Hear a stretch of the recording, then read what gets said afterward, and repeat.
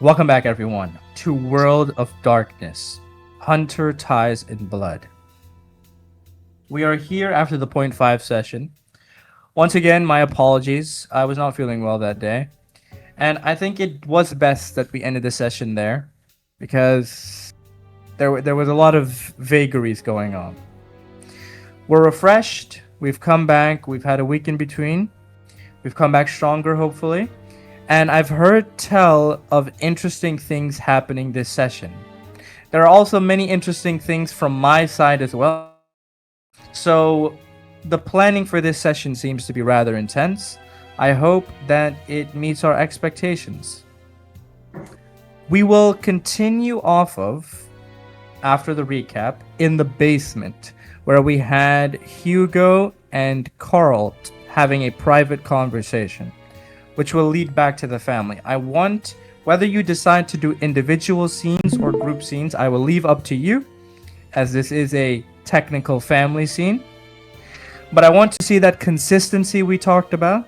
I want to see what everybody really thinks on a personal level when it comes to Eleanor's death, and what that means for the family going forward. Also, you've made bargains, Carl. Do not forget to hold up your end of the deal. And we still have to do that resolution, yes? The church is still breathing down your neck. Ulti? Indeed it is. Okay. And once again, communication with the family is important. You need to tell them what you've been up to, what you've really bargained away, and what this all means. Right? Vagaries will not be acceptable because clearly you've seen the structure of the family. Vagaries lead to miscommunication. Make sure you keep a good track of that. Z, I felt your presence a bit lacking in the last few sessions for a number of out of character reasons as well. But I want to see that center stage again. I want to see you press forward again. Yeah. Yep. I'm also eating that, so I was muted. Yeah, no problem. Lance, very solid performance last time. Keep that consistency high. Let's hope you don't have any fraud moments today. It happens to everybody. Let's hope you don't get dragged into some bullshit, yeah? I already got that energy considering everything that's going on. Yeah, bro. So, Just with that said, let us begin with the recap. Sai. Last time we started at Lake Pontchartrain, following the fall of Arthur and the destruction of the self-made Mordred, known as Eleanor. Sentiments were fleeting, but there were other things at hand, and Brigino's group staring on from afar, commenting on how things were awfully disappointing. Hugo bit back, trying his best to banter through the pain, keeping a strong face in front of an enemy that utterly eclipsed us.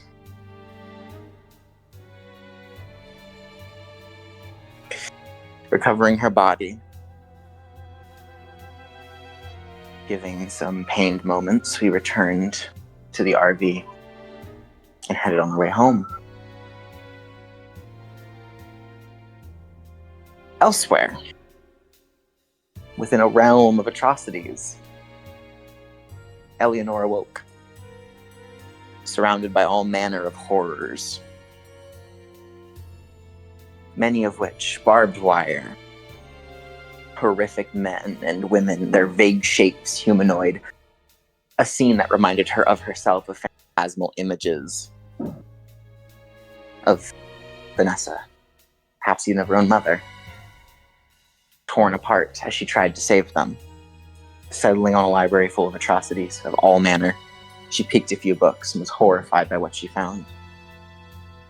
Surrounded by monstrosity, only one person seemed normal. And this man opened a dialogue with her, teasing questioning, inquisitive, yet ever so slightly venomous. Until he heard the term Redgrave and blasphemer, and settled into a much more nonchalant mood, inviting her to talk with him as he continued his own work of feeding bodies to this massive statue, which he told her was very much indeed alive. She in turn asked her own questions until the obvious truth of his identity was made apparent. Blasphemer Martin. One who did not deserve the Redgrave name, for he had lost it. And he told her that if she wished to help him, he might just make her body, which was already beginning to fade, much more permanent.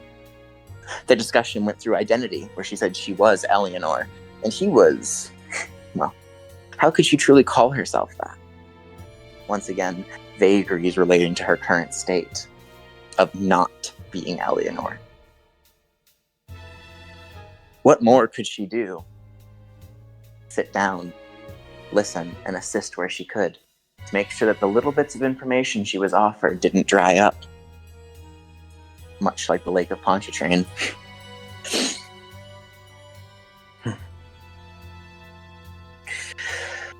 Then we turned to the house.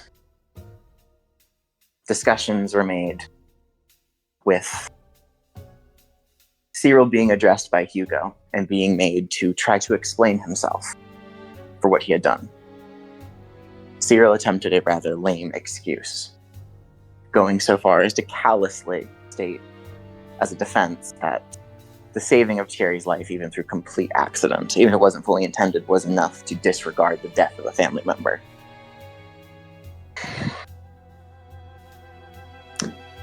Hugo himself dismissed everything as for what truly was an excuse, a poor excuse.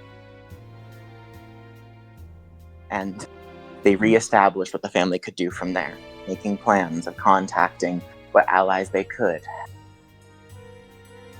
Carl bringing up his own merit of successfully managing to wrangle the council, many of the members, including the rather dangerous Beryl Vandress of the police, and the acquiring of the body of a saint, Saint Agnes. He vaguely explained how he got it, simply saying that he put up Paul's body, leaving miscommunication in the air. But in light of his deeds of managing to convince the others, Hugo made to reward him, bringing him downstairs the basement and presenting him with Lavatine, telling him to use it as an asset for his role as Chamberlain.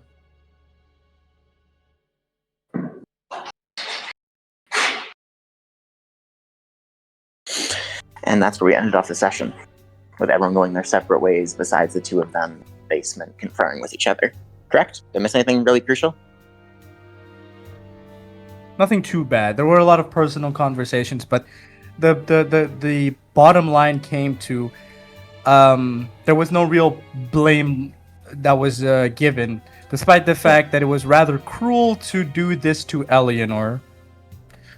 But that punishment did not come for you or Adele. Yes.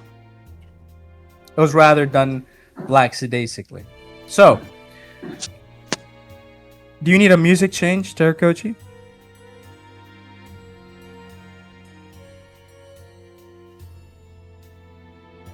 Very well then. Carl, Hugo, take the stage.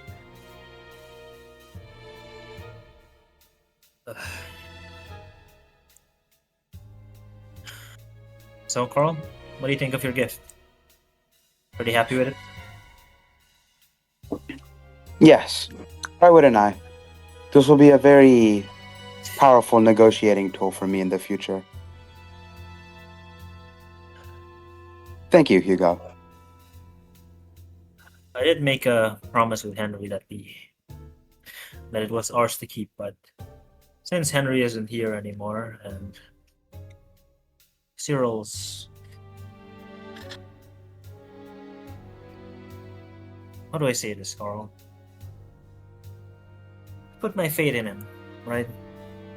But I'm seeing a lot of the same patterns as Henry.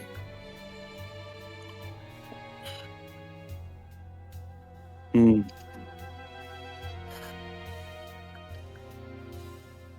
I'm trying to. How do I say this? I want to be more stricter on him, but if I make any moves right now, we're already one member down in the family. Kind of grasping at straws here, Carl. Do I punish him? Do I restrict him? Then we lose one man. One person who can work for us. Seems a bit This- inefficient, don't you think? Hmm. But I do have I see where you're responsibility. coming from. However, this is the duty of a leader, to be the balance. Be strict when necessary, and have emotion when needed.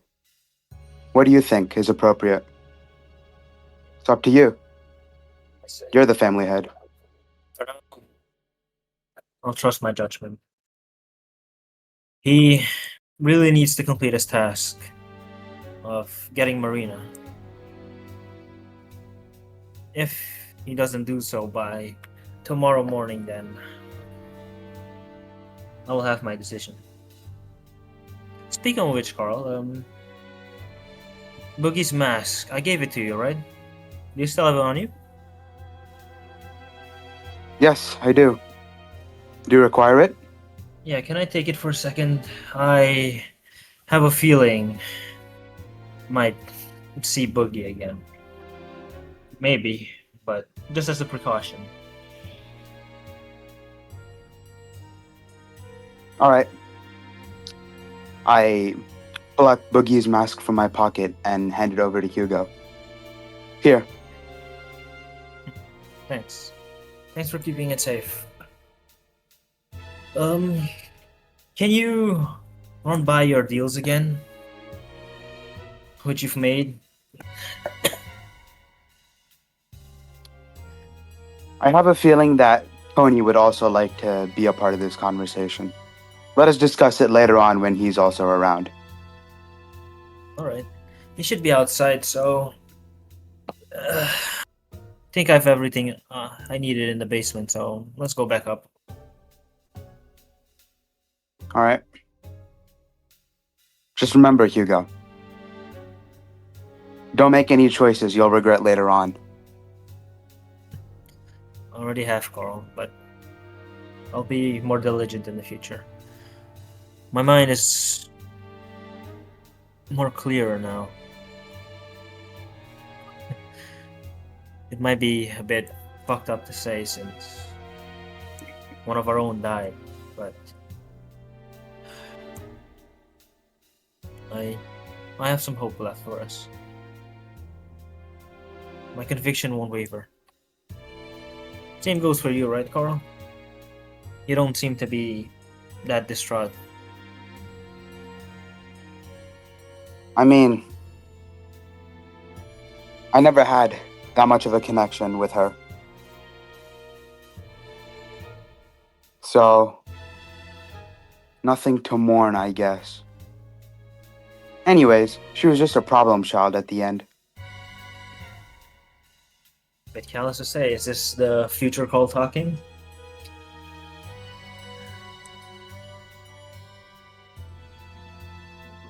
Sorry, repeat that? I said a bit callous. Is it the future call talking?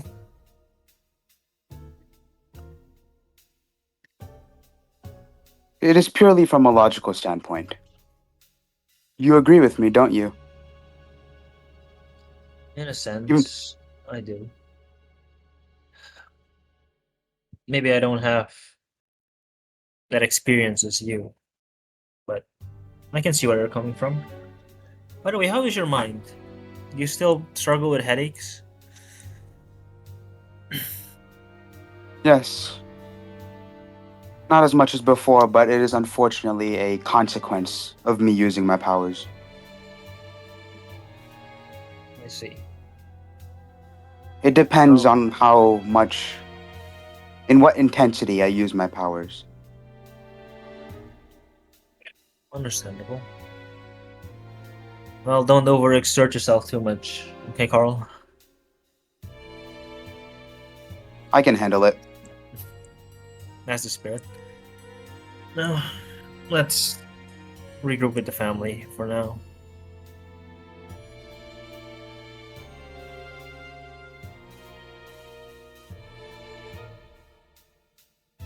Yo and Carl enter the living room, where Andel, Cyril, Oliver, and Tony are waiting.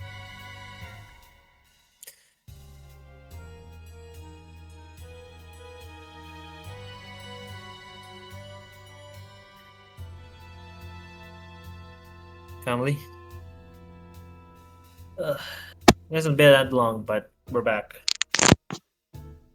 Me and Carl had something to discuss. That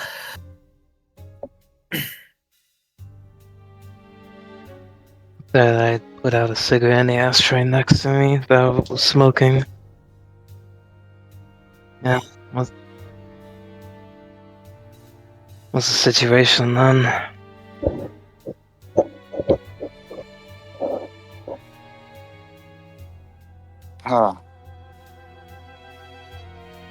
I have some things to clarify with you all.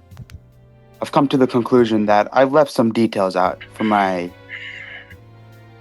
previous information. I stare at Tony.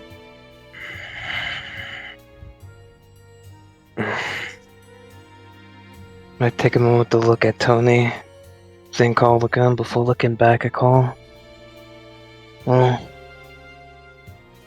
just say what you need to, and with more finesse, I suppose. Impatient, aren't we? No. More like worried about the state of everyone's in right now. Alright then, let's get to the point. I previously mentioned about selling Paul's body during one of my negotiations with the Levisier. I'm going to clarify upon this matter. I sold it with the intention of buying it back with our other trades. He will not be staying there indefinitely. In case I look at Tony again, any one of you have to require that body back.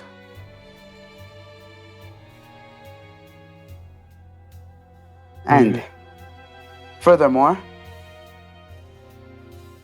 I do also realize I've left majority of the details out from beforehand.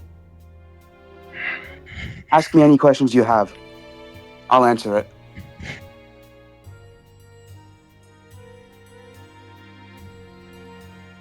When it came to giving Paul's body and getting paid in return,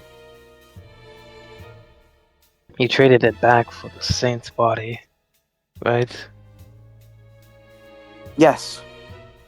I placed Paul's body as collateral to get the Saint's body.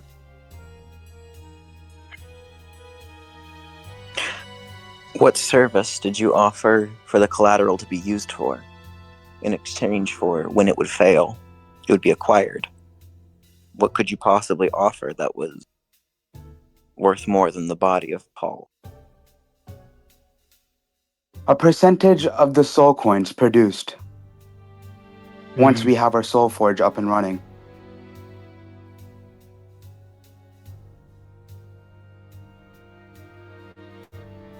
Soul Forge.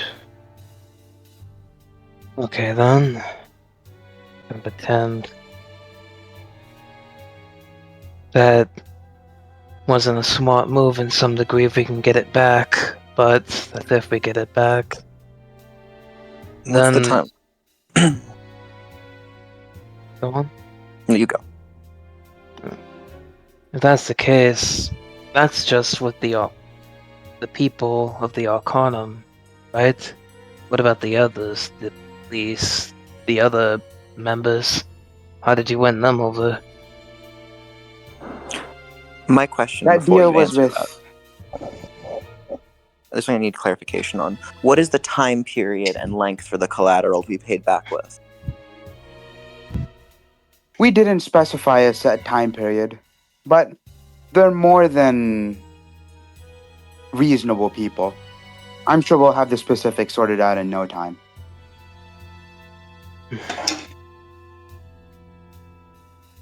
All right then. When was the body of Saint Agnes supposed to be delivered, Carl? If I remember correctly, a couple of hours should do it.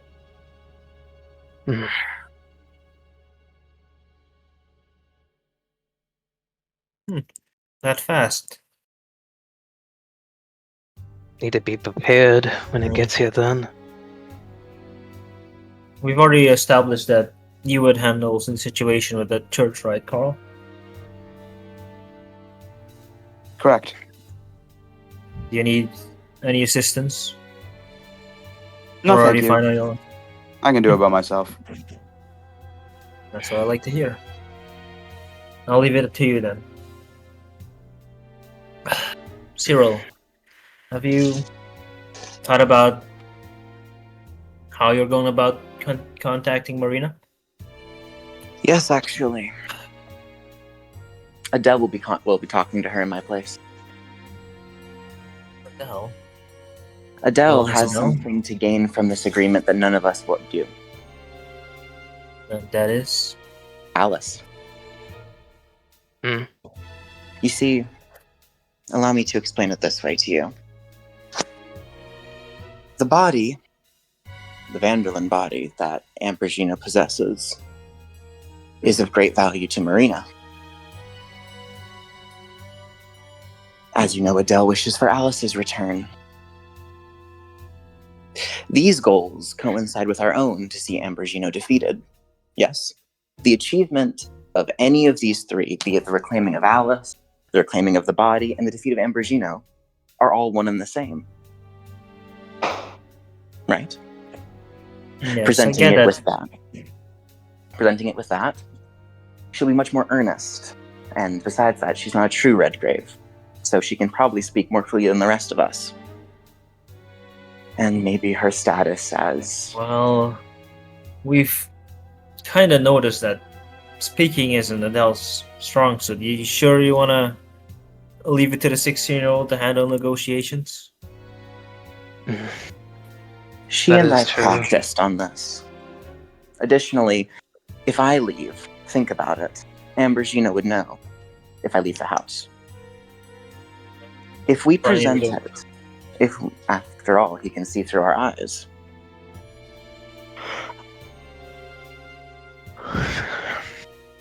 We don't know if that's the case for Adele. I would rather take that risk. If she manages to actually convince Marina and convince her to come here to meet with us, we can keep one ambush predator in the back line. He already knows Seems- Samuel is probably going to fight him again, but does he have any idea that Marina would be coming for him as well? Yes, but it seems a bit risky to send a 16-year-old who has not really the best control over her powers. And what if Marina disagrees and takes Adele as hostage? What then? You take responsibility Regardless. for it, Cyril? Regardless, she would need to be in the fight with us. And at that moment, I will handle the responsibility of it. I doubt that she would abandon something, such as her duty as a Vanderlyn to recover that body, to simply grab a hostage. You never know with these Vanderlands. It's true. It's a gamble. But I asked Adele herself, and she agreed. Adele? Comments? I wasn't much help with Eleanor. And if this could help us, then it's the least I can do. Are you sure you can handle this on your own? Yeah, You won't start crying out of nowhere? no, I think losing Eleanor like that, just something went numb.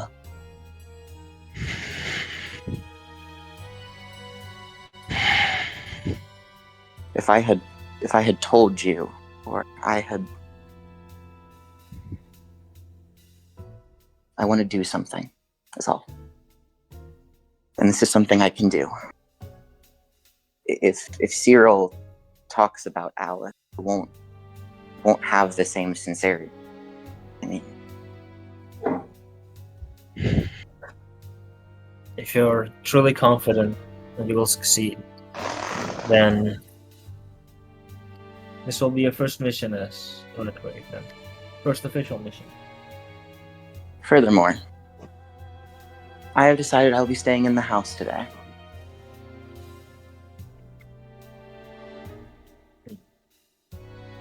I will take her to where I believe Marina will be, then I will leave. I have business with Florence.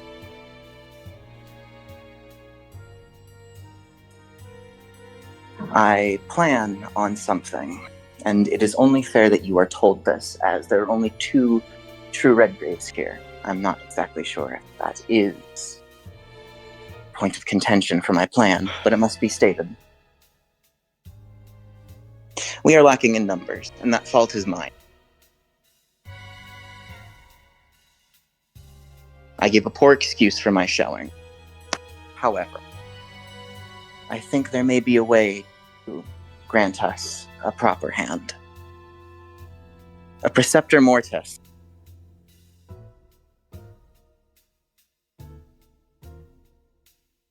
A preceptor?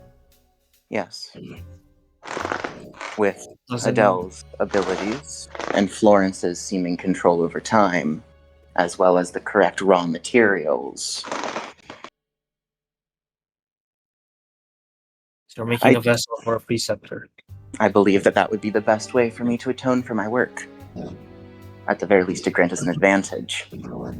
Explain your thought process and your plan. First and foremost, from the little that we know, a child must be produced. And then, it will become a vessel for a member of the family. To guide us, assist us. We don't have the time right now to wait a full, let's be real here, 3 trimesters for a birth. You really believe that Ambrosino would allow such a thing? So, my plan is to harvest... Well, first, my plan is to confirm its possibility, speaking with Florence. Then, I will go and consult either Thierry once he's recovered, or Sentinel 2. I need to figure out the finer points of it. I will bear whatever responsibility comes from it, but I will speak with Florence on the extent of her abilities today.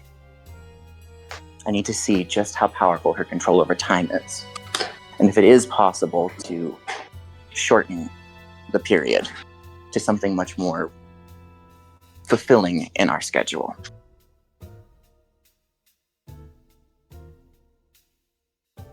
I would like to see if even the raising and subsequent growth could be accelerated. I can't promise anything. After all, this concept is new, not just to me, but to all of us. But I think it's worth a shot. After the sheer power on Ambrosino's side was shown. Well, as long as you do proper planning and don't do anything risky. Also, one last idea on my part, whether you agree with this or not. Once we exit the house and return, for those who believe Ambrosino may see through them, as an act of caution, I vote that we act as if our plans for the day have failed. We're not sure how shaky the connection between him and us have gotten, but if we can have any way of confusing him or causing panic, hesitation, or some level of paranoia, it may be to our advantage. He's come to expect us to be failures, for us to disappoint him. Acting in that role will allow us to ambush him all the easier.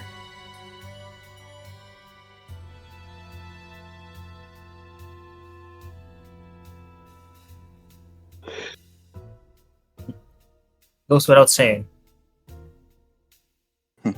We've managed to get a one-up on him, for now at least. All thanks to Carl. Of course. Let's keep it this way, yeah? Those are my plans going forward, family head. Yes. And I must tell you my plans as well for the day. I'm planning to go visit my old friend, the one who was sleeping in the hospital. Subsequently, I would like to have a little chat with my old mentor, the one who saved me.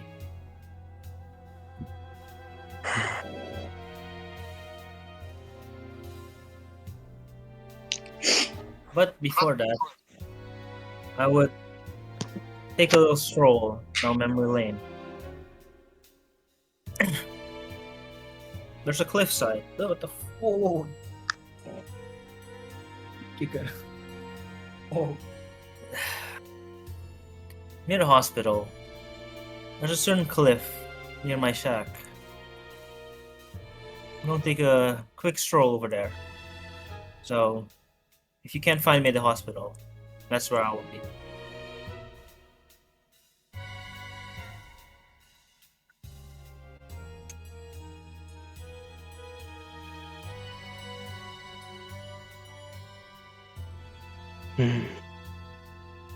Tony, Oliver, you two have any plans? If not, I have something you maybe could do. My plan was to see if, well, no, like, what's going on at the orphanage. See what happened. Maybe keep a distance to figure out what transpired when I wasn't myself. With that, maybe try again. Maybe my cousin finally came into town. Maybe if he's here still, maybe he'd hear about that and check on it.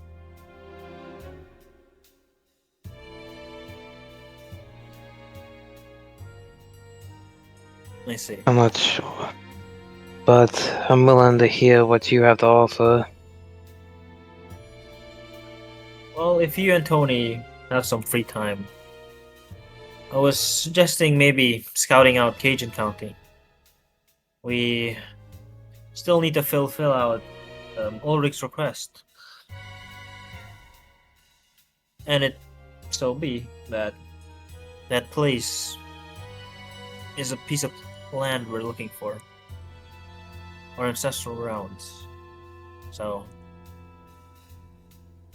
it is a high priority. Request.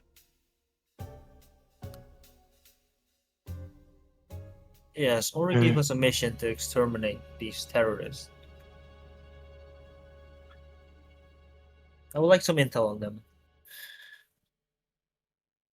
His specifications were to remove them, exterminate them, whatever method would get them to leave him alone.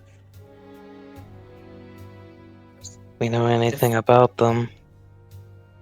Just that he mentioned terrorists. That they're causing quite a ruckus. Eco-terrorists. Yes. We need to scout out how many of these terrorists there are. What powers they have.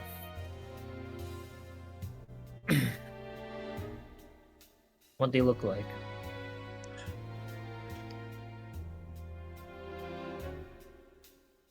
So, when you and Tony... information gathering.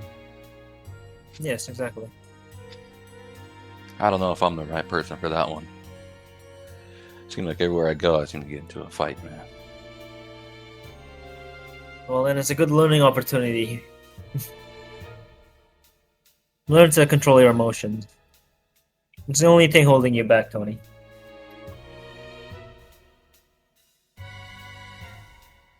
Once you can control these emotions of yours, they're all lashing out.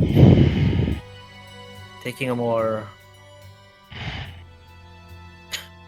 informative stance instead of a fighting stance. You are, after all, second in command, right? In case something happens to me, it's up to you. And when that time comes, if it ever comes, When it comes. I trust you fully. but right now, I think I would like to spend a bit of time grieving. Just for the morning, at least. Get my emotions out the way. Of course.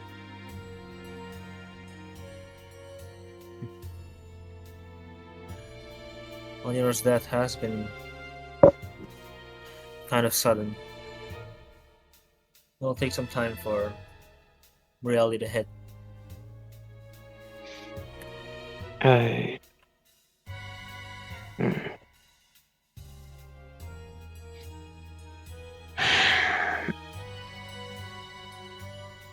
It's hard to describe.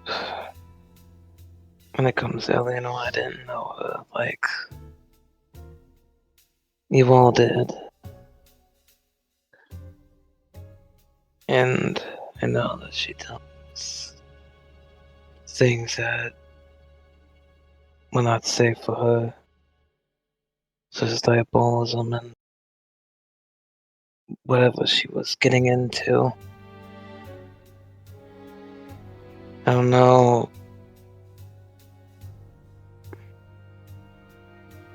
I don't think I could know what made her like that. What led her down this path.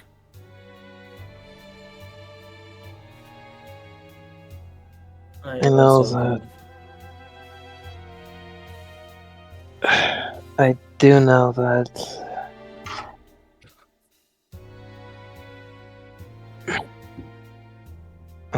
I lean forward, holding my hands together. It's difficult losing someone like that, especially what y'all told me of what you've lost before I came into y'all's lives. Blasphemer or not, I think just remembering the good times is what all we can do at the moment. And push on. Yeah. We can't stumble or we fall just like her. Yeah, even if she's gone right now, her memories still live on inside of each and every single one of us. So let's hold on to that, okay? Wherever she may be right now, I do hope she finds peace.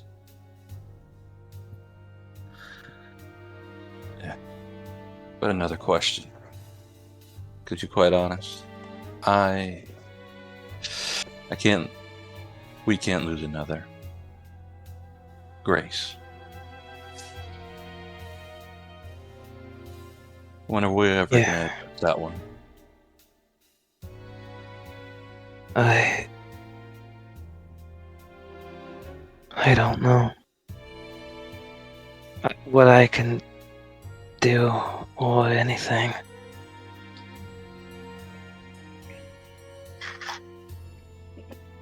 Wherever she is now, she's fighting a fight on her own. Yeah, truthfully, right now we can't really do much. Our hands are kind of tied right now. Hopefully the opportunity arises soon enough. Yeah, so let's just hope it's before that Goliath spawns again. Indeed.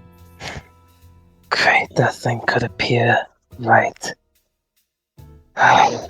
Even Grace struggled with it.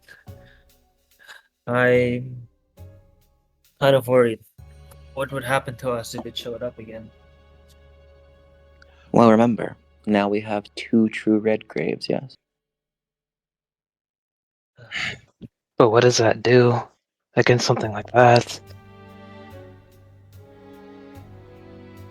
I remember Thierry bringing it up during our last confrontation with the Goliath. I don't remember much of the details, but perhaps it's something to ask the council. Speaking of which, when can we meet them again?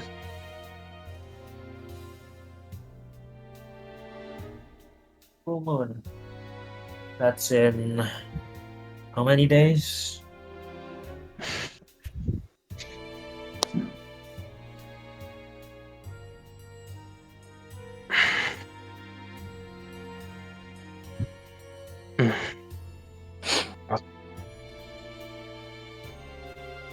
Looking at the calendar, it should be around 2 or 3 days.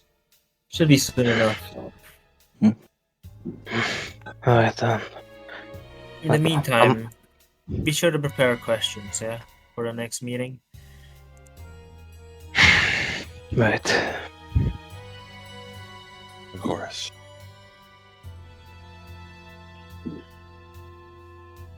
Of course. Alright.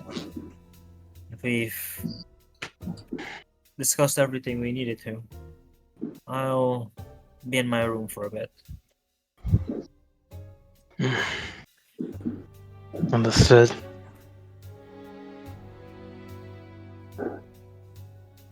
Excuse me, family. I'll be off. Hugo goes to his room.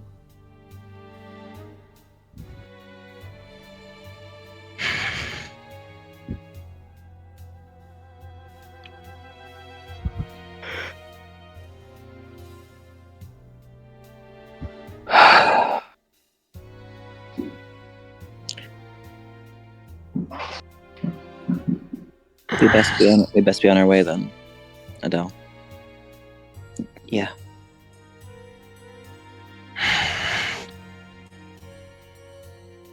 Good tidings, family. I will return shortly.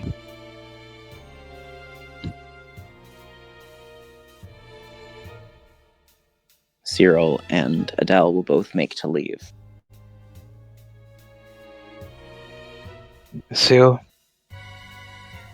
Yes. do not run into the fray. Fire burns. Okay? I know you mean well. Even if you're not the same as you used to be. Don't throw your life away. That's my job. You got that?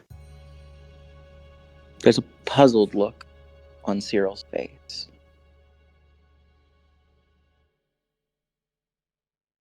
As he can't help but think to himself, it's strange. Now that he's no longer in such danger as he was before, I believe my care is beginning to ebb. And then the voice finds me once again. I understand. I will not make the same mistake twice. I have been burned before. This time it was by my own hand.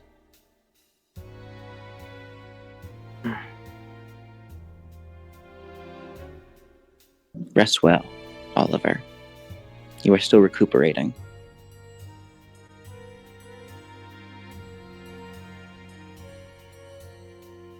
We'll recuperate when our job is done.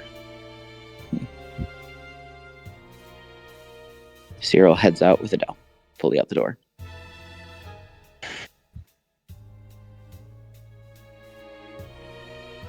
I have my shoulders hang a bit from being stiff up. As I sigh out.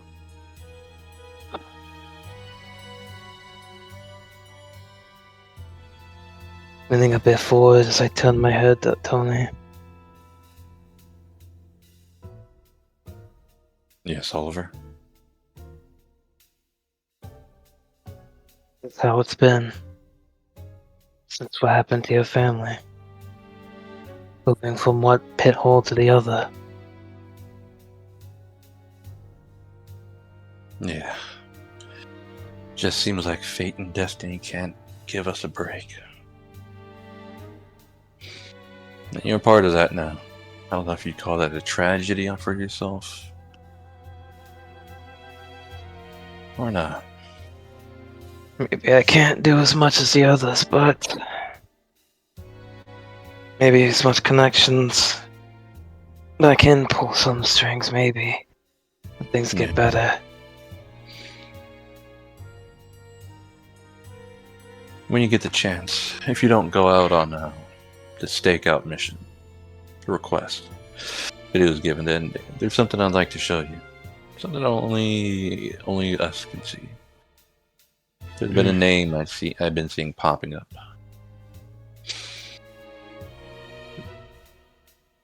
Does I it like bring the whole- caution? What? Does it bring worry to you? No. Potential ally. Ally. Hopefully. But the way we're going, we're gonna need all the firepower we can. If we get more people like us, it'd be a big help. Maybe. Maybe we could finally stand against whatever encroaching darkness is coming. Yeah.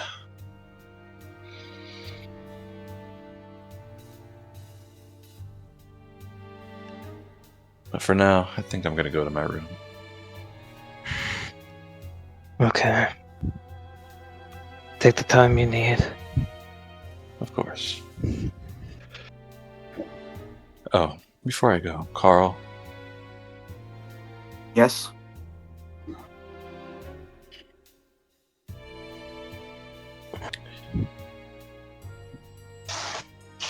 my dad's body. They can't tamper with it, right? Unless you fill your end. No. No. They won't tamper with it. Okay. And the soul coin. I guess that's something I'll have to figure out how to make when we get there.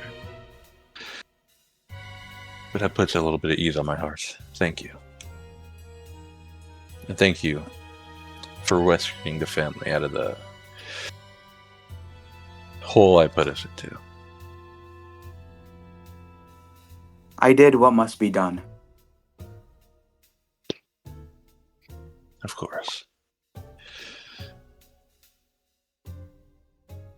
And with that, Tony exits the room and goes to his own room.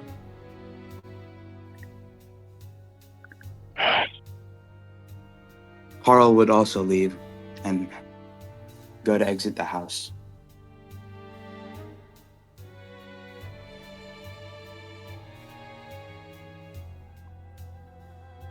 Oliver, I have myself sit there for a moment. Pinching the bridge of my nose, thinking about what I could possibly see.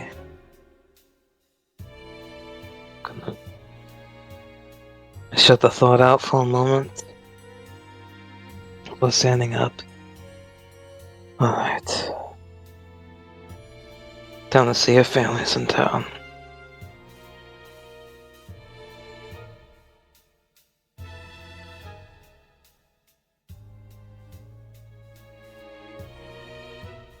Making my way out the door and out to the house for now as I put on the jacket.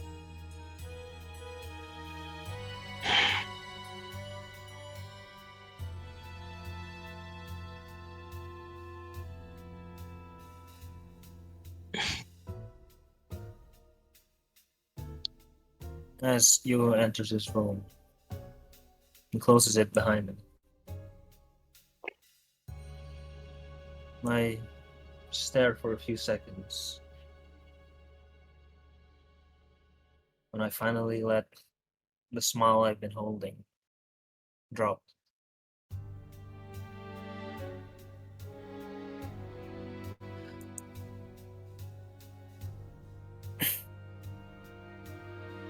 Hugo collapses to the ground, thinking to himself.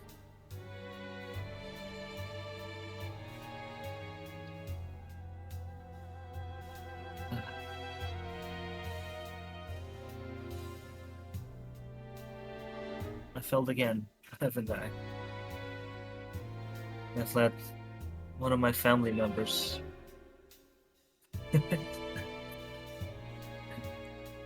I've let them die, even though I swore an oath that I would protect them no matter what.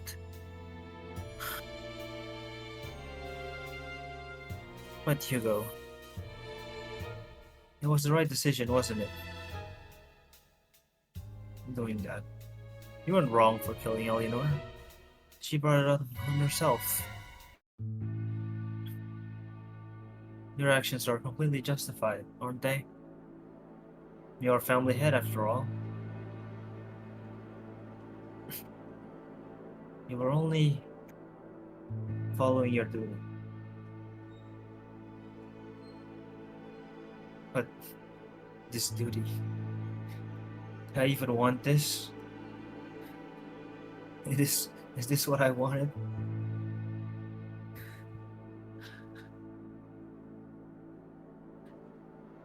This responsibility. Is it truly what I want? Hasn't it just been given to me?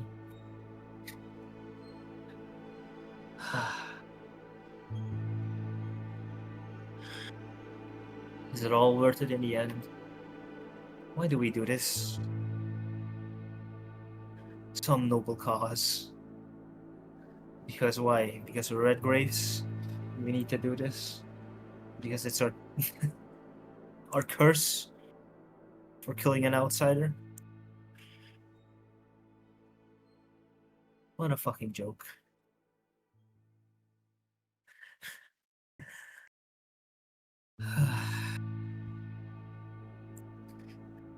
Every day, I try and keep this family alive. And every day, they keep slipping away from me. What is it all for? What are we fighting for? What am I fighting for?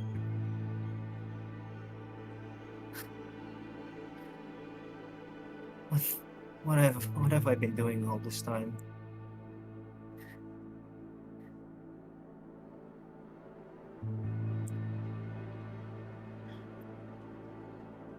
Serafina, Caius,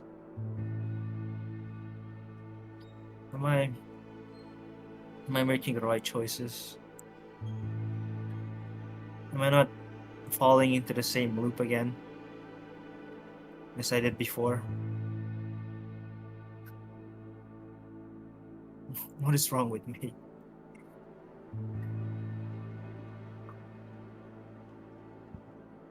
I look in the mirror. I stare at myself. Hugo Redgrave.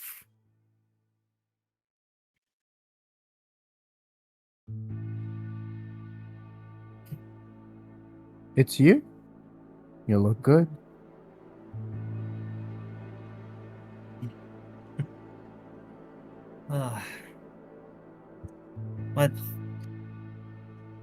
What have I been doing all this time?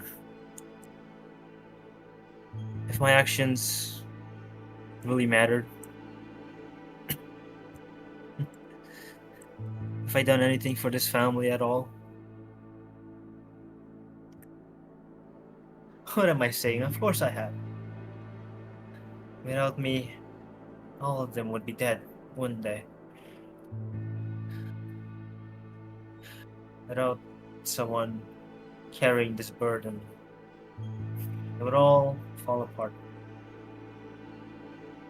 Because I chose this. Me.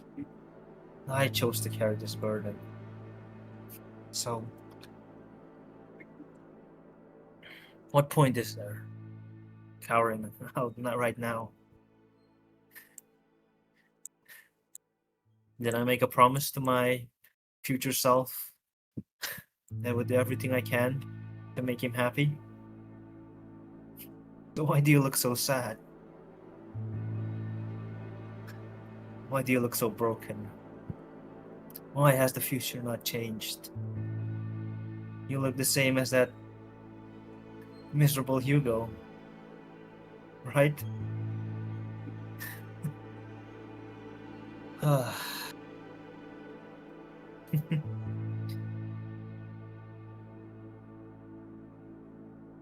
Isn't that right, Boogey?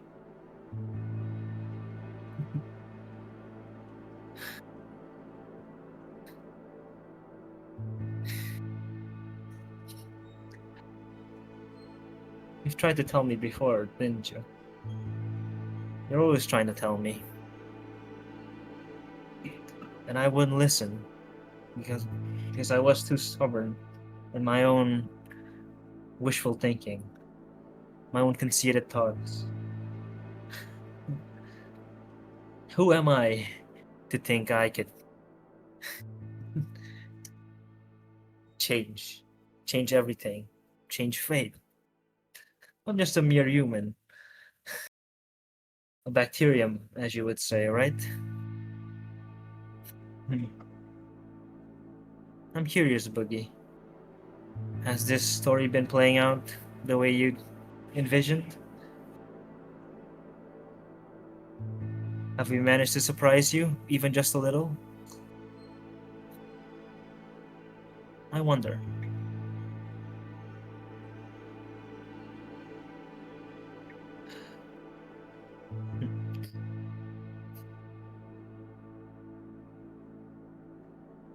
No. Come on, Hugo. Chin up. Look forward.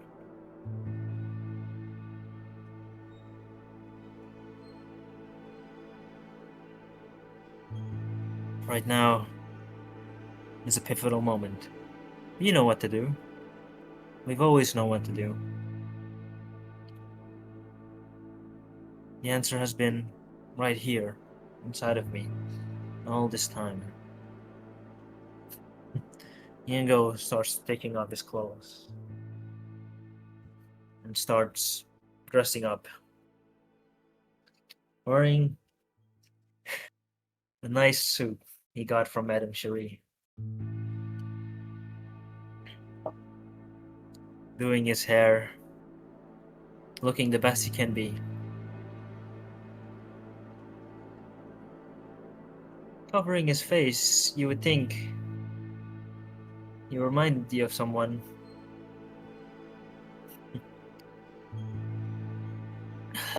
Alright, Caius, Serafina. The time has finally come. I'll see you both soon enough. Thank you for being with me all this time. I know from wherever you are, you're watching over me.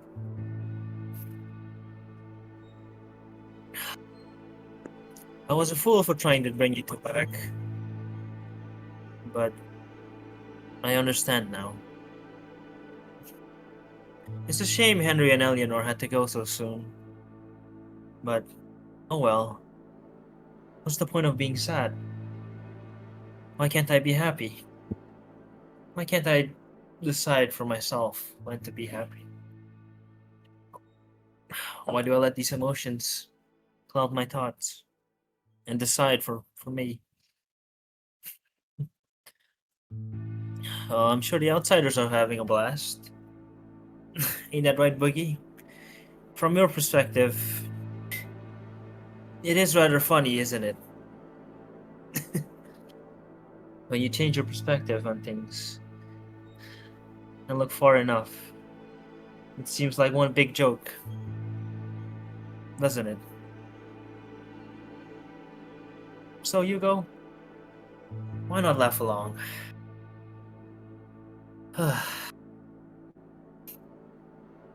After putting his clothes on, Hugo looks in the mirror and smiles. Alright, Boogey. Let's get this boogie started. Let's go back to where it all began.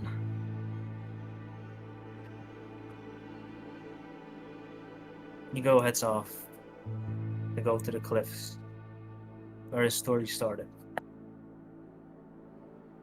Really started.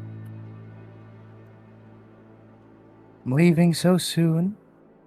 Not interested in a chat?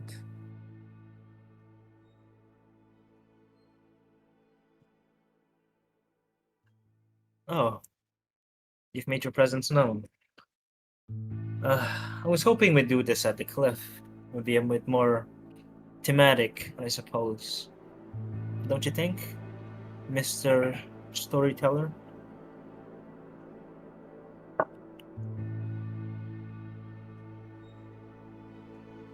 Oh my. I think you have me confused.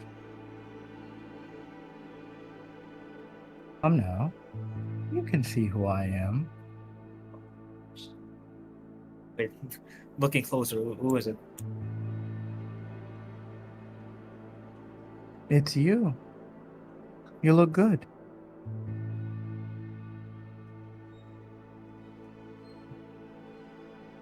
Ah. It's me. Hello, Hugo. Indeed. You look rather handsome, if I do say so myself.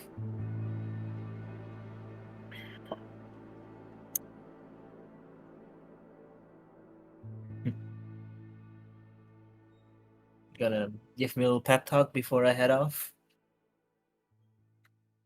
Not really my area of expertise. I'm here to listen.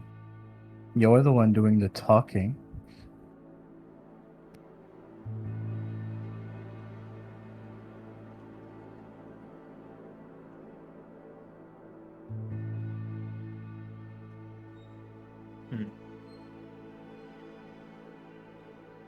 Well, fair enough. Since you're here to listen, then let's have a little chat. Been doing some thinking. Been pondering, testing out my abilities. It seems if I concentrate hard enough, I can slow down my perception of time just a little bit. My thoughts become much clearer. It helps me put things together. An illusion of control. Power is merely a means to an end. It's a tool. But a tool is worthless if it's used without purpose. Lamenting won't change anything, will it? But you want something. Tell me what you want.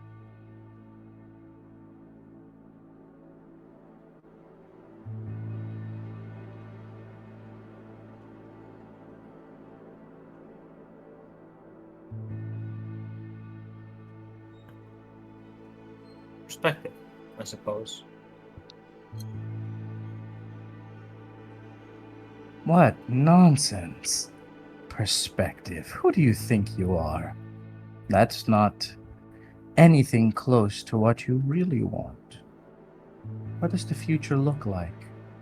If everything could go your way, what do you want? Well, Hugo. You know exactly what I want. Because you're me. And we both want the same thing.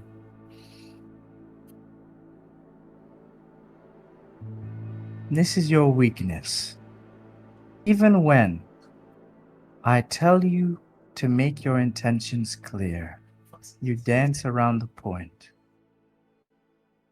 It's not rocket science. Tell me what you want. If you let me finish. I was about to go on this whole monologue, but in any case, I want power over death. I want to be the one who decides. But as you said before, power is all a means to an end. What I truly want is peace.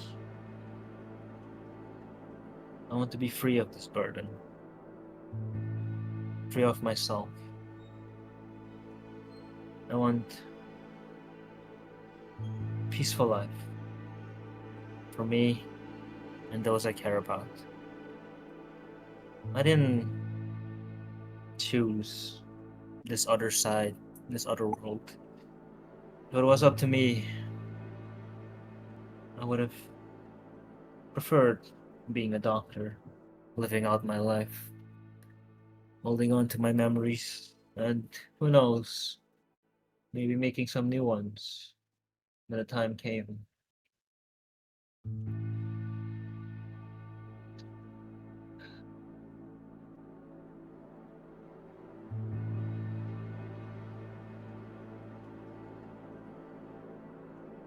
Collective seems meaningless, but when I take a step back and think about it, I've made some truly happy memories. And in all honesty, those are good enough for me. I cherish those very deeply. They help me move forward.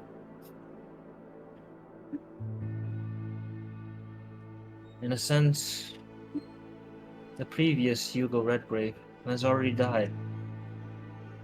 I am born anew. I am a true Redgrave now. Whatever relation I had to the past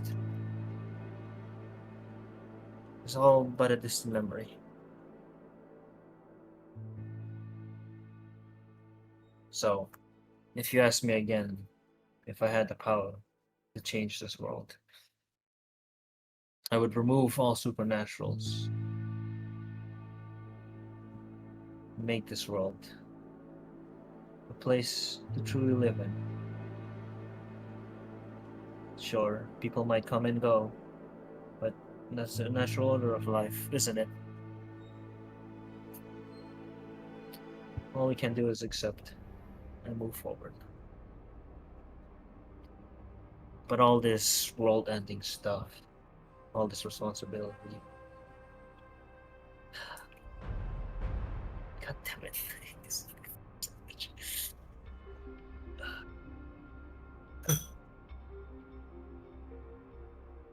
Well said.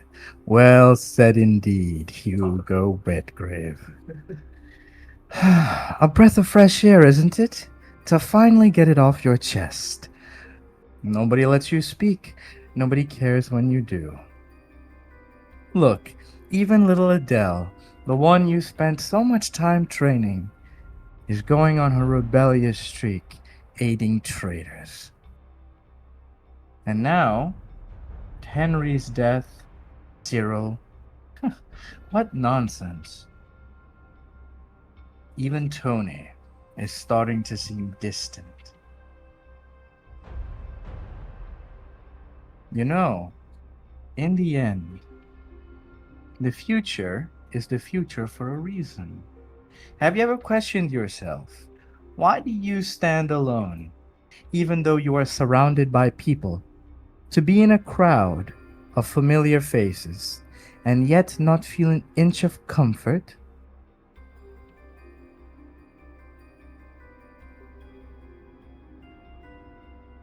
I have thought about it.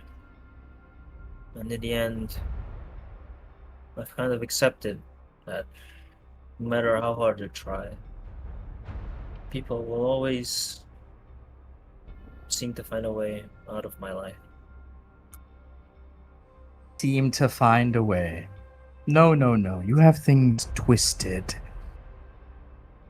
They leave you because there is no reason for them to stay. They care not what you have to say, not because your words are not important, but rather they would do whatever they please, even if it meant death. Think about it. You did everything to try and protect Eleanor, and what did she end up doing in the end? Disobeying you, leading to her becoming an unforgivable sinner. You had no choice but to put her down. But had things been your way, you could have been the one to cleanse her. Had you been so powerful that she could rely on you without question, all of this would not have happened, yes?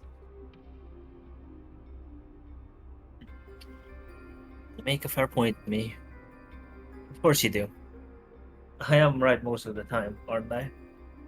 What does fear even know? It merely shows you what you're afraid of.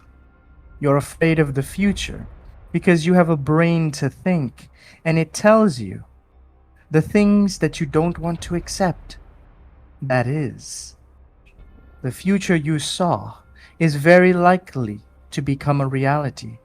Even now, after you just told them all these things, they will still find a way. I guarantee you, they will find a way to go against your words, despite the fact that your words are meant to protect. Why? Because you're weak. It is not a sin to be weak. Everybody is born weak. What is truly a sin is not being able to have the ambition to grasp power. Don't you want to prove fear wrong? Don't you want to prove that you will not end up alone? That you can, in the end, get your way.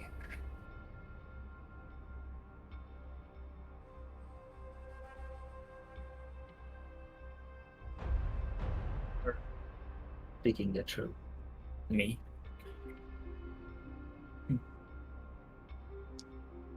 In the end, I am truly powerless. What can I, but a mere human, powerless,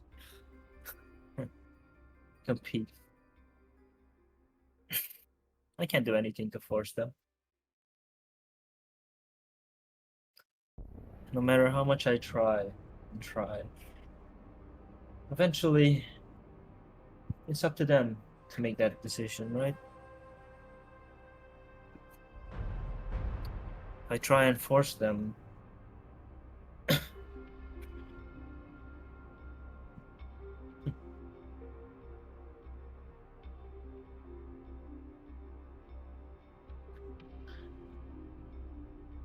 I force them. If I make them bend to my will, follow my every lead,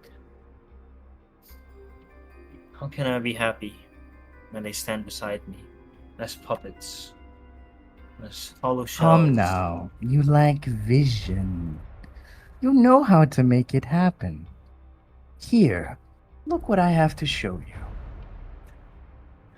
A rather wonderful scene. Take a look. Go leads closer into the mirror.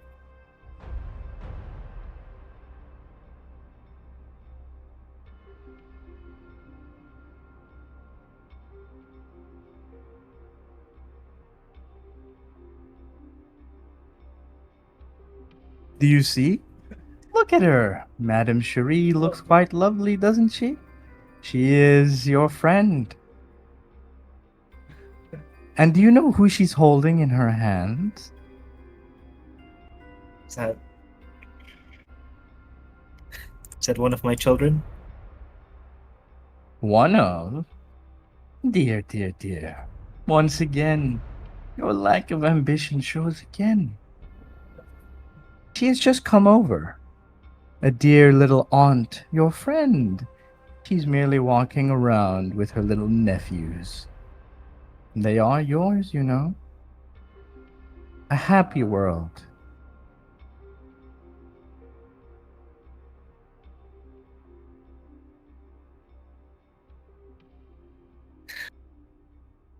Is it not a peaceful scene?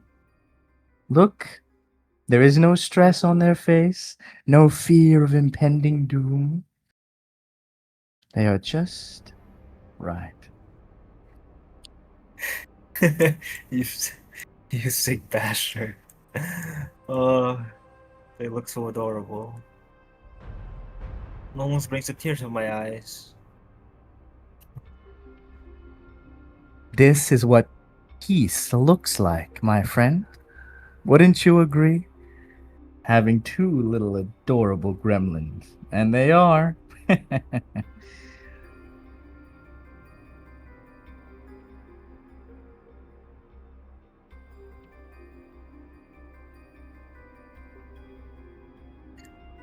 adorable.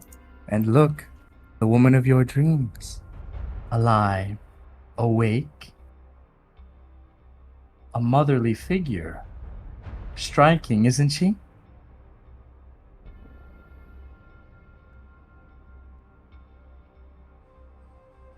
Serafina. He looks so beautiful.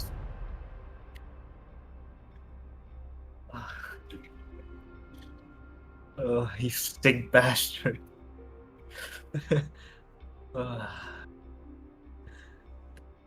I.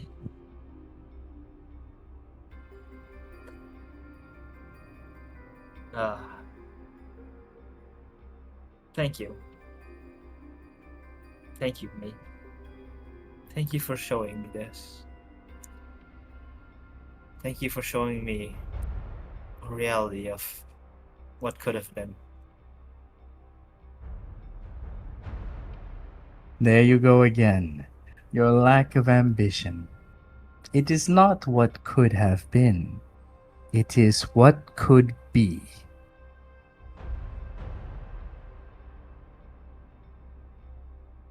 Maybe. But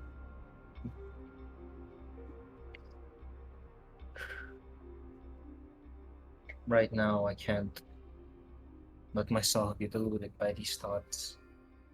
Deluded is wishing for peace and happiness in a world mired by darkness, considered a distraction. This is no mere fantasy. It is a reality that you cannot grasp simply because you lack the ambition to do so. Haven't you realized it, Hugo? You're no longer thinking about victory. You think that every great battle demands some sacrifice. Why? Only the weak make sacrifices. The strong shed a drop of blood, and that drop means nothing. Anybody can give a drop of blood away, but others must sell their organs in order to be able to afford a reality like that. That is the difference between those that have ambition and pursue strength and those who have given up on themselves. Look at your choice to strike Eleanor down. Why did you make that choice? Simply because the family demanded it? Had you ever thought that there might have been another way? That your decision was too hasty? No. You prefer to take the safe method out. Only the weak have to make a choice that demands a sacrifice. Have you ever thought that you could have both? You could have both Eleanor alive, a future of peace, and succeed in your burden and accomplish your duty. Why do you make a choice? Why not all of them?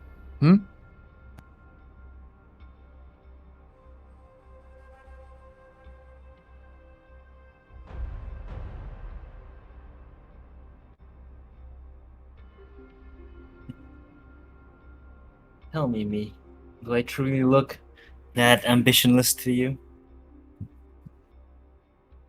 You saw yourself in the mirror, not a glimmer of light in your eyes.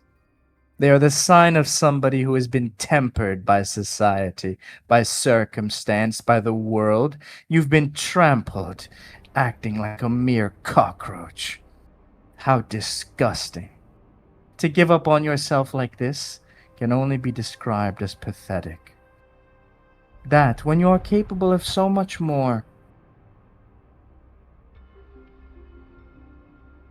Your greatest sin, Hugo Redgrave, is not the sacrifices you have made, but rather that you have destroyed yourself for nothing. Well, then let's change it. Right at this moment. You've shown me a glimmer of hope. Mere fantasy, which you... Stop right there. Hope is an illusion for the weak. What I have shown you is reality, if you have the ambition to grasp onto it. Leave hope for those weaklings who wish they could change but do not make an effort.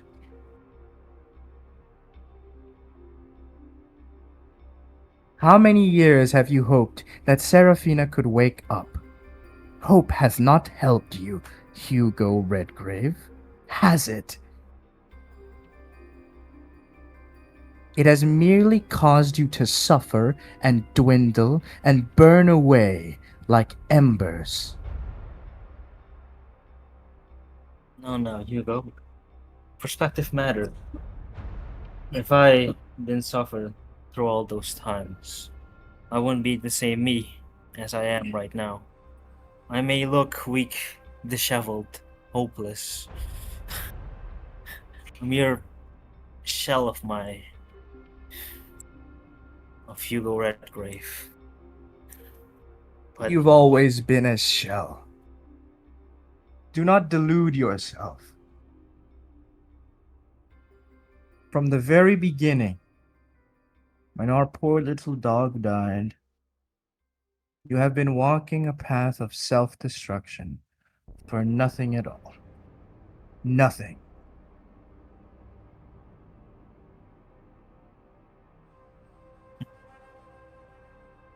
don't say nothing, Hugo.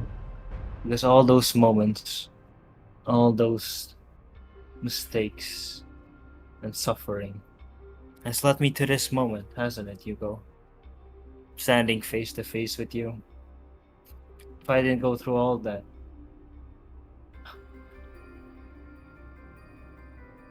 If you didn't go through all of that, there would be no need for me to be here. Because you would have had everything you wanted.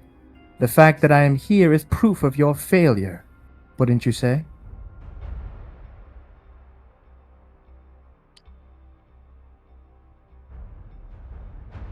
but that's all I am right now, Hugo. A failure. I haven't accomplished anything. Before death, all failure is merely in the mind. You're still alive, so you have not failed yet, but you are walking down the path of failure. All you need is a hand to grasp onto. And the only one who can save you is yourself. Hence why I am here. An intervention. On how, Hugo. We aren't truly alone, are we? Caius. Wherever he may be right now. He is dead. Of course he's dead. But his memories live on inside of me, right? That part of him that exists is a part What of me. nonsense. Grasping at images of the past. What a sore loser. Those things are meaningless. You can look back 1,000 times, it won't change the fact that he is dead, and you will never speak to him again. That is your true failure. Because of you. Because you could not make a difference. He has died. There are things that are still alive that you can grasp onto. That is why I'm here, to make sure you don't lose anything else. You've lost Eleanor. You've lost father, mother. Look, even Nell, despite the fact that she has come back, is not here with you. Despite the fact that this is the moment where you need her most.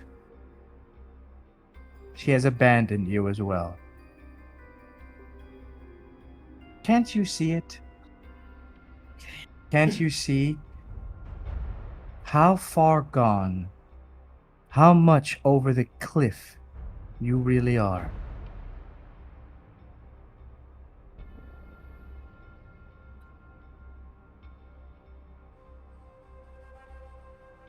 Hugo leans closer to the mirror.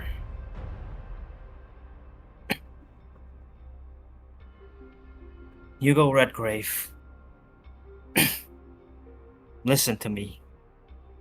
Stop acting like a brat. Stop telling me these things that I already know. Of course I know. You think I'm just burying it deep inside of me? Then why don't you make a difference? Why do you simply let life pass you by? Grab onto the things that have meaning and never let them escape your sight. You honestly think I don't have that in my mind already? I haven't made up my resolve yet. Sure, I might break down here and now. But so what? I haven't killed myself yet, have I? I haven't given up hope. It doesn't matter what you think about me. It doesn't matter what you say to me.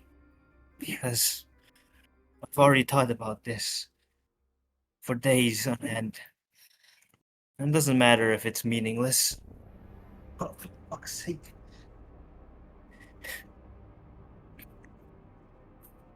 I've made up my mind. My decision is final. What I want, I will get there. And maybe you can't see it right now. Then let me show you. Let me show you what I can do. I may look like a fool, grasping at air, fighting these delusions, living in a fantasy. But you are me, aren't you? So, god damn it, put some faith in me.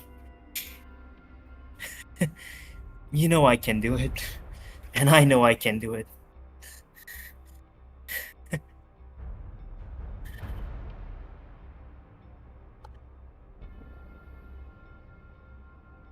It's you.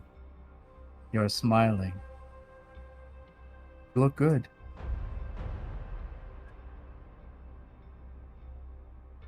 Indeed I do. Now let's go.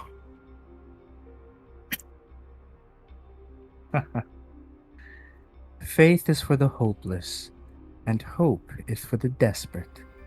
We're not desperate. You finally started to look like yourself, Hugo. Now go. Let's take back the things that are being stolen from us. I'm always by your side, Hugo. After all, I've been there since the beginning. End scene.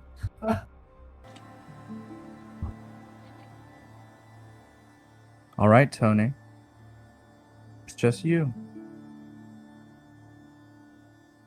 Go ahead. Show us what is going through your mind.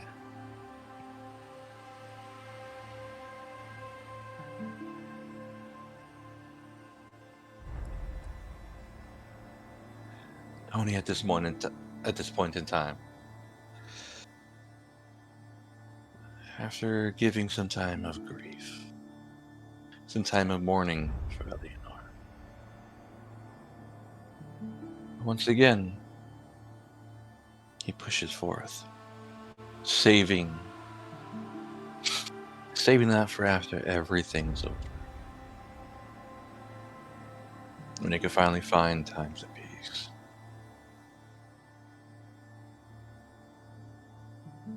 Alright, now Tony is writing in his notebook. Recalling previous events. Recalling what he can remember of the Lake Pontchartrain incident.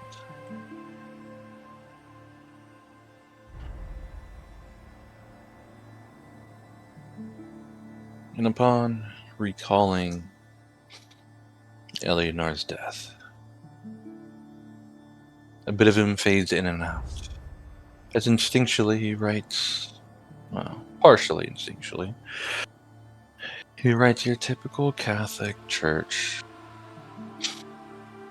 prayer, eternal rest, grant unto them. O Lord, and let my perpetual light shine upon them, and may they rest in peace. Amen. And right after, he writes that Hugo struck Eleanor. Kind of shakes out of it a bit.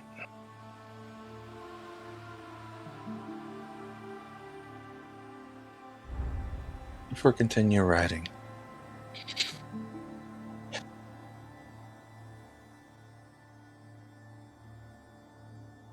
If only I was just a bit stronger, a bit faster.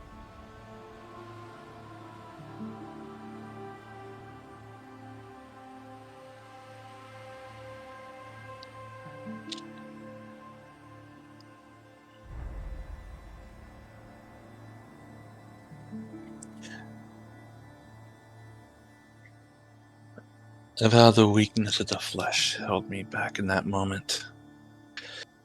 Perhaps I could have saved her.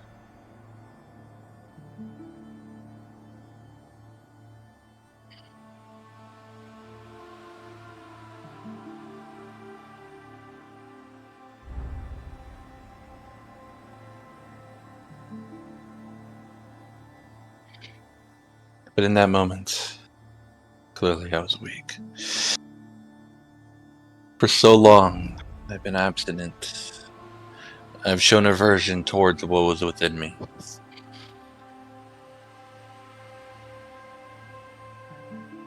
The very thing that's been giving me my weak body, my power.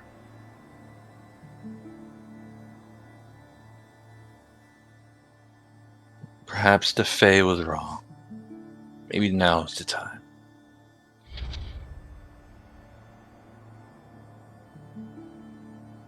Maybe now is the time to finally truly speak to what is within me. Whether it is Oneros, or what the Goliath said, Elohim.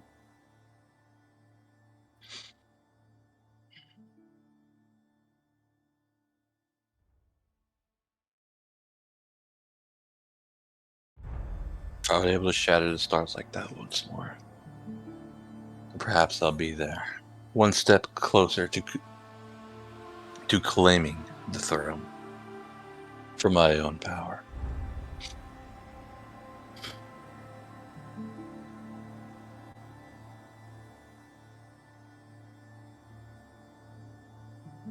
Excuse me, did you say claim the throne?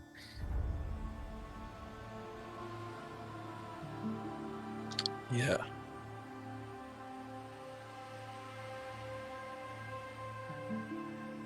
Are you serious?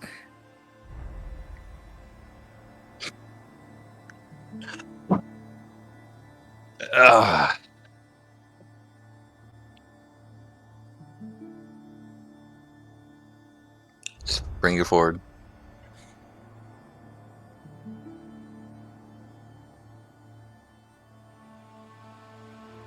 Roll me G7. Fuck. Oh. There it is. Okay. Okay. Oh no. I, All right. G7? so do I roll 7? Do I roll 7, 7d10, right? That's how it works? Yeah, just 7d10. You got this, Ezzy.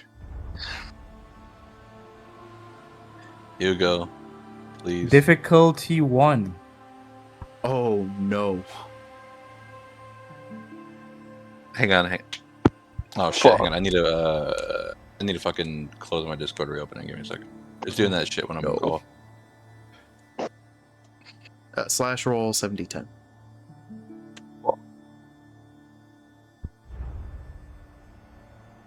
Seems girl's trying to stop you. She did stop him. In a good way or bad way? She was trying to, but she failed. Difficulty 1, you got 2 1s. Yeah, you succeeded, my boy.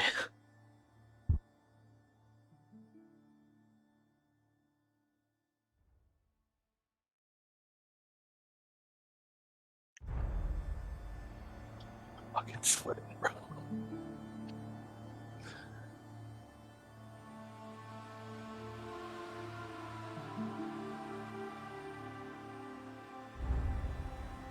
Is anything gonna happen, or do I keep rolling or keep going?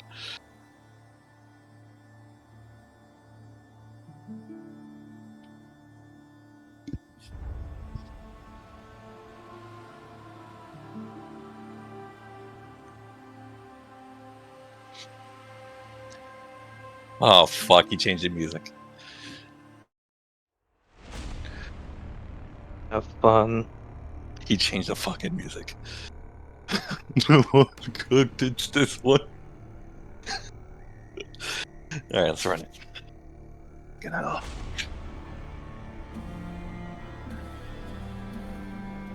God, my heart is going. My heart is going. I'm having a fucking heart attack mid-session.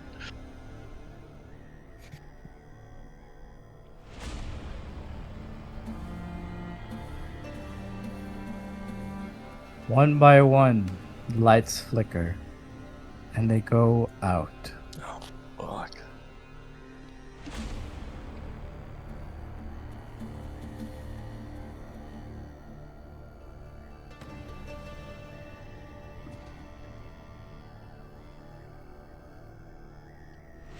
I guess I've expressed myself too clearly, huh?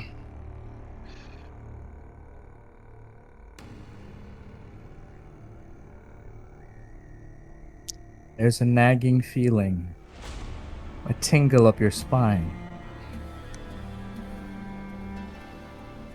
Why don't you check your pockets? Oh, last time I heard this, it was the golden coins, Yossi. Checking both pockets. Feels something. And he rips it out. What is within his hands?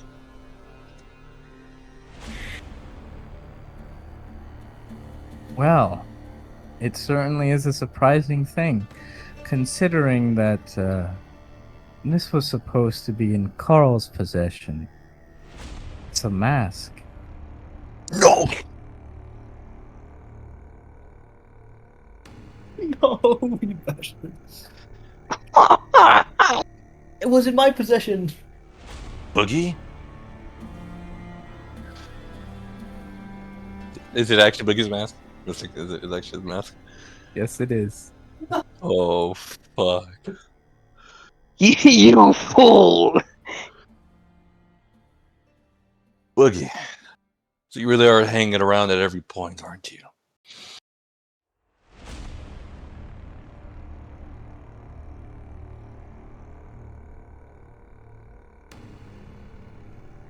It's just a mask. Why are you so afraid?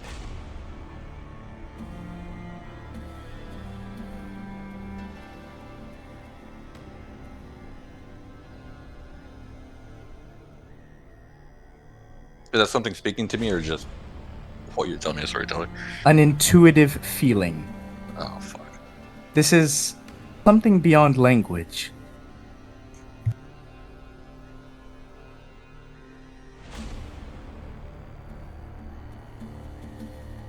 No.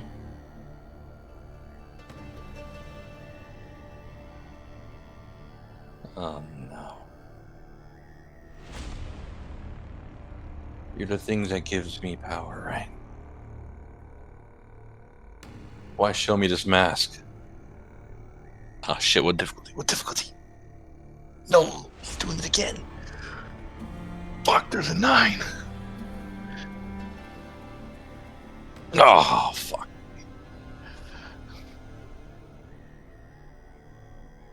He's still rolling? Yeah, you're not gonna like the results. Oh my god, he's rolling again.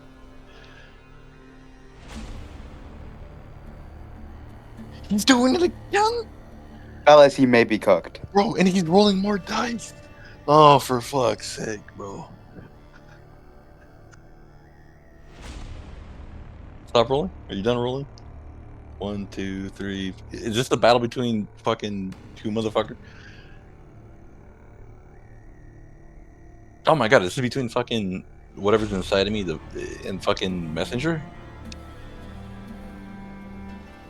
Lock. No, he in. rolled again! Oh my god, bro. Stop fucking rolling, dude. This man's getting a Stop heart fucking attack. God. I knew that sentence alone. I The hope you know I moment had you that said that sentence sentence, cooking for. oh, No, I knew. I had that shit. I had that specific sentence cooking since fucking like Loki early case 2, and I'm like, and I've been waiting for the fucking moment to input it, and I'm just like, I don't want to input this sentence anywhere, any fucking where, wait. any fucking where, bro. And What it did. oath did This you was the break? exact fucking moment where I If fucking you don't focus, things are going to get very difficult for you. okay. Why are you so scared? Oh, he's talking on the outside. This piece of shit.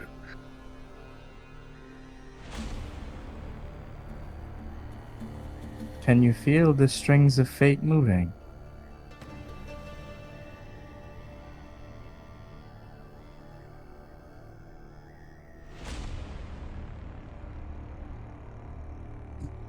He's talking directly to me. It's an intuitive feeling. It's strange. It feels like something's being transliterated to you. Something beyond language.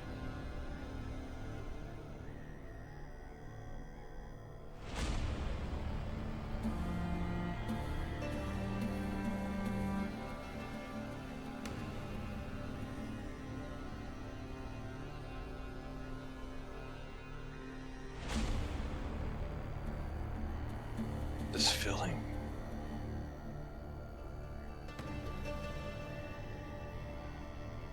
Is it truly me escaping the dunes of destiny? Or what is this?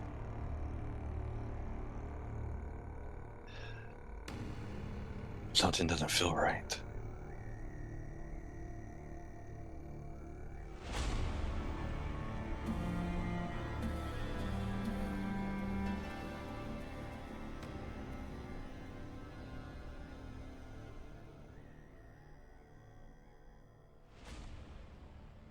One sentence, this is enough to cause this much of a shiver up my spine. Go to sleep.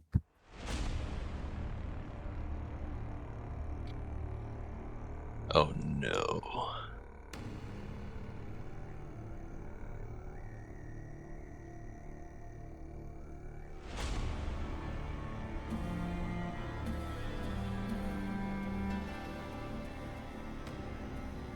And I resist the urge to try to go to sleep.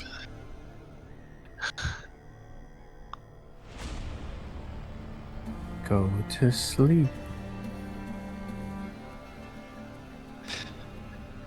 Tony in his desk, hunched over his notebook as usual. Feels his eyes slowly getting heavier. He's resisting each and every push down. Each and every moment, his eyes close.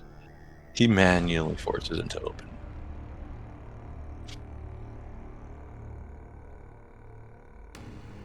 But eventually, from his own intuition, and something overwhelming him, his eyes close. And asleep he is.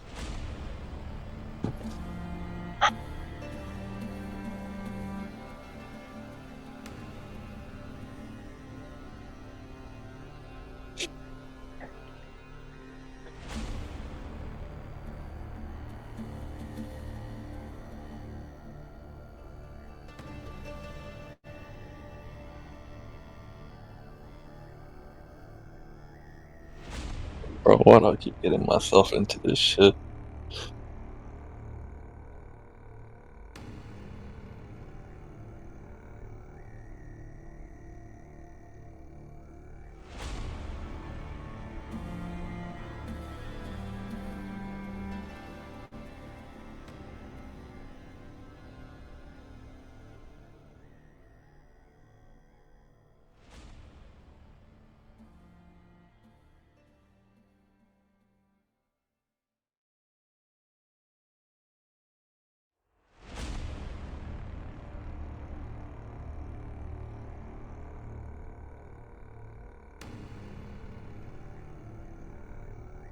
The dreams are never far away. And you've always been a dreamer. Hmm?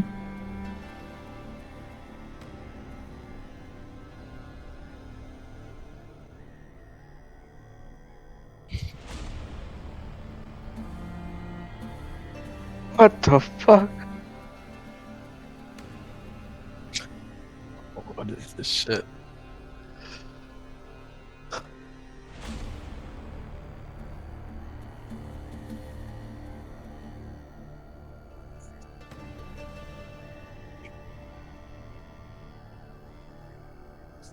There is no light here.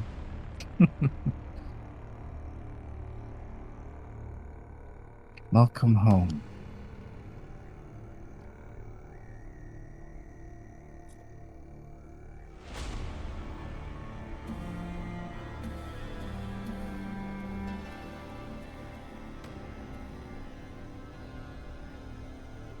Intuition or voice? This time it's a voice. No, not Boogey.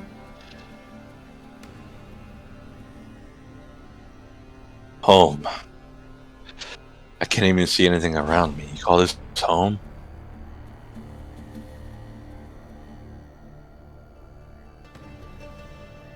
Such a mortal limitation, wouldn't you say, dear old Tony? Need not eyes to see here. It's a pleasant place. For you, at least.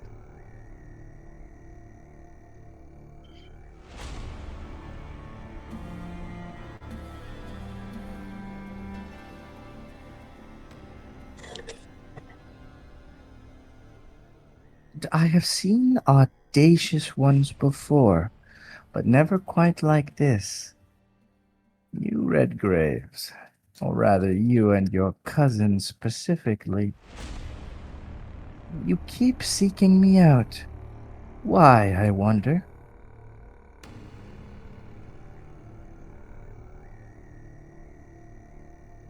I think other cousin. I suppose that's something for another discussion. I don't think I was advertently seeking you out, but I guess it's something a part of my fears.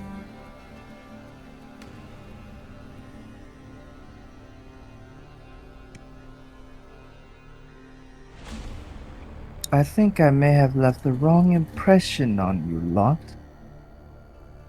Do you think you can come and go as you please?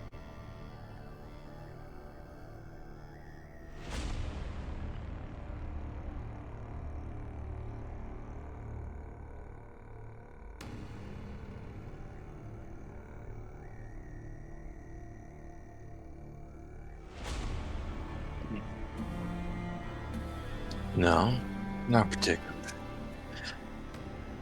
Wasn't my actual intention to go here. Did I show that much fear in myself? Did I just happen to come here?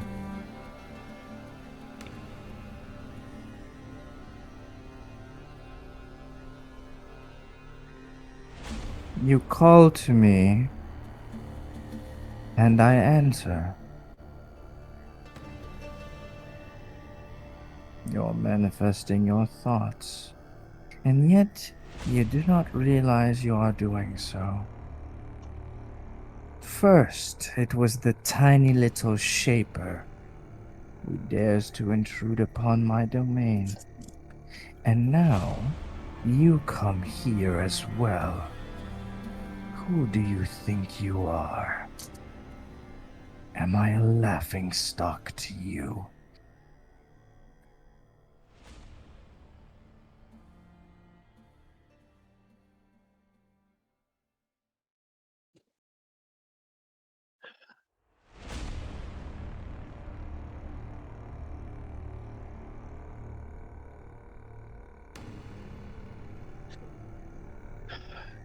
Not one bit, Boogey. Not one bit.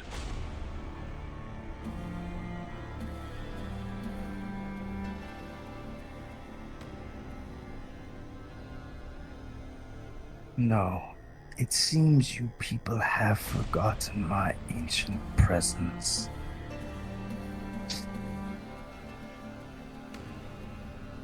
That annoying light ceased 2 millennia ago, trapping me in this place, only letting me interfere indirectly. And then that bratty boy brings me in a limited form, a children's plaything, as my avatar. I have been disrespected, it seems.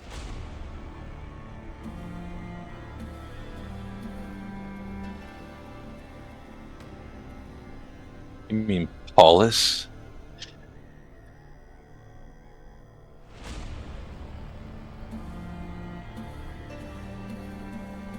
I do not understand, you insignificant rabble.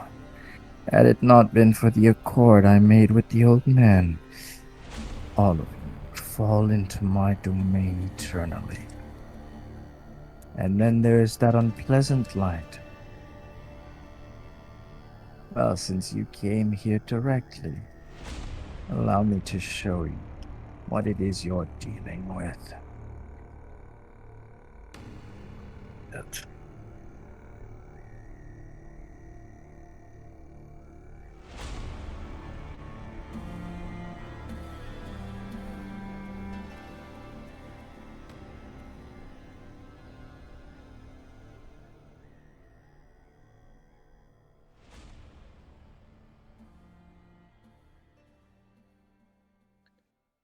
Oh, what the fuck is this?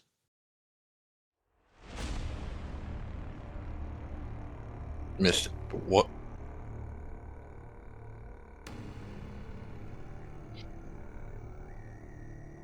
Oh no, all the outsiders! I'm sorry, guys. Yeah, I'm good. Oh boy. What the fuck did you do? It was nice knowing you, buddy. Bro No, didn't no, want to no, make no. any I'll overcome plans, this. and this Fuck happened. this shit. I'll overcome this shit, bro. Let's go. I'll overcome this shit. Bro is on arrows. Come on, we got this. Fuck a narrow thing. I'm doing this shit as fucking Antonio Redgraves.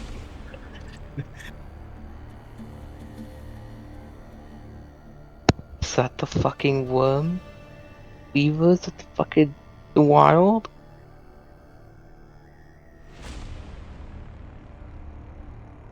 Holy. What the f- Hey guys, we can take them on, right? Come on.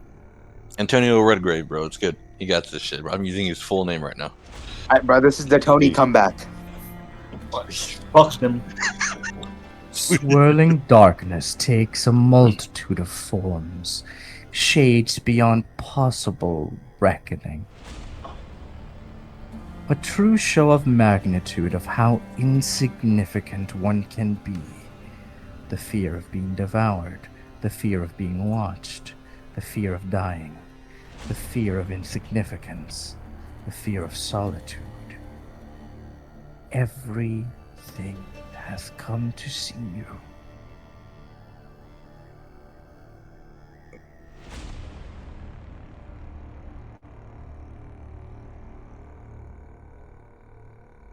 There is a break. Tony's mind cannot possibly fathom.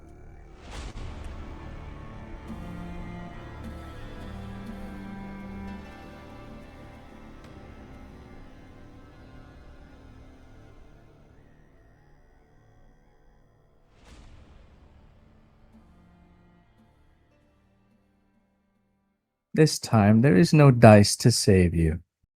The observer does not work here.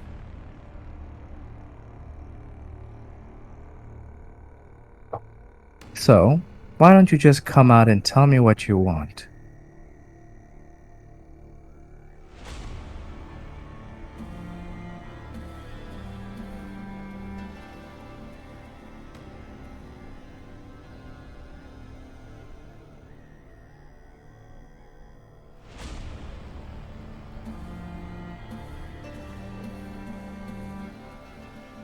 Stop wasting my time, Ezreal. Speak. Oh, this motherfucker.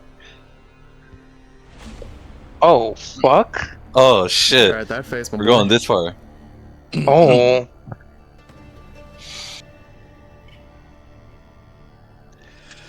What I want as Ezreal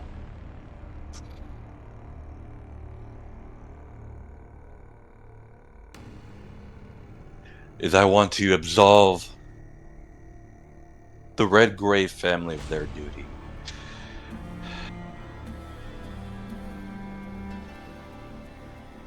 Sympathizing with puppets now. Have you been too No. immersed in the story?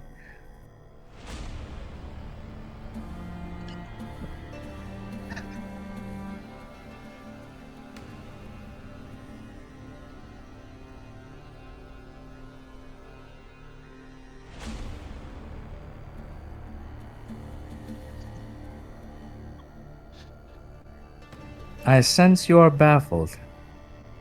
I can understand. To a bit of a degree. To a bit of a degree, Mr. Storyteller.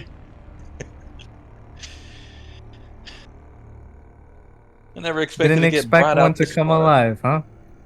Yeah, actually. Holy shit. Never happened before, I imagine. Not yet, at least. By the way, it was a nice touch, wasn't it? Finding my mask in your pocket should have brought a rush of emotion. Oh, it did actually. It did actually. It would bring my heart to a bit of a damn near heart attack still, you know? Speaking of which, did you like the dice rolls? I did. Only for them to be fucking worthless, you know? Exactly. But I love that. Just I to give love you a that. little bit of adrenaline, right? Yeah, you did good. You did good, buddy.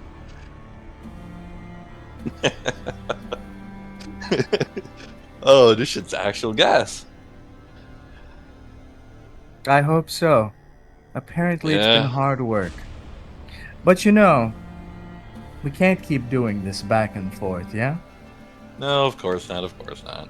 Give appreciation where it is.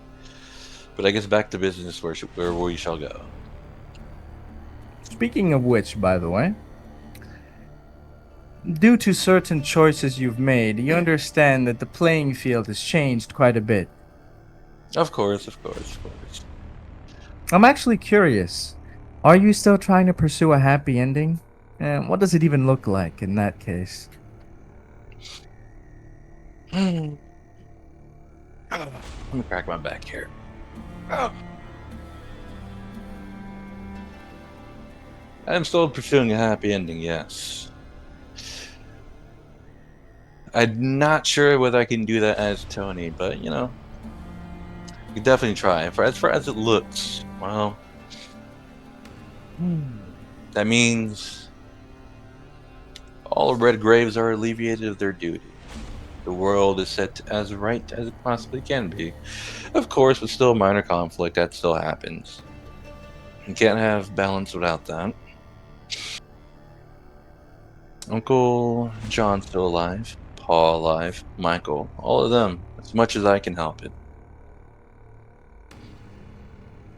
Well, they are Right still now, in the they're script. Oh. You'll find out their backstories when it's time. Until then, I suppose you'll just have to bear through. You know I don't do spoilers. Of course, Mr. Storyteller. Fuck, this is awesome. So, I do have to give you a fair bit of warning. You see, Of I have a course. feeling that your friends are about to do something stupid. All of them. If they haven't started already, it's happening very soon. Hell. A friend including you two? No, no. I'm just here to give a little warning, considering you've let Tony step out of bounds. Oh, so this is... Oh, this is divine intervention. I think. I suppose No. it counts, yes. Personalities aside, let's get back to the matter at hand. Of course. There is somebody who wants to speak to Tony. He's made his declaration. Oh. And thoughts often have a way of manifesting themselves. I've been keeping him here for a little while, but the script cannot contain him forever. And it is such an annoying thing to deal with. Alright then. Let's repair the fourth wall and I guess let's get back to it. Alrighty then. Good luck. Thank you. Thank you.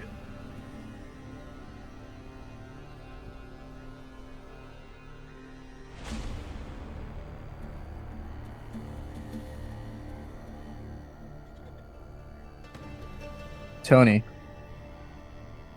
there Yes. are sharp claws around your neck.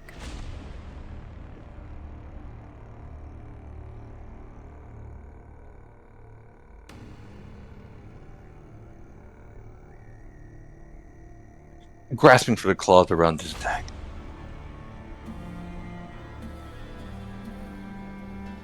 Unimaginable horrors have seeped into your mind, Tony.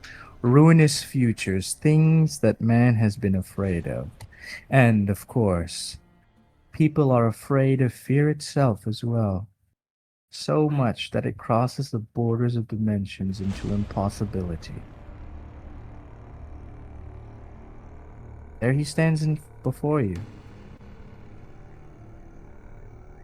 Still that grin on his face. Are you awake now, dear boy? Yeah. Yeah. Do not slip into this world without invitation. It is dangerous for the mind.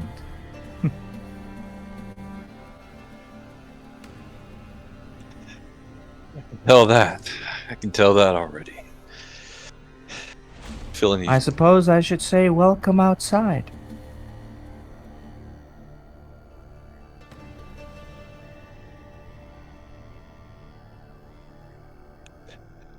Damn, and Oliver was gonna go through this too? I'm glad he found her. Not exactly. That thing is a bit more pedantic. Well, I've heard your desire loud and clear, but your fear rings through even more. That's why I'm by your side now. Powerlessness, lack of empathy, or perhaps too much empathy, losing your faith, all of these things are making you afraid. That's why I said, I'm never too far away from you, Tony Redgrave.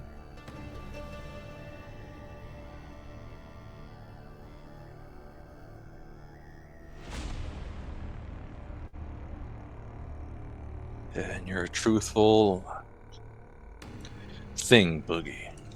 That's for sure.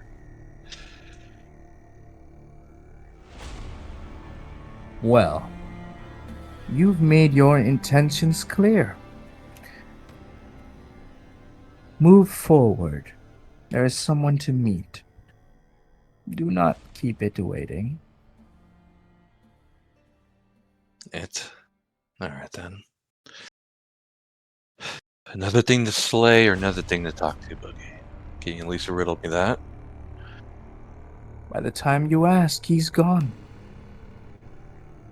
Yeah, I expect no less of him.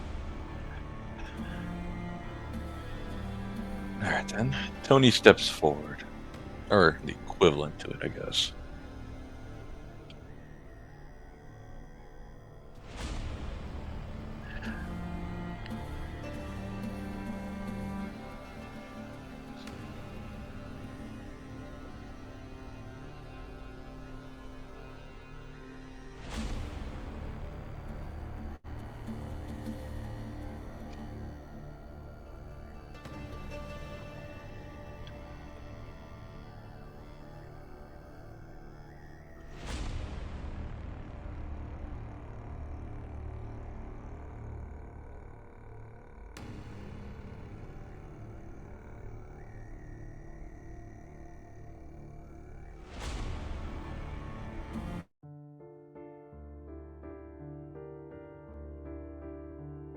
What's the gas? What's the gas? Fuck. What did I do?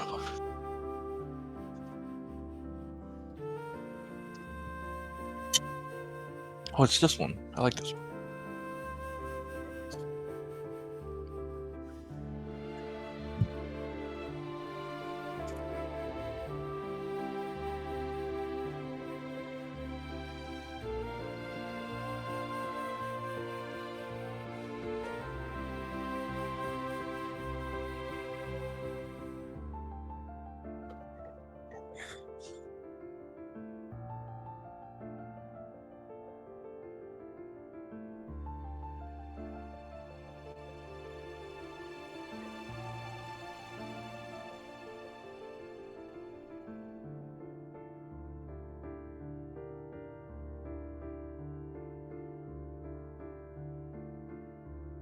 There are eyes everywhere.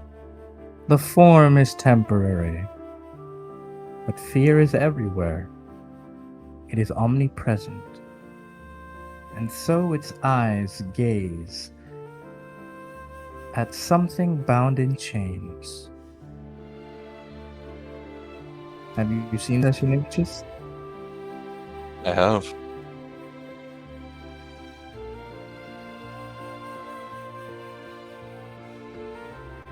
Can you give me a quick second?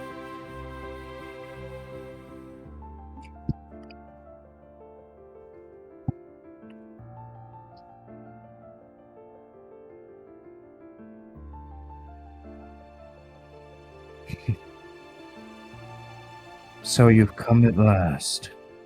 You've kept me waiting, you insolent brat.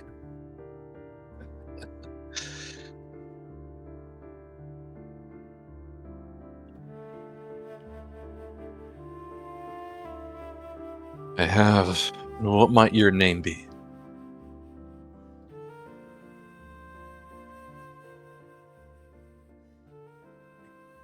I suppose you can call me V for now. V. Say it with more respect. Next time I will. You're insolent. But I suppose that's good enough. So, I'll be courteous and ask. You should be grateful. Why have you come to see me?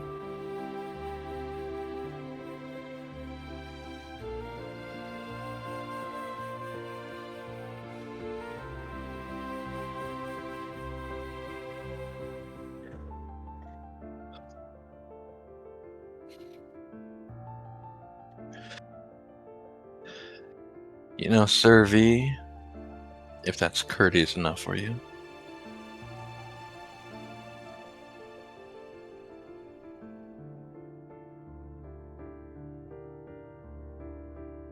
I said one statement. And I've been pulled here. A statement? To Yes. claim the throne. A statement means it is fact.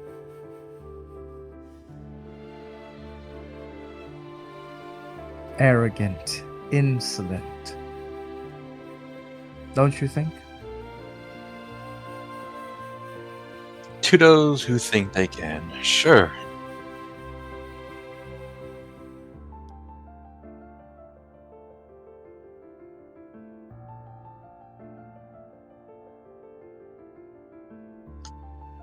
You lament your powerlessness?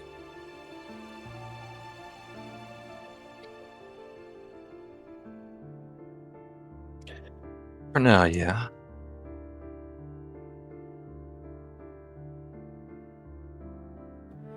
For now. I like that phrasing. Yeah. You know, I don't. Some people interpret ruin as quite good. Just like a phoenix. For when they burn the ash, they come back just a little bit stronger, right? A phoenix is just a chicken on fire. It's not worthy of comparison. It's only what I Dying know down. and being reborn. That is for other lesser things to admire. It is the fire that is beautiful, not the bird.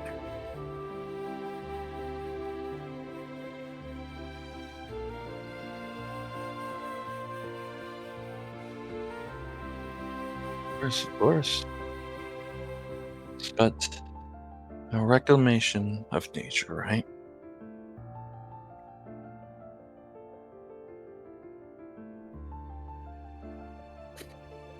You can tell a man's character by the way he speaks. You speak with uncertainty. Why? I've only been put into this supernatural world for however long. There's always a bit of uncertainty when I meet something new. But it seems you've probably been with me for a little bit longer. So, Been with you. Please. Don't give me such drivel. That is beneath me. Whether it's only been a day or 1,000 years, it matters little. You already know what your place is. So why bother with the minor details?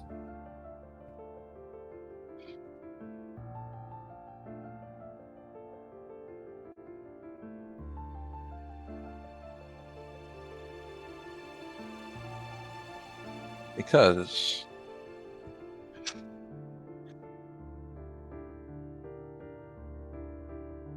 the minor things, unfortunately and fortunately, make me who I am.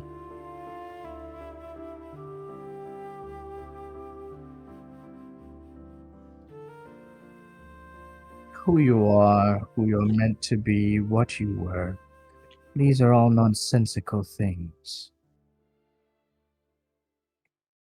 They're for the weak-minded philosophers to consider. You are. That is it. There's too much complication. That is why you're confused. Sometimes things are very simple. You are, and you deserve. That's what matters.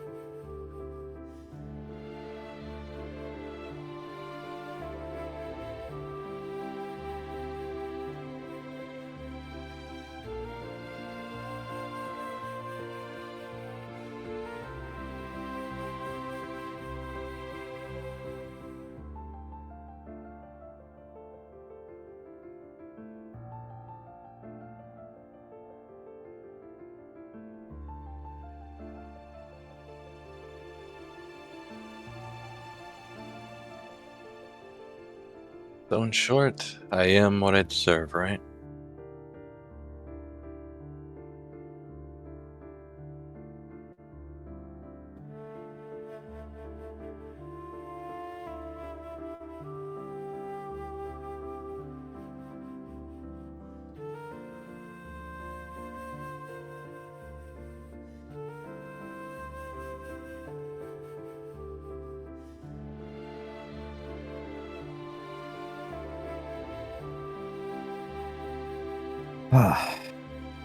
Tell me, what is your view on these supernaturals?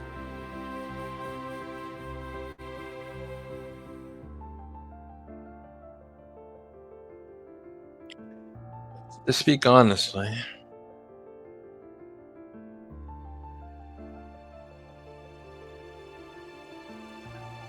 the vast majority of them, vast majority of the supernatural side, man,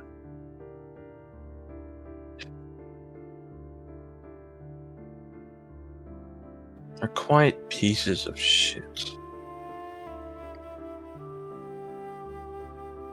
It's all just but a power scale to them, right?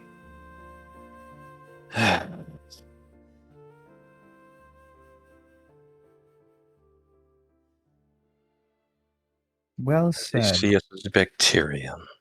And I want to rise above that, V.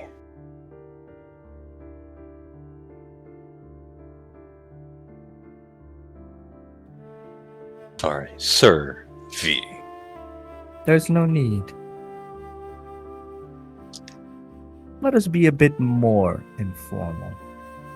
I very much like your answer. Call me Mr. A.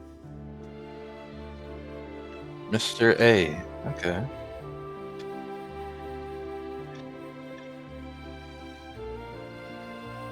I suppose that's a little less informal than Sir. I'll take it.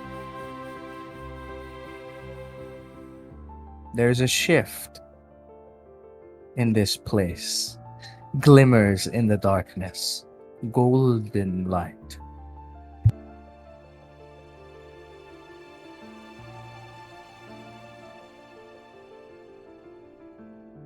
No, I've changed the music.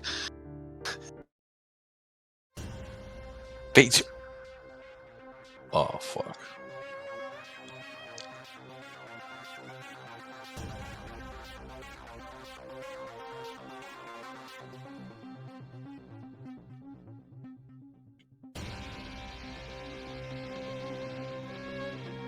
We're at the crossroads now.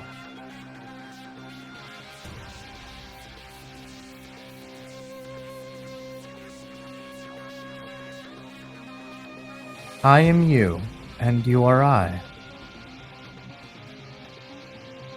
Get me out of these chains, and your wish will be granted by your own power.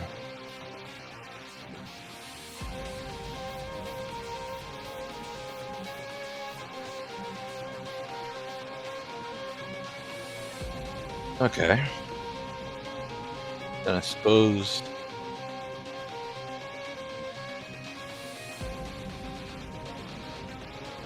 I have a deal.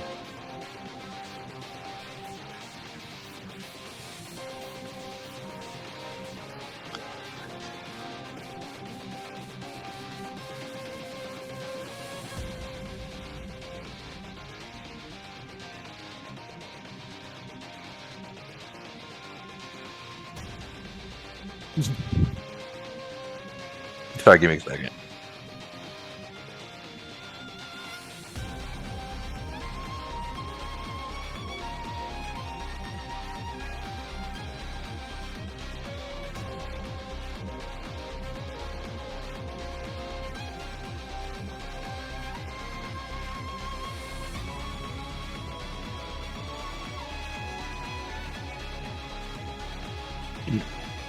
Alright, buddy. I hope you don't mind losing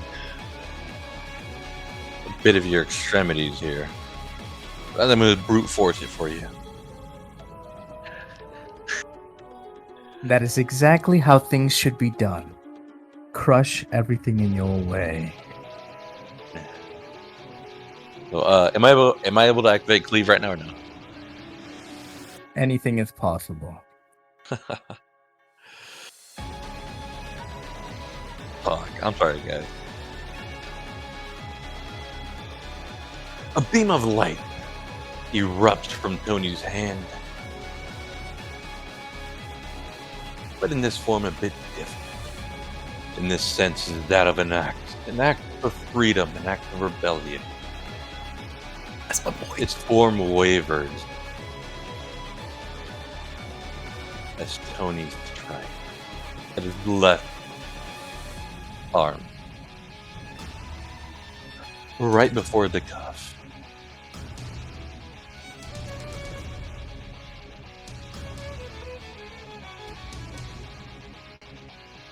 Once again, surprisingly enough, the act does not disappear.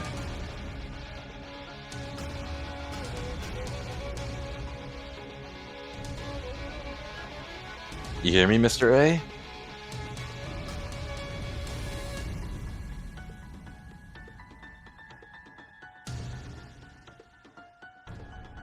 I guess the Yes. No more is it an oblique shadow.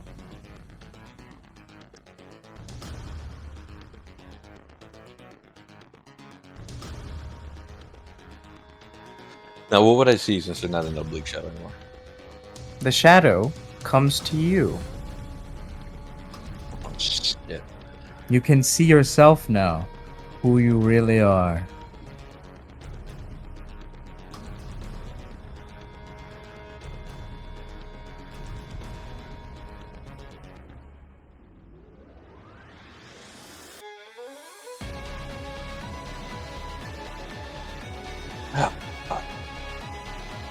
Man.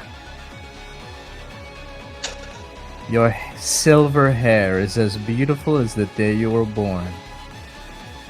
There's no need for those confining things. They only get in the way. Look, it's you. You look good.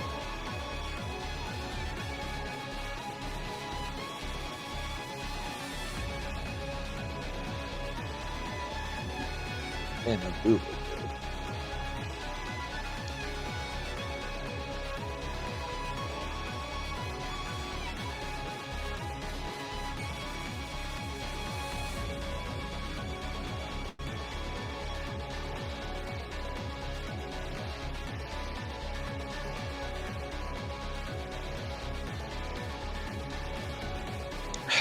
So are you supposed to be me or what? Or am I just a false copy of you?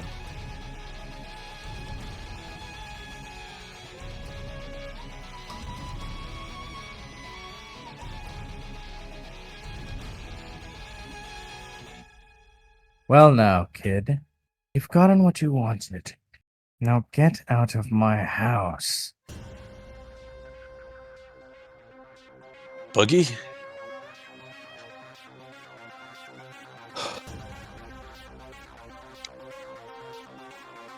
Alright then, I appreciate you for all your help again, Boogey.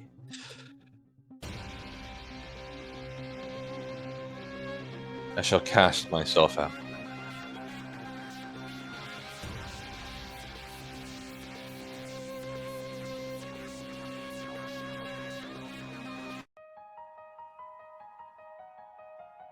Oh no.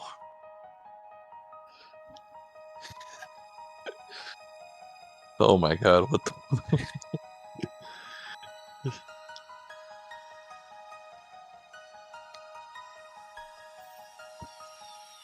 Let's not go up Richmond.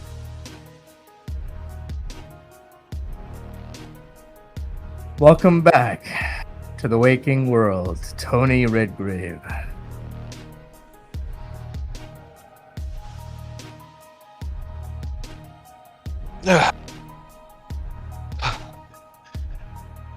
Tony jerks up. A little bit of it in colder split. How much of that did he actually remember?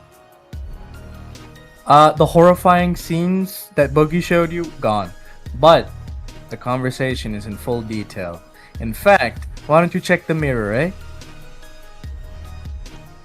Yes. Getting up, Tony goes to the closest mirror as he stares at himself directly in the eyes. Not a single Hey. wound on your body. The gold that was stuck to your form is shedding away like golden dust. On your neck, there is the beautiful symbol of the sun.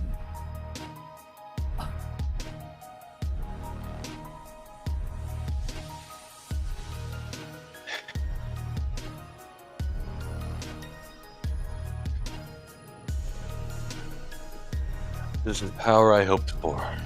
Alright.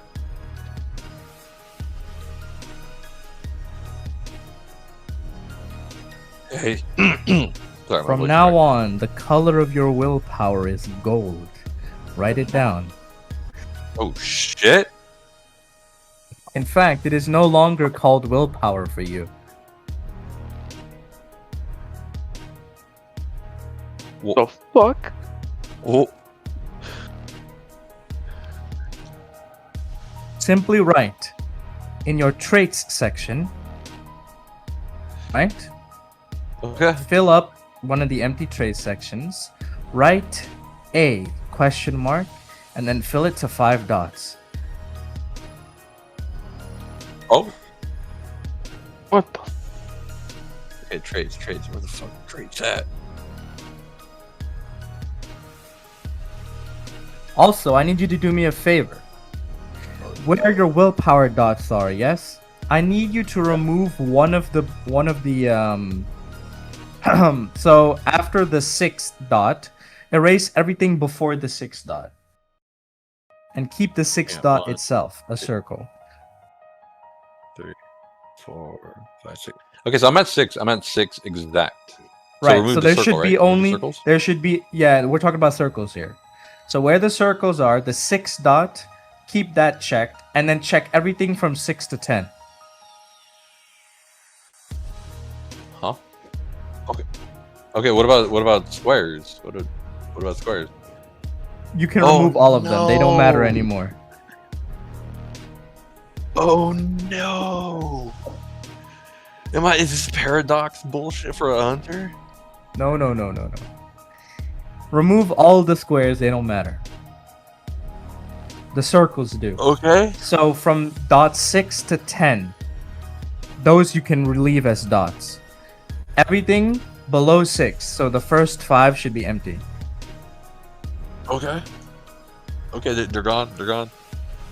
Write down a note for yourself, yeah? In the stat sheet. Okay. It is impossible to roll lower than 6 dice for any willpower check. Let's go. What Okay. the fuck? And it is. Oh, fuck, my Anki don't work.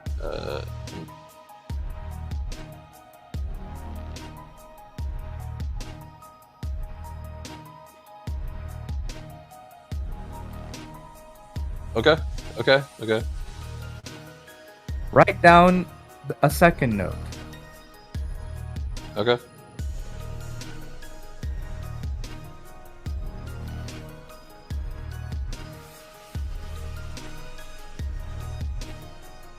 The boxes, the squares that represent your temporary willpower, will no longer be filled with willpower.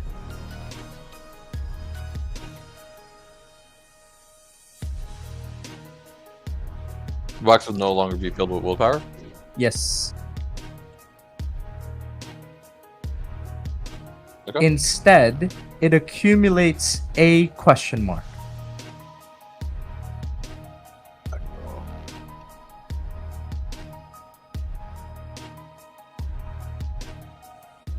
So a question mark, right? Not a question mark. Yeah, A and then question mark. Okay. And then third and final note. Oh fuck.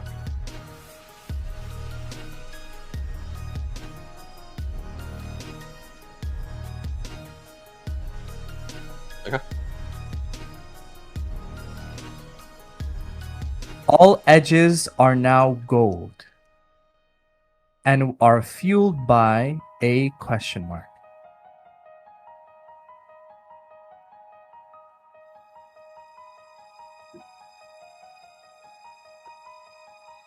Okay. Fuck. Okay. That's it. Okay.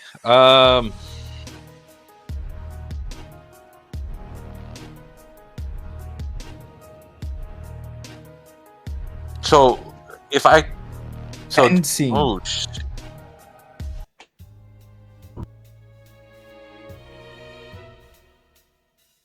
Oliver. Alright, ready. Well, you take the scene from here. Now let's see what's going on through your noggin. Taking him out to have himself step out from the house and such. Before reigniting the cigarette he put out back in the living room. Take a moment to stare at the embers for a moment. Before remembering what to remember to think back on. The day that walked into that ball, that smiling man, seeing my sister once again, that Vandalin, then Henry, all of it, surreal, all the way to then the sky raining, and then the eyes. Just a short few days, weeks, now. It seems so surreal. How the hell did the world I used to know get turned upside down so quick? Was I blind? I get that maybe now I've come to the realization that everything was just a thin veil underneath. But to this extent, it constantly takes me back, trying to process everything. Maybe it comes naturally. Maybe at some deep part of me, I kind of knew the world wasn't always what it seemed. I don't know if that's the best way to put it. And this new family, the purpose. Maybe one that leads to better things for people and others. You're Never right. was really. It will lead to better things. You have a place you belong to now.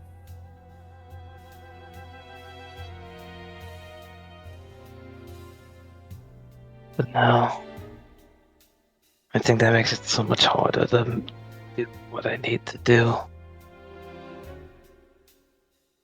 To make things right. Like with Eleanor. Like what happened to her. Hugo. That final shot. Am I willing to end someone who's a part of the family's life, to protect others? Where do I draw the line where one does not kill and one does? Especially if the enemy is from within.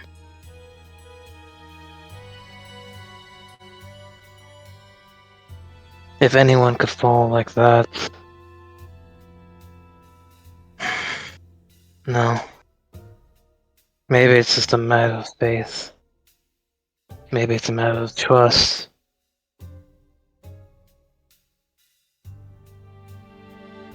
Maybe it's a matter of knowing just take a step forward, even if those that were with you can't move anymore, and lay in the ground. To defend not only them, but maybe the memory, the home.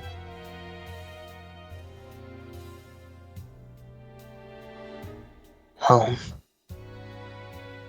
Right. That blood, that haze I felt. I keep thinking back on it, of what happened when that vision was clouded with worms and flowers in the orphanage. A deep-seated form of guilt. Or maybe fear of what I could have done.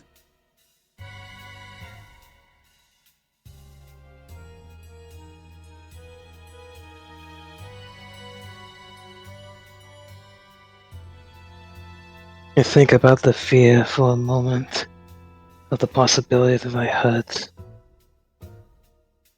As my mind stops at those very words of the word hurt, I place my hand over my chest, looking down slightly. The very spot the flower of Agnes went into.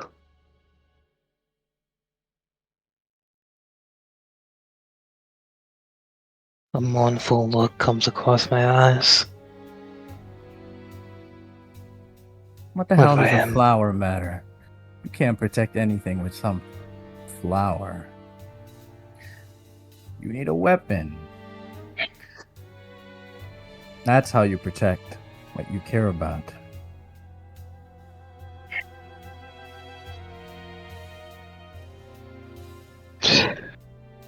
A weapon. Like the one at your hip right now.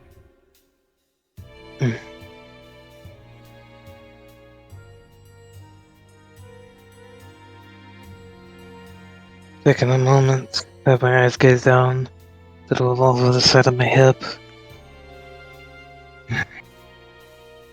It's not the revolver. Hmm? A scabbard and a sword. My eyes squint, almost scoffing at the sword.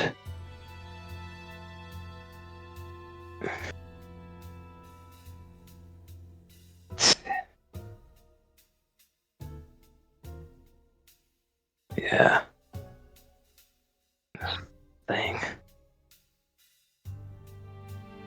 If that was the Blue Moon's voice I heard that day at the end, then you.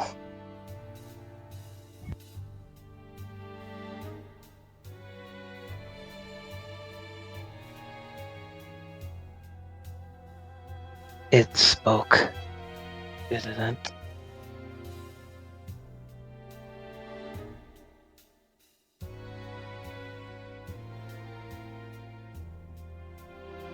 No. I don't need to have a weapon like this to protect what I want.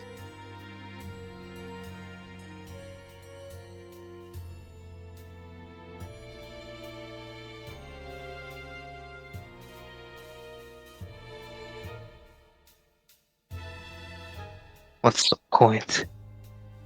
When it could have almost taken away everything I tried to protect.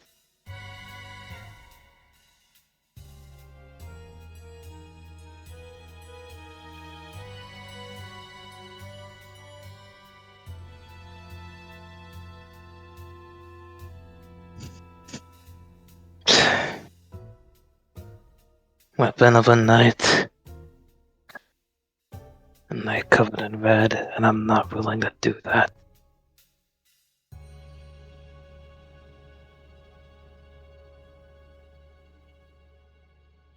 Look at you. You think because you've got the attention of something else that you can simply cast it away. But a gift is a blessing. Curses can be broken, but not blessings.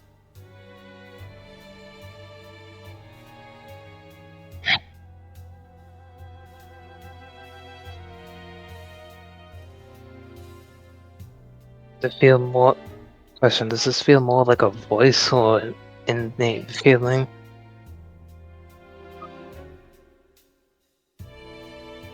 Call it your true nature.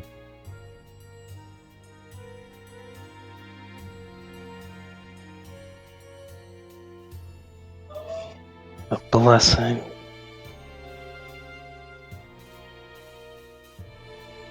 Is that what the woman gave it to me for? But why?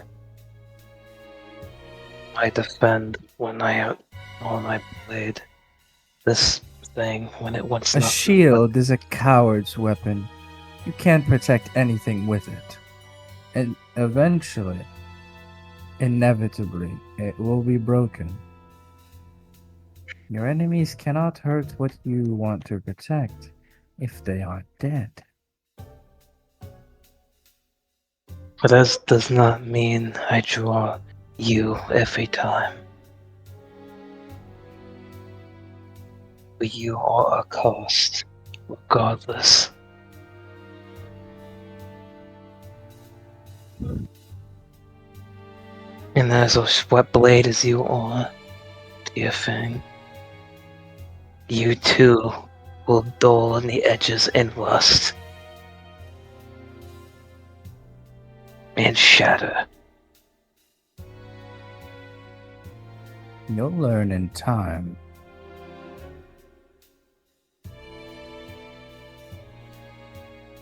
But now, I will be wary of you, as you are of me. But we cannot be at odds with each other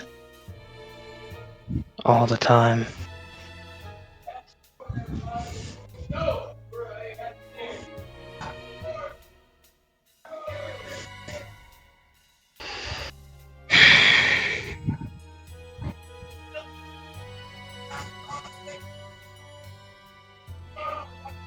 Maybe at odds with myself.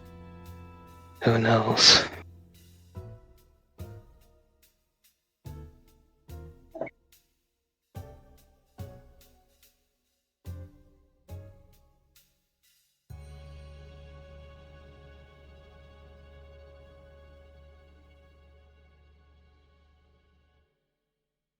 It's still.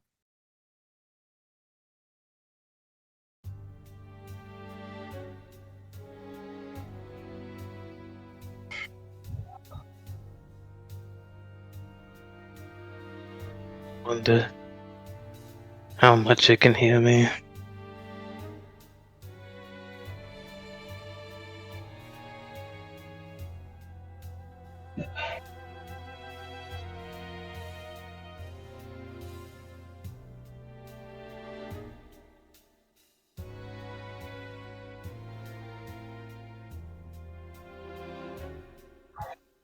Well, aren't you gonna go check on your little ones?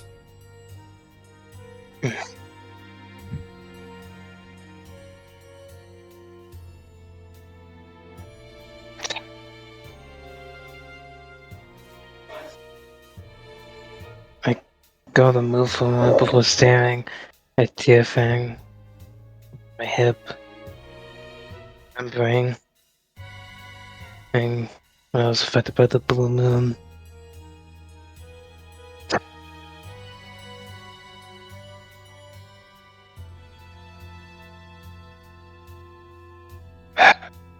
Never again will you be drawn on them. Or her. I'll be clear. Only their enemies.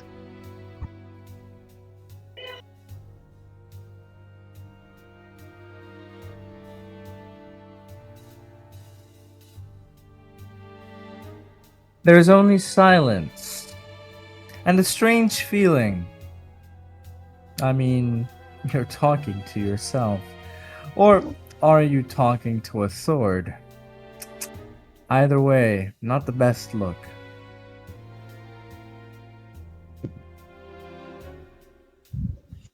Oliver stares at it for a moment before just sighing a moment.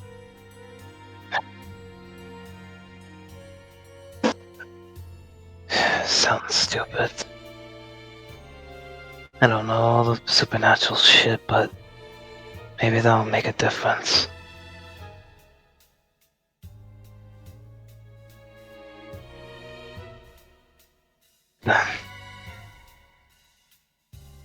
Let's go see.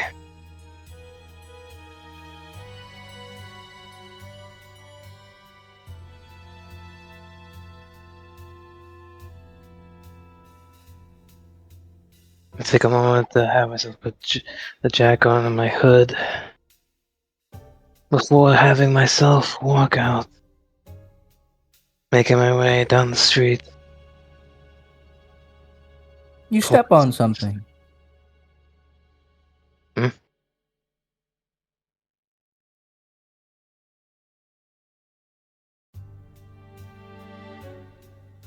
There's a squish.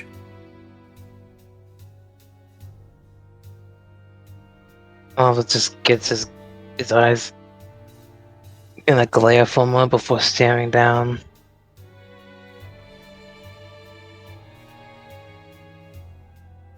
It's an earthworm.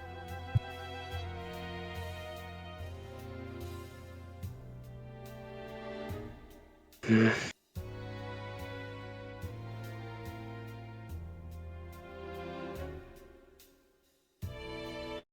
Of course, it wants to remind me.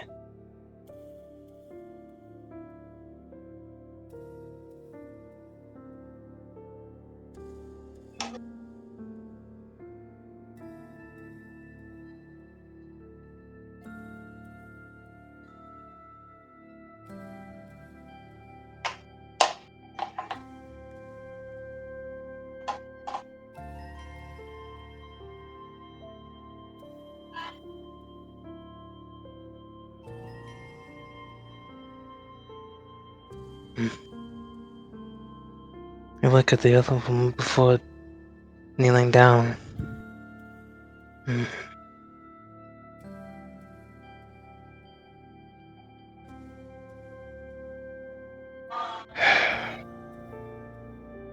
Another reminder. Could be a Huh. coincidence.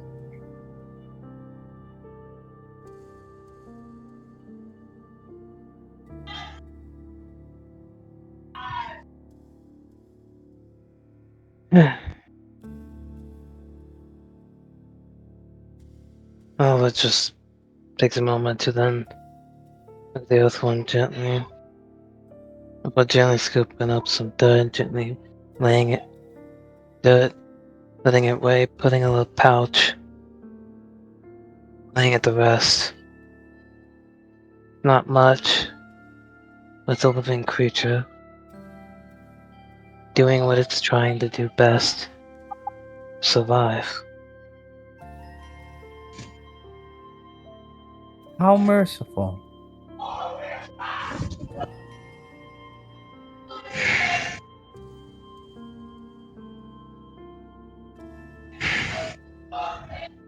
Take a moment to look up at the sky. Gain 2 conviction, 1 zeal, and 1 mercy.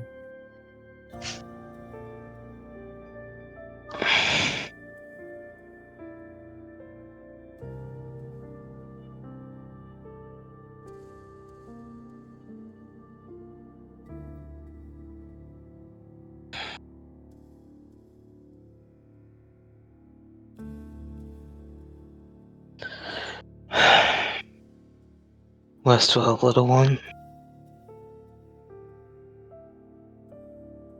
Maybe from here something beautiful will bloom.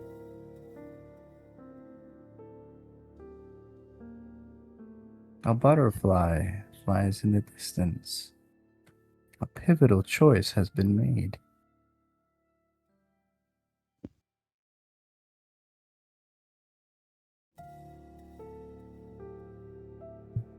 The journey to the orphanage is uneventful for the most part.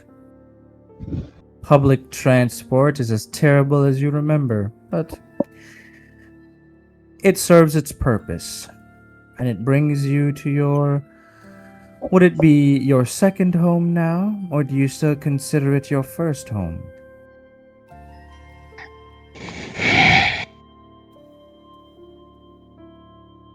Taking a moment to pull out the cigarette, they make my approach, putting it out on the ground, sort of staring up at it, looking at the sign across the name of the place, my first home.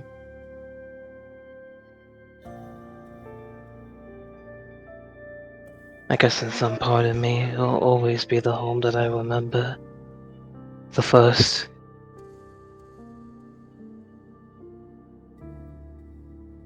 My memories built up in this place. And too many memories I couldn't let go. But do I have any right to hold on to those memories now? To hold them so dear? To remember her? Am I just punishing myself now?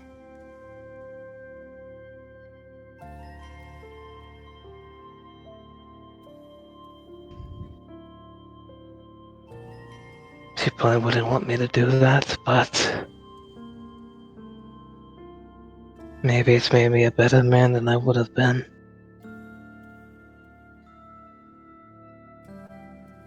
Carrying the failure of something I couldn't stop. Or no one could have stopped. In hopes to make it to where that day may never happen again.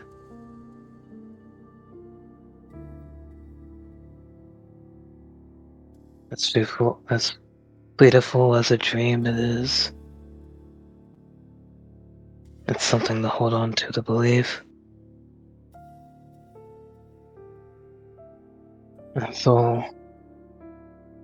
I guess what is hope when there's nothing left? What are you supposed to have? Hope. As pathetic as it seems. The will and the strength to keep.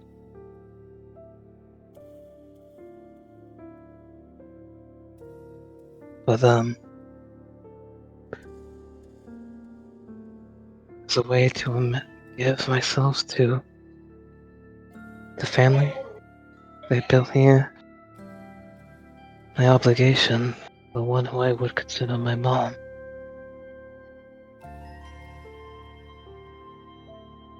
Thinking about the day when my mind went a haze, a bit of a sharp pain rings in my heart.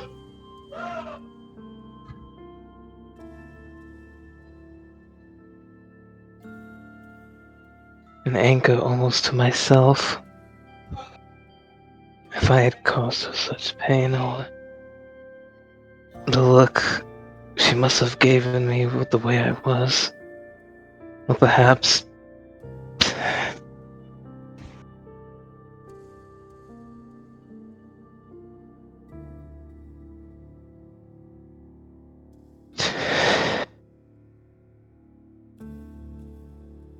it's like self-hate, fear, and almost sorrow of if she is gone building up outwards.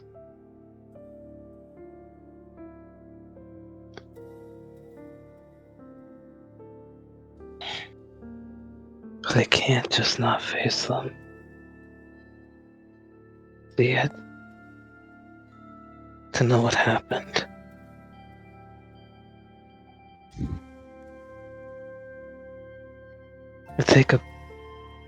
It's strange though.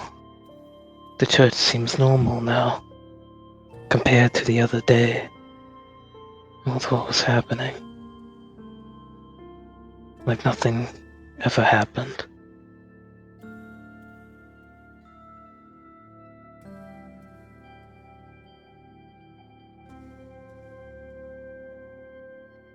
I take my steps up this church orphanage. This first home. Maybe one day it will not be my Mary when I consider it, but it was my first. It's where my story began.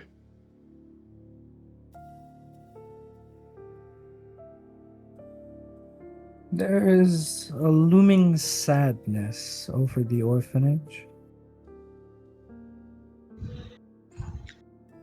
You cannot hear the cheerful chirping of the children, nor the nagging, but loving voice of the madam.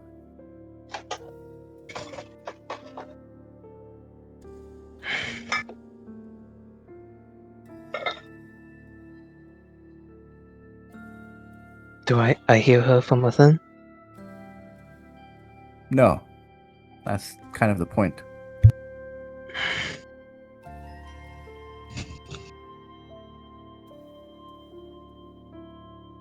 The hand gently reaches for the handle, the church door,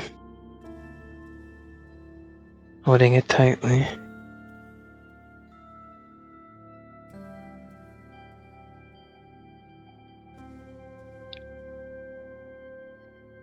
Taking a moment to breathe in, feeling this deep, ever like a shroud of sadness and tears. Is it me, or is it just this place?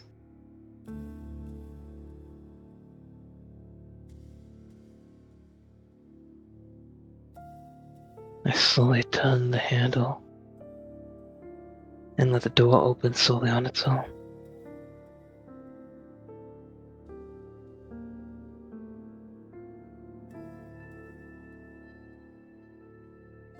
As you walk in, there's a vase filled with flowers On the altar, not too far away from you. There's a picture frame as well.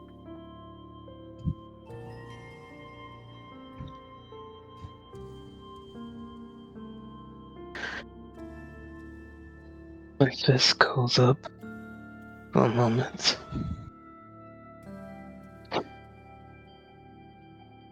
The canines in my teeth gritting.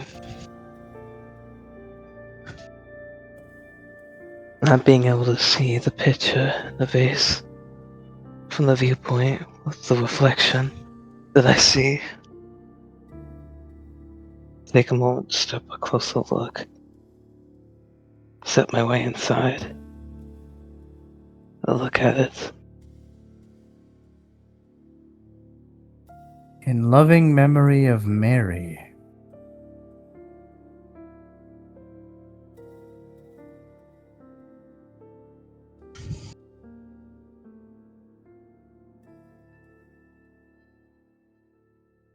Of Mary. A wonderful look at- young thing she was. An energetic and ambitious child. She had many dreams, though it seems to have been cut short.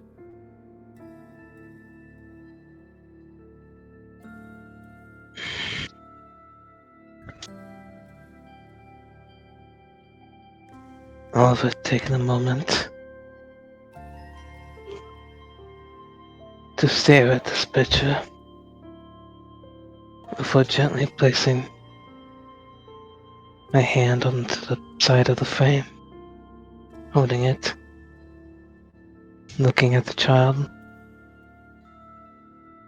remembering a few times I saw her.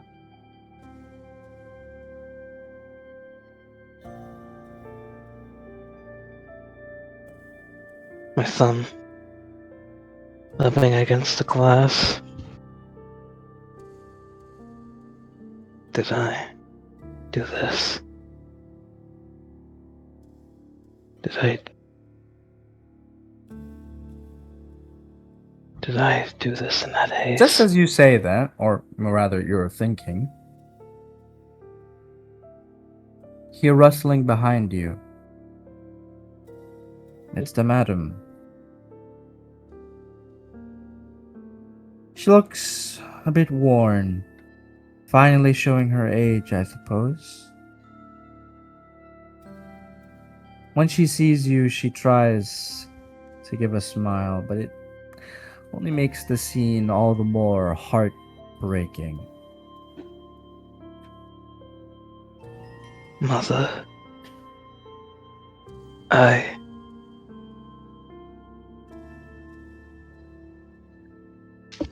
So you're finally here, huh? Well, sometimes these kinds of things happen, you know?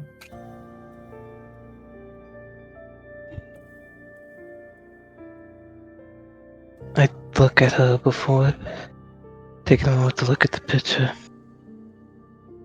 What happened to her? Young Mary, she was playing with the other children and she ended up falling down the stairs.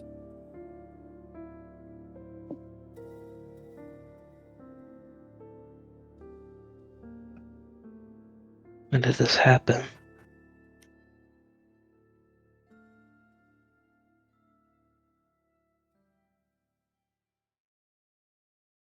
Not too long ago.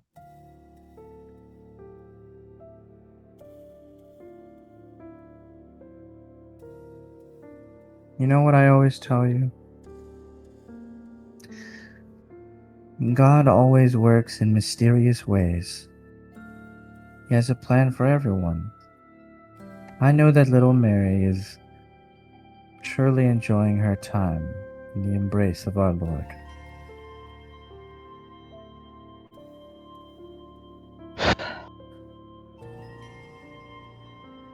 Yeah. That may be.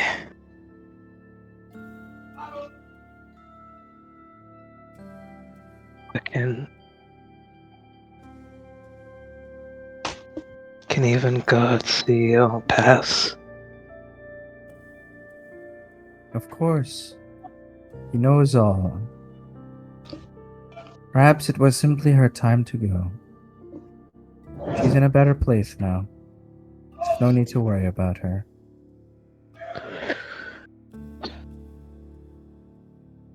Maybe an accident or something else, but it brings me back to that day still. And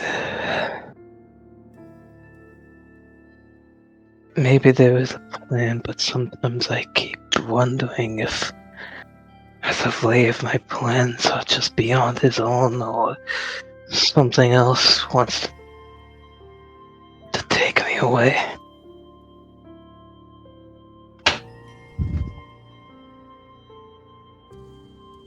I don't Doubt know. is natural, Oliver. But it's in times of doubt that we must believe in the Lord. That is when it's most important to pray. You should join us for Sunday Mass. It'll do you some good.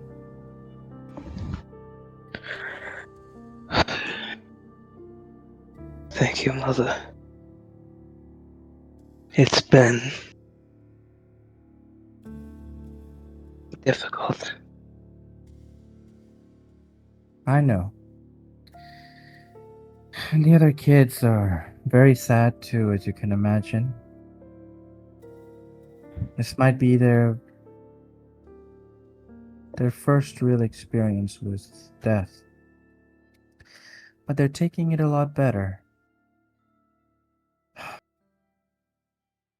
What Poor about you? children. I'm trying my best as well. I have to be strong for everyone.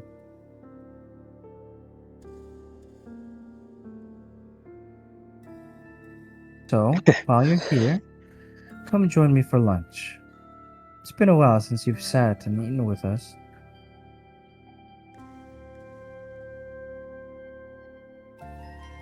Yeah. Mother?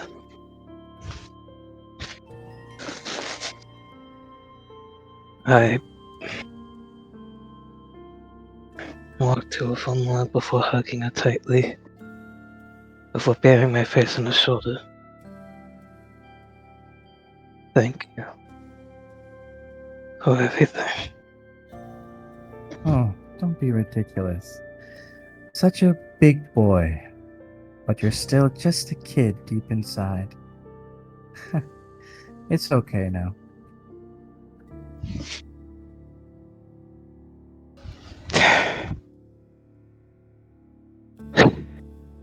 Yeah.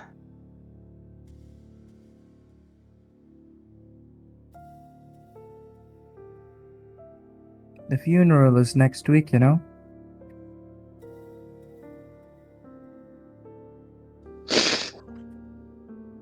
We'll say our goodbyes.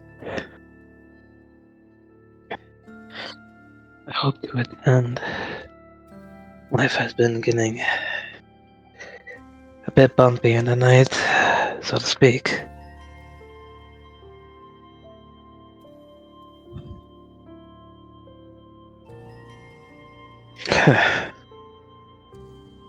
But I thought my cousin would have shown up. Haven't heard from him in a while now. He did show up. In fact, he's here right now. He It's is? thanks to his generous donations that we can have a grand funeral for little Mary. You see, God does smile upon us in mysterious ways, even in a sad situation like this, huh?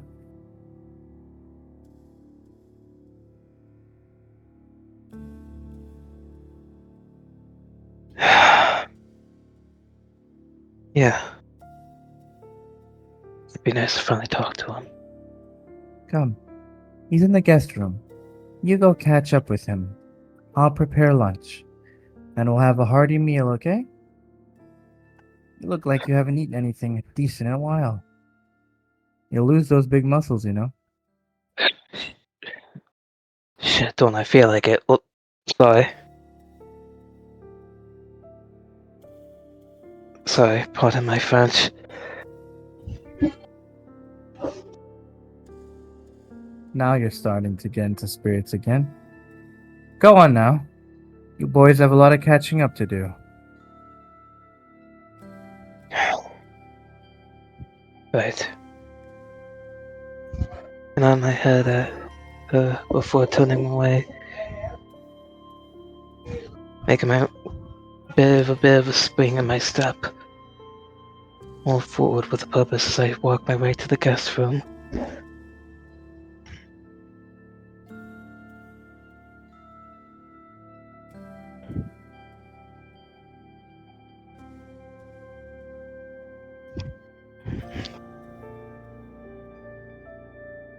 I was standing before the door and gently opening it.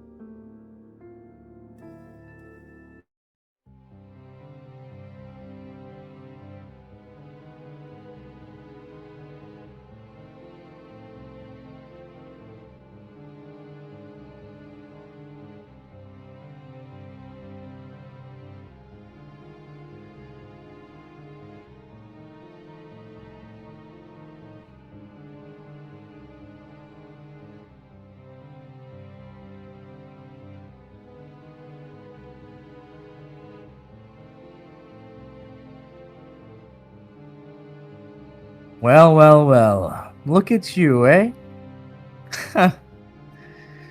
Seems like every time I see you, you get bigger and bigger. Gosh, what do they feed you, I wonder? I should get fed a lot. Say it like that.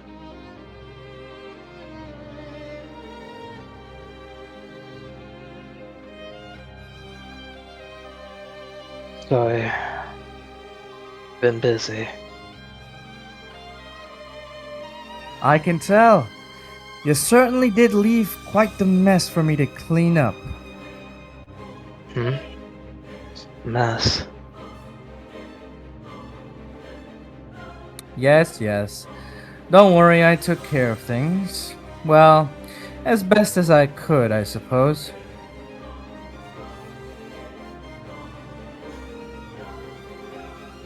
Yeah, there's a lot of things in my mind. A lot of answers unanswered. Still, though, Questions still. picking a fight with the church, not exactly a good idea there, Oliver. There's limits to what I can do, you know. Yeah, that's... How much do you know about that, by the way?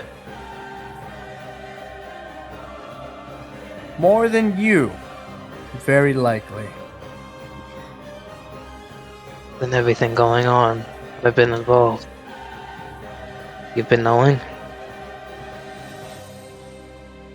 I know about it.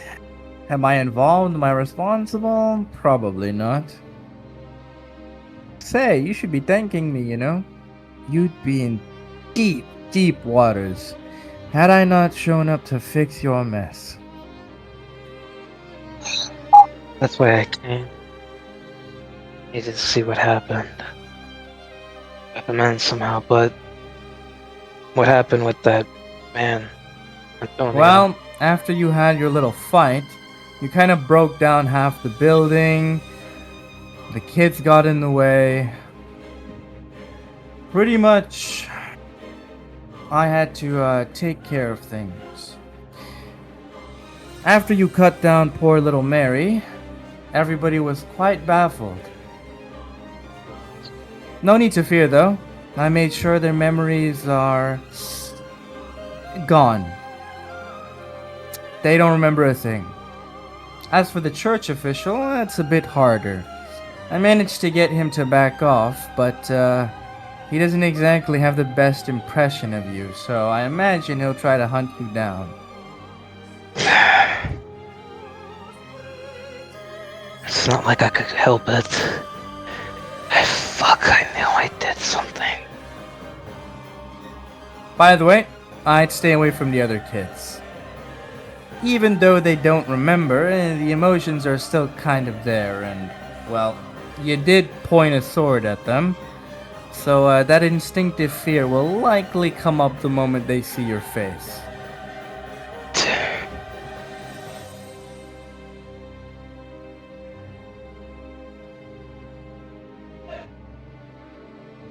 Don't worry too much. I made sure little Mary would look presentable in her coffin. Honestly, I'm a miracle worker. You didn't leave much behind.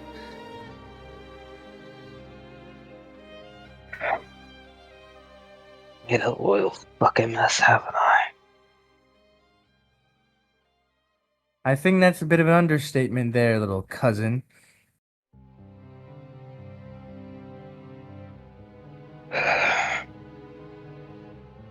I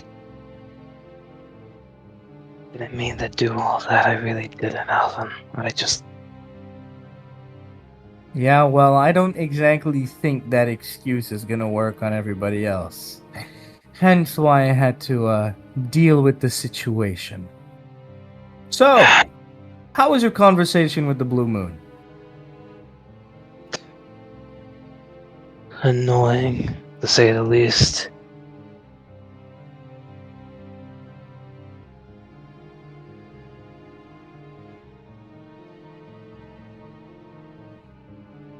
Kept trying Honestly? to fight it. I'm surprised you're still alive.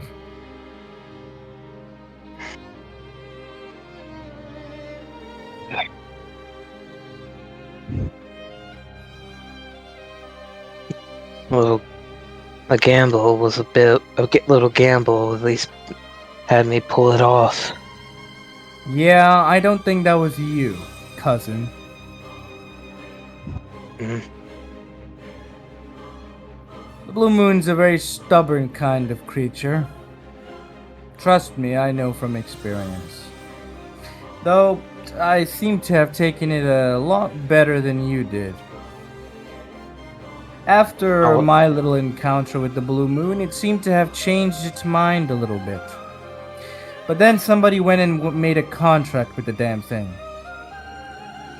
And I suppose that's how you got your neck off the chopping block. I checked with it.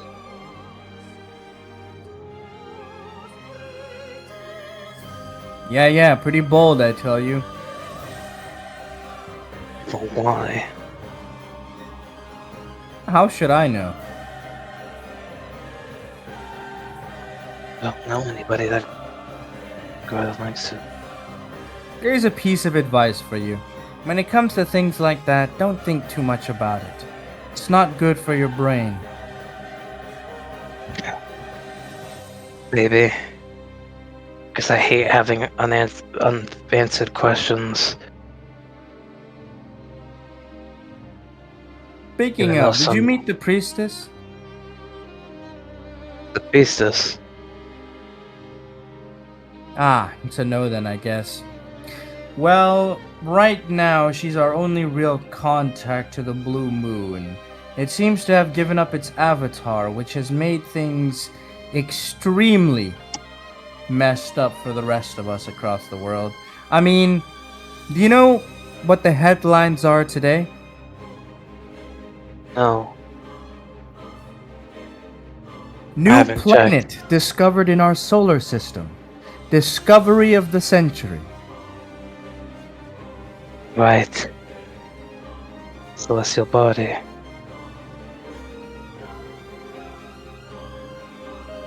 Scientists around the world are scrambling to figure out how we could have possibly missed another planet in our solar system.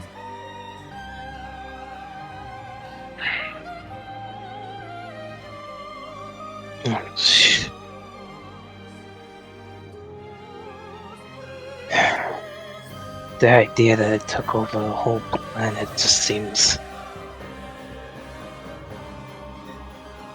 Rather small scale, really.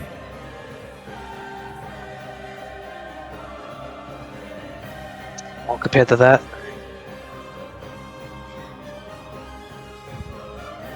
It seemed to have picked a rather limiting form. I mean, had it been any of the others, they might have just thought, might as well take over the whole galaxy, right?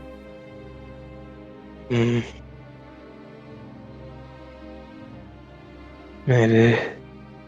That's why I said it's way beyond our scale. Best not to think too hard on it. Not gonna change anything.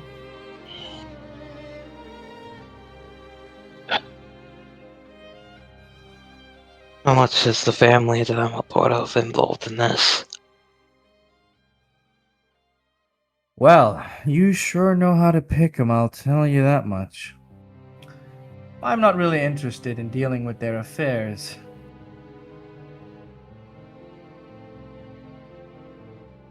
We don't exactly have the best of relationships.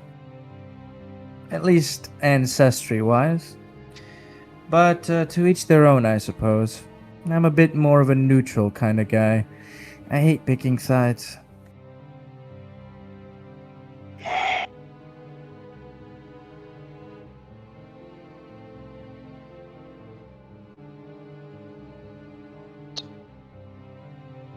God.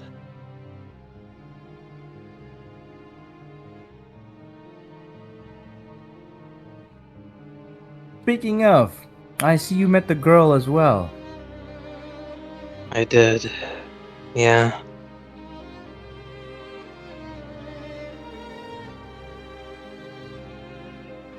Picked her hand instead of her knowledge, eh? Wise choice, my friend. Wise choice. I didn't know it at the time. But looking back, even though I didn't want to see the knowledge she claimed of, it would have been probably worse off for me than anything else. You can say that much. The high dimensional overseer is a tad outside our strike zone. I met her shall we say, not long after meeting the Blue Moon. I was the one who moved her out of the mountains.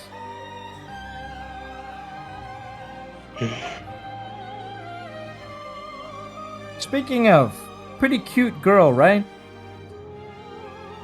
And It's the best I could do on such short notice. short notice. Yes, Wait. I had to prepare a body for her.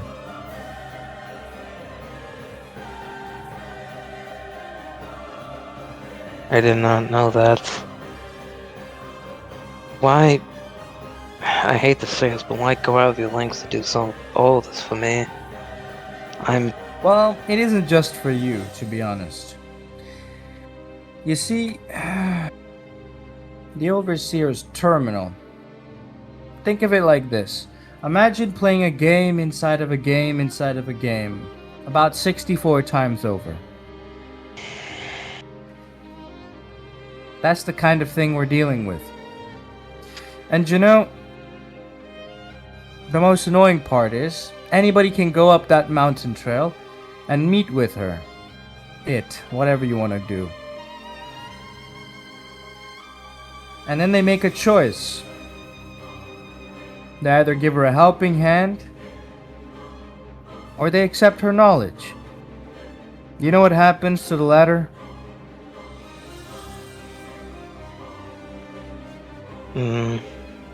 No, but I'd imagine it's not pretty.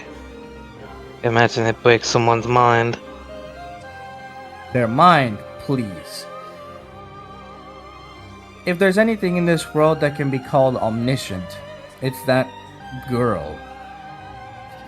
You know what happens when you put omniscience into a human brain? No. See what you mean. Besides going crazy or exploding, they literally decompose as three-dimensional entities. The hell? There was an old man hiking up the mountain. That's how I found out that the girl was there. He picked knowledge. And I saw him turn, literally, into something else. And then, wouldn't you know it, I get a message just an hour later. Scientists have discovered a new supermassive black hole 2 galaxies away. What the hell? Yep. When you fill omniscience into a human brain, apparently they deconstruct into a supermassive black hole. So just- Somewhere out there in the universe. In breaking apart the laws of physics. I don't know. That's kind of the point. Not knowing. Yeah. Makes you wonder, doesn't it? Are all supermassive black holes a higher dimensional, deconstructed 3D people? Maybe. Who knows? I'm not trying to find out. But I'll tell you this much. The reason I'm telling you this is to make sure you know what you're getting into. Dealing with strange existences not from this world means dealing with godly entities. We little puny bacteriums can't really do anything. Just surviving is good enough. And whether I like it or not, you're my family, and family look out for each other. Yeah. Just know that we might end up becoming enemies, you know? Why do you say that? Well, our family doesn't exactly have the best of relationships with the Redgraves.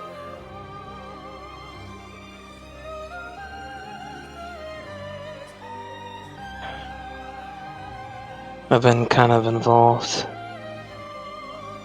Trying to make... I don't know. By the Wasn't really way, a choice at what the are you time. thinking? You've known these people only what, a month and a bit? Why are you going this far for them?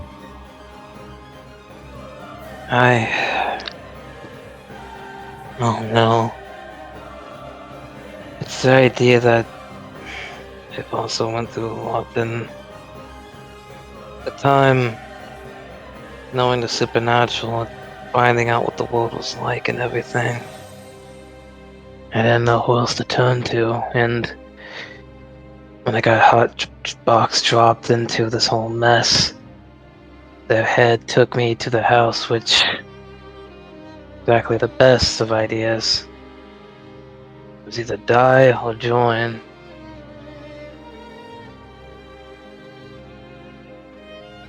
I don't think it was that was a pivotal moment.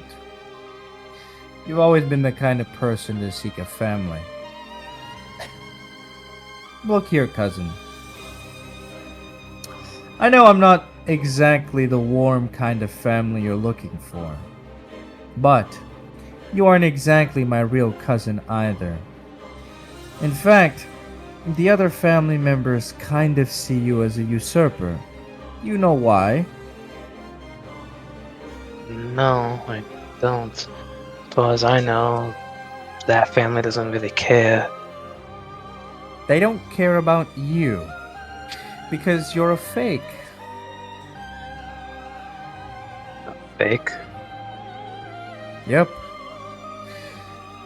When you didn't know about the supernatural, things were a lot easier, but now that you do, I can tell you the truth. You see, You're not exactly my real cousin. I don't mean bloodline alone. I mean that quite literally. My cousin died of chronic illness.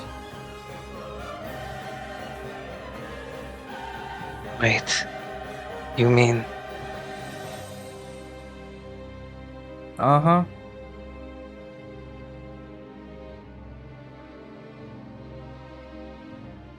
but But she seemed to have cared a lot about you. So much so that she transplanted her own avatar into your soul. the Avatar? Yes, indeed, my friend. It's the reason why you're still alive.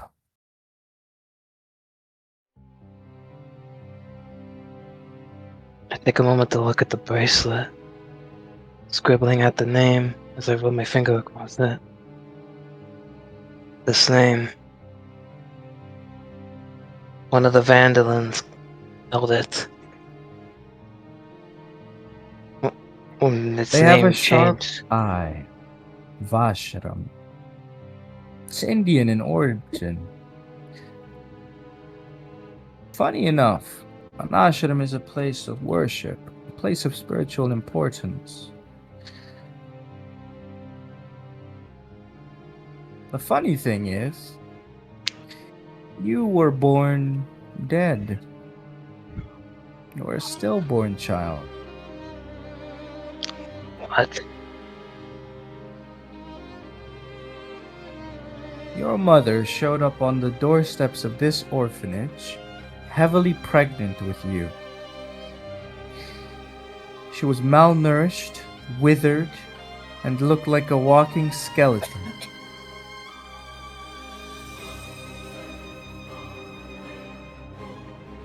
Right before she died, she wanted to give birth to you.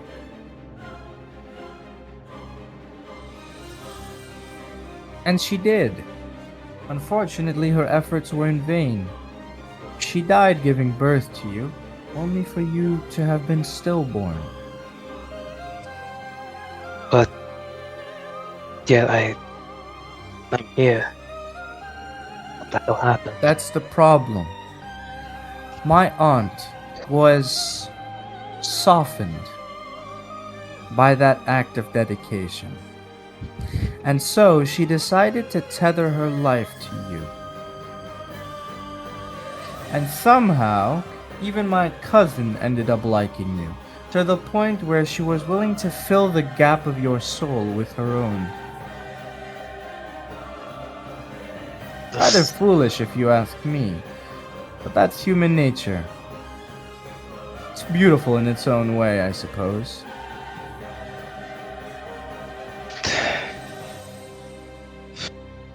So what? When am I truly an abomination of between life and death, an anomaly? You watch too many dramas. You're alive because somebody else basically gave you a transplant. Unfortunately, that transplant is family property, and we can't have it be falling into the wrong hands. That's why we've been keeping an eye on you. Well, they've kind of been forcing me. I didn't know. Yeah, well, I don't really care for formalities either. But technically, I am currently the head of the Orsini in this generation. The head. Yep. Kinda had no choice in that department, to be fair.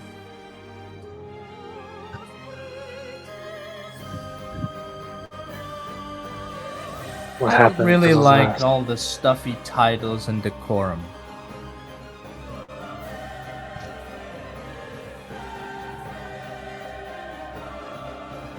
If my life was as tight your aunt, then where is Well, she she's now? dead now, so it doesn't matter. What became of her? Well, she was killed for treason, of course. For saving my life?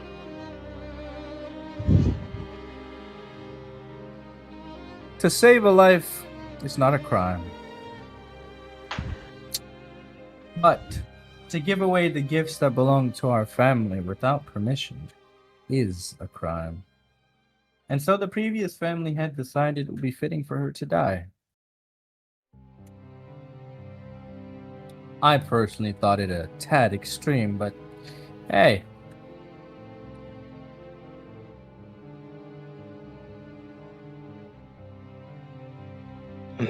These gifts, what? Is it what I am? These powers I have? No, those come from somewhere else. I suppose you attracted the attention of more than just outsiders. Suppose you could call that your natural talent. Can't hate on a man for that, right? But in any case, cousin, I wish you the best of luck going forward. This is as much as I can intervene on your behalf. And I will admit, over the years you have grown on me a little. I find your sense of justice laughable, yet interesting all the same.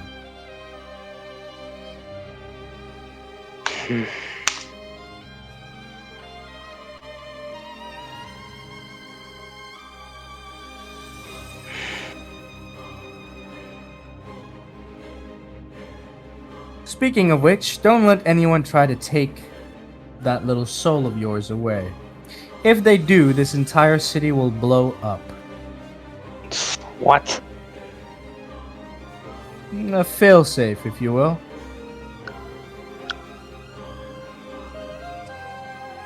What the hell does that mean? What? Basically, don't let some enemy take what was given to you. I know you care about saving lives, so that should be some incentive. Don't die, and everybody else will get to live. Pretty simple, right? If I die normally, nothing would happen. Well, that depends on normal. I'm not too sure myself.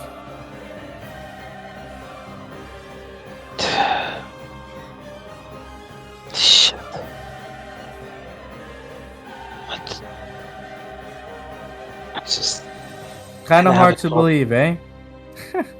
I mean, this has to be somebody's fantasy. It kind of reminds me of those novels I read. In Avatar, you said my sister... Don't worry too much about that. You can't use it anyway. But you have it, and it's keeping you alive. That's good enough, isn't it? Maybe. Then, when it comes to the Orsini, how much do they know about the Blue Moon, about this? More than you. But still not enough. We have our own things that we have to do. You're not the only one who has his duties. And unfortunately, very soon, we'll have a little clash of our own. Of course, it won't be me, but the Vanderlyn. They're not easy to deal with. Bunch of terrifying guys, to be sure. What's happening with the Vandalins? I don't know. I don't keep tabs on them. That's kind of the point.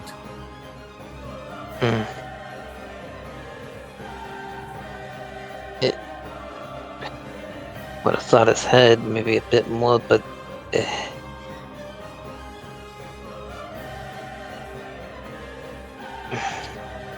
The Vanderlyn have their own things that they need to do. And hey, you're not Vanderlyn, so it doesn't matter. Once they accomplish their goal, our family will be one step closer to getting to where we want to be. And that's about it, really. We've already Such a small placed our place. stake in this long gamble hundreds of years ago. Now the returns are finally coming our way. To what end? This is That I can't tell you.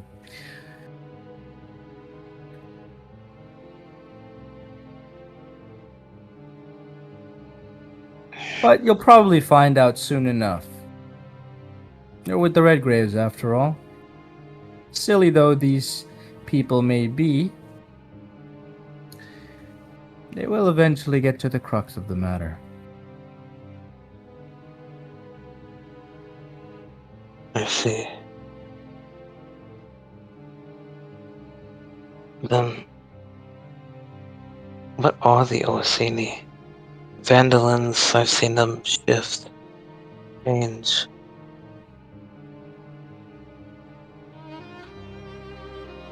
The Redgraves are their own thing, then what are the Orsini?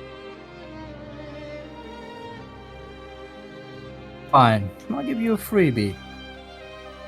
The Orsini are shapers. Shapers.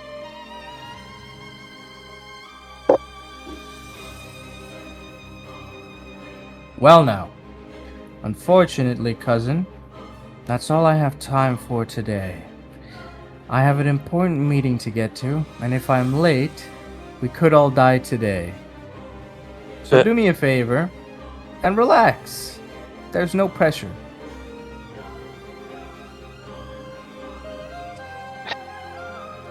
You know, you kinda go a bit. You kinda drop a lot. Expect a bit, don't you, when it comes to relaxing? I With that mean, type of when you get bombshell. to the universal and cosmological scale, all you can do is accept it. I mean, what's the difference between dying to a bomb, dying to a nuclear bomb, and dying to a supernova? Either way you die, sure, the scale's bigger, but you still die. No need stressing about it, yeah? Oh shit, now that you put it like that, with what I've dealt with insane, yeah. See, there you go. It's just one more thing on my checklist, I guess, is to remember, but I guess thanks for telling me everything.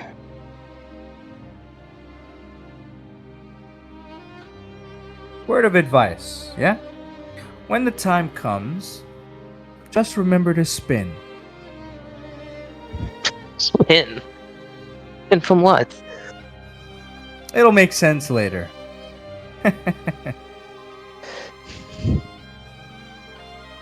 Come on, wasn't that line cool? Sure, I guess.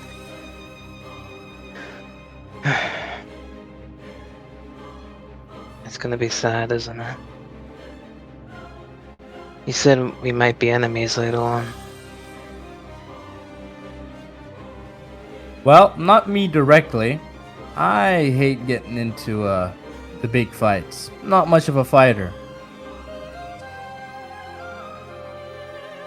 Hmm. You know, with your mentality, I could see why you made the Blue Moon change his mind. I'm surprised you even did. What'd you even say? Nothing much. That guy's just really stubborn. Yeah, with the worms and shit. Hey, it was way worse for me. Oh, really? You got the toned down version. Why was it toned down for me? What the hell? I told you, because I'm that good. God, now you're gonna flaunt it, aren't you? Hey man, you have to take props where they're due. Yeah, give it. Yeah, shimmy and dance, why don't you, asshole?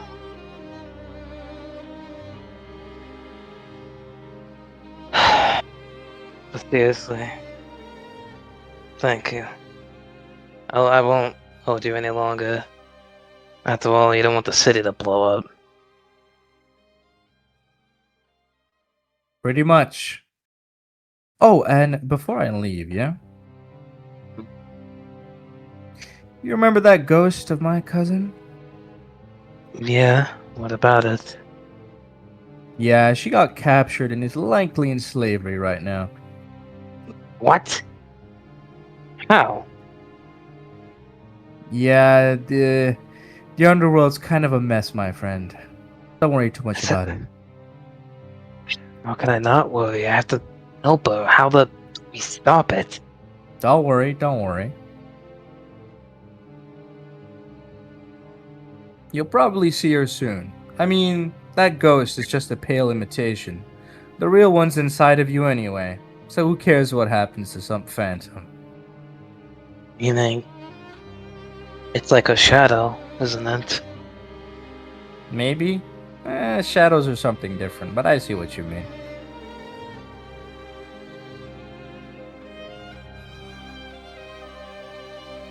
Well, I suppose in a way she's as real as a fake can be. Still, I wouldn't worry about it too much. I told you, fate works in mysterious ways.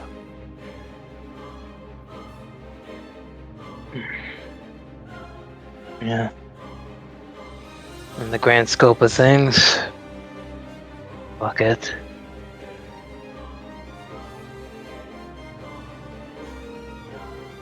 Let's just He try looks not at to. he looks at his watch for a second.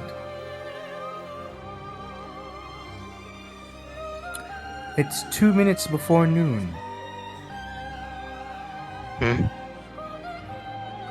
Well, I really do have to hightail it out of here, cousin. The old man doesn't like waiting.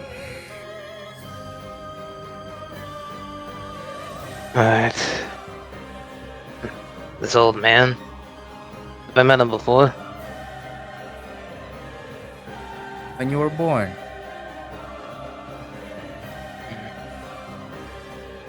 Do I got a name? Or is he that I don't think- secretive?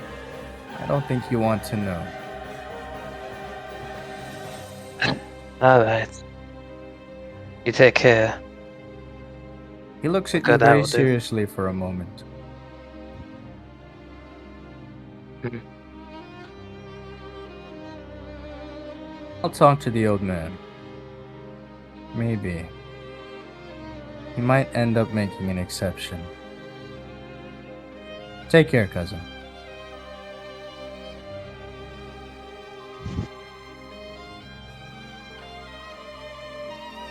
Take a moment to look for a moment.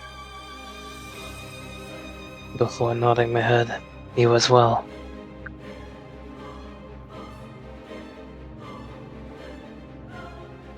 As soon as he steps out of the door, you hear footsteps and then they stop. I take a minute to walk out, looking to the direction he went. There's nobody there. Lucky bastard. Bang my fist against the side of the door frame.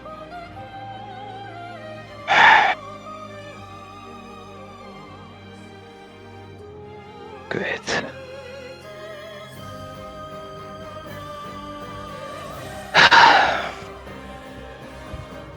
Now that I've got that figured out, maybe now I can ask some questions when that day comes.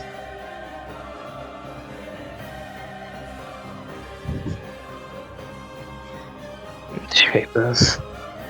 What a reality. Flesh. Well, you can put all that to the side for now. Enjoy lunch with the madam. You've earned it, wouldn't you say, Oliver?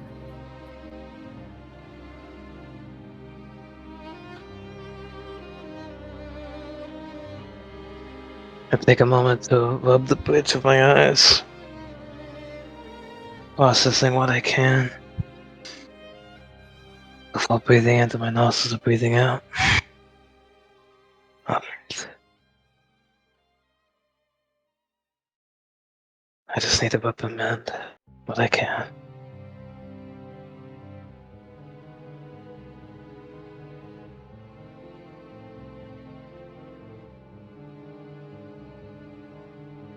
I take a moment to sit down and make sure. Take a moment to sit down at the table, thinking about all that was, but for now, just some time with the person who raised me is enough at this moment. And then later, maybe meet up with Tony.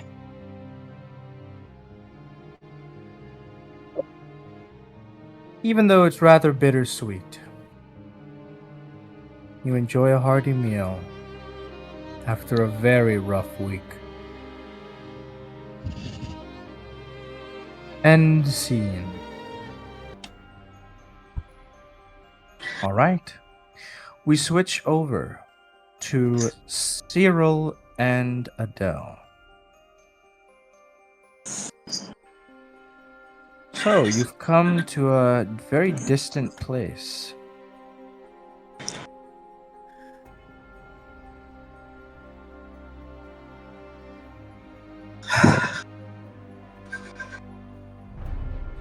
Yes. The two of them have come to the North Ward, overlooking Lake Pontchartrain, in order to find Marina. The two came to the conclusion that she would be here given her proclivities. The ability to watch a spectacle, observe from a distance, pull in close when needed, and Lake Pontchartrain has been a veritable theater of conflict, heartbreak, sorrow, and triumph. In fact, there may not be a better dock seat than here.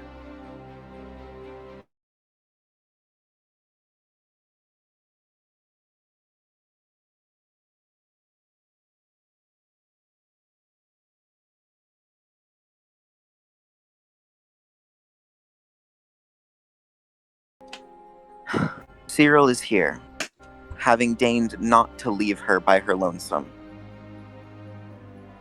Deep within, he's agreed. The patriarch has the apex.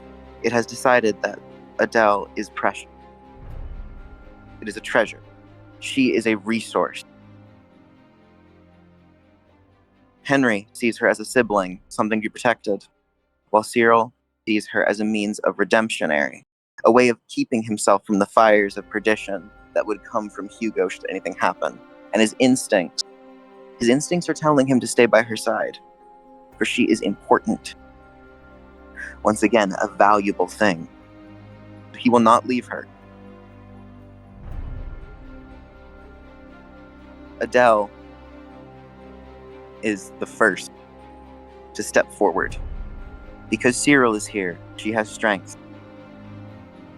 Because someone else is here, she has strength. And she steps forward and calls out, "Excuse me, Marina, are you here?"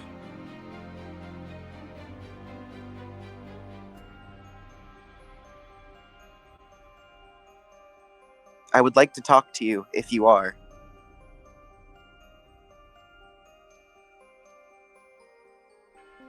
There is only silence.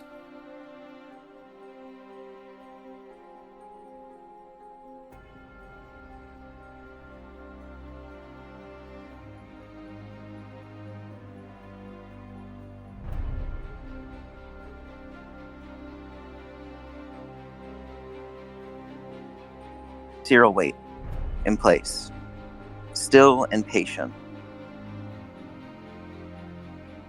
Adele, fumbling with her for a moment, tries to do the same as they wait. Perhaps for 5 minutes, perhaps for 10, they will wait. Sharpen your eyesight, Runt. I shall. Look Cyril. towards the cliff. I look towards the cliff. It's difficult to see at first, but there's an owl perched on a branch.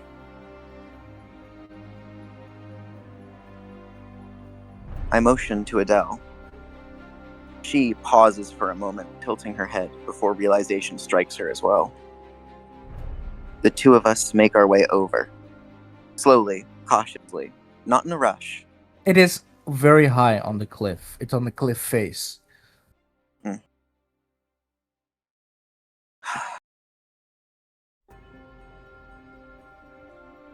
Marina, I'm here to offer you a deal.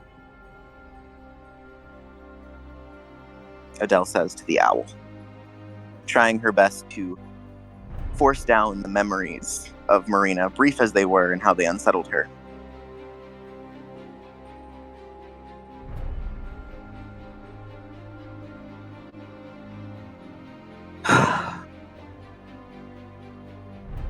I want to talk to you about Ambergino. He has something I want. My sister, Alice. And something you want. That body he's in. Right? We all benefit from beating him. We can help each other. Until we both get what we want. And then we can go our separate ways, or maybe even strike up a new deal, depending on how things go and how well we've done together. I'm not a full Redgrave, really, so maybe it would be easier for you to talk to me.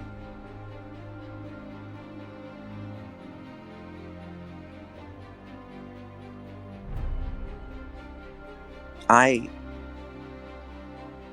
really want to see my sister again, Marina.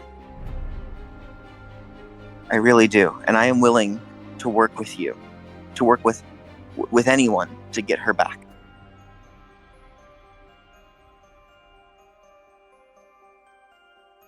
I hate losing people, Marina. And I don't want to lose her too. My inaction, I keep clinging to people. And I want to do something, but I need your help. And I'm sure that while you don't need us, having others to help you will make it a lot easier.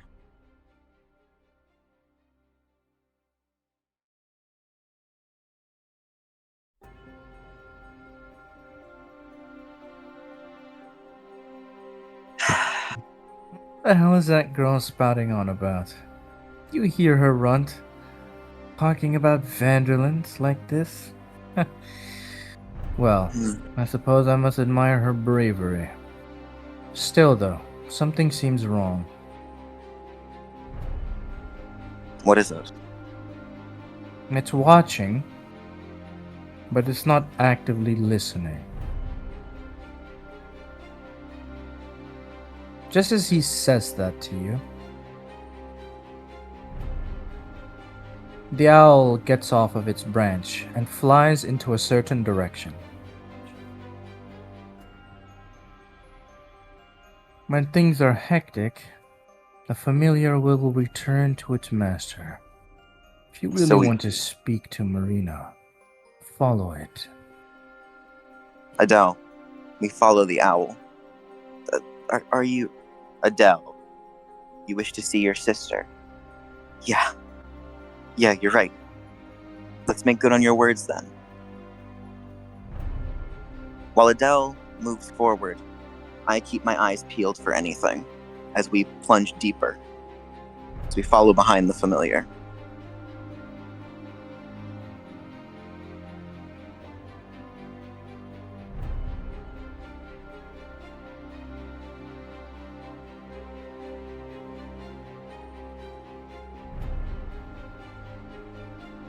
What the hell?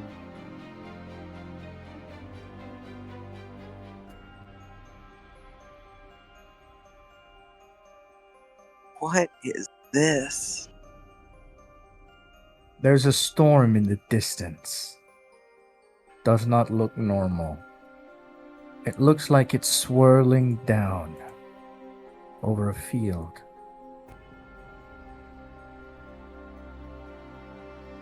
Cyril, what is that? Cyril peels his eyes and stares into it.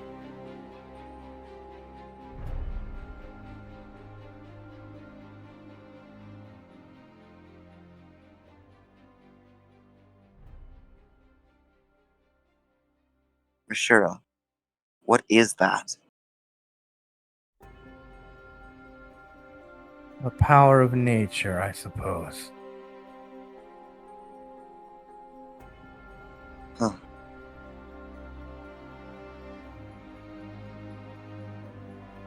There's a massive rite being done right here.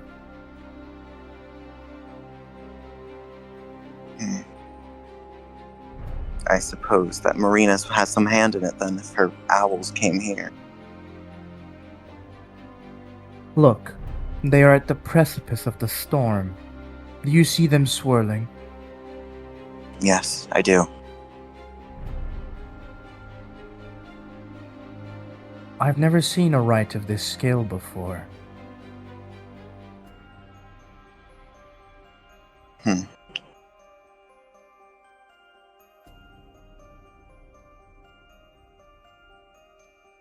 Rights. Before, I believe they were mentioned like... Well, they seem to bear a resemblance, opposed to what Eleanor tried. They're rituals, yes? Yes. For the werewolves.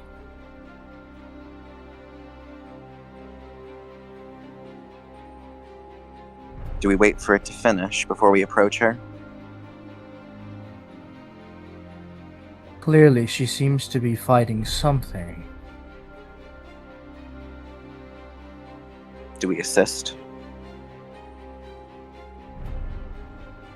This place is strangely being cleansed.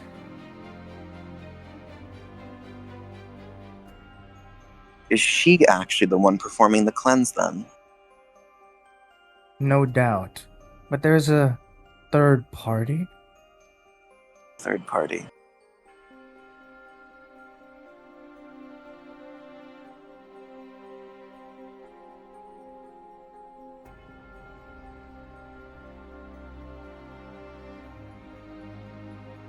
Hold on to the girl, or she'll be swept away.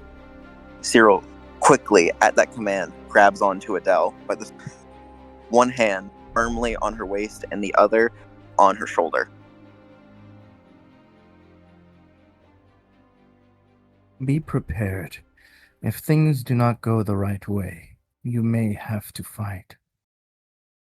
I am prepared. I am, as you know, after what happened before with Eleanor, I am prepared. I won't suffer that same failure again.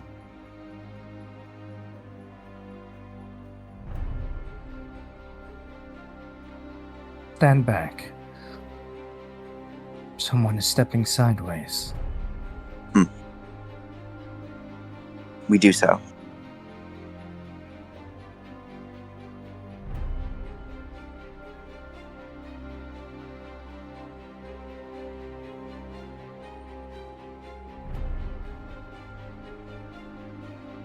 A figure falls from the sky.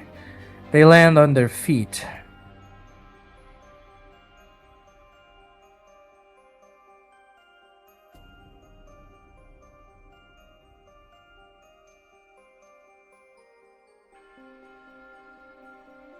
Cyril and Adele both study this person. Ugh.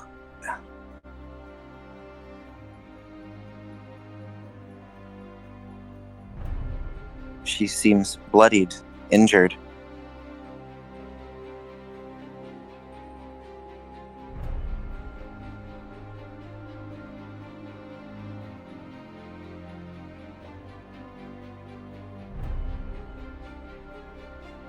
Marina.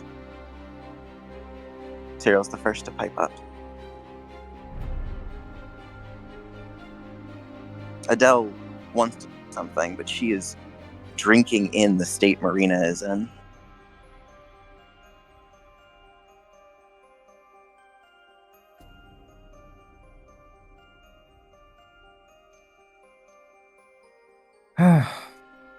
Marina sighs and takes a seat, catching her breath.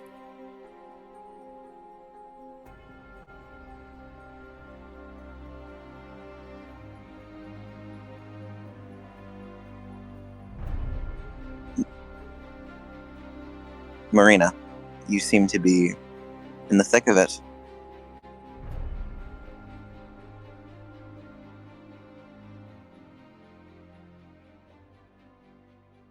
No thanks to you lot. What do you want?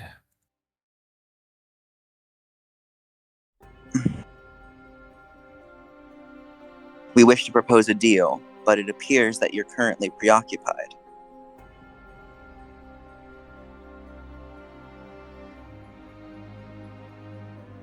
Not anymore. I failed, so it doesn't really matter. Failed what?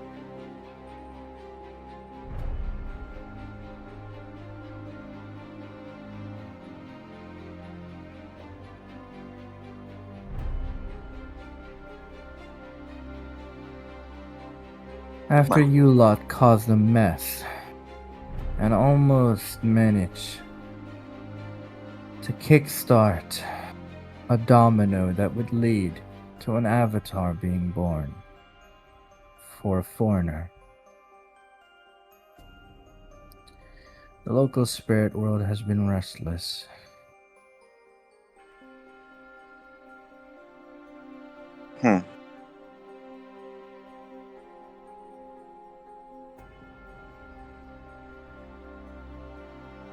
And what you're attempting to do now is to quell some of that. Not exactly.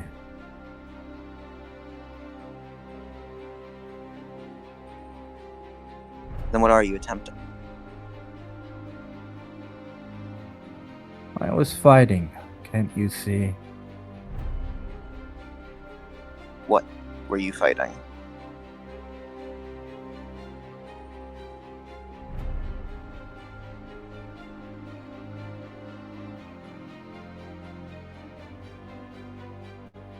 Take a look. I do so. I take a look.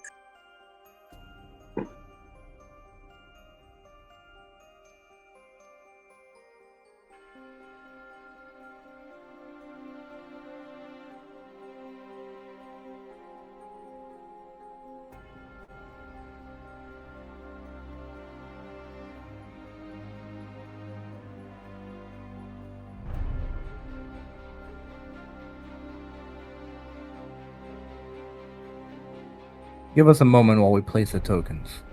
Of course. I have to say, that's very good art from Marina. I didn't expect her to have an injured ready art.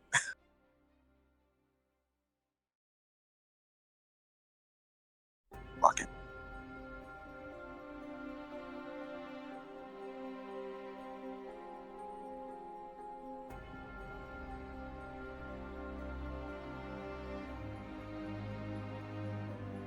Oh. Oh. What the fuck? Yep, I knew it, this bitch. Uh-oh. What the fuck? Julie, Andrew, yep, and Gretchen. What is... What?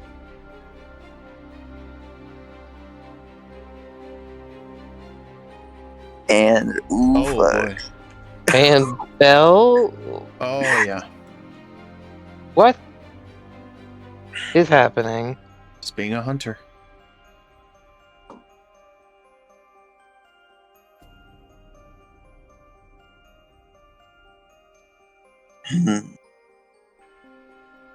Sec.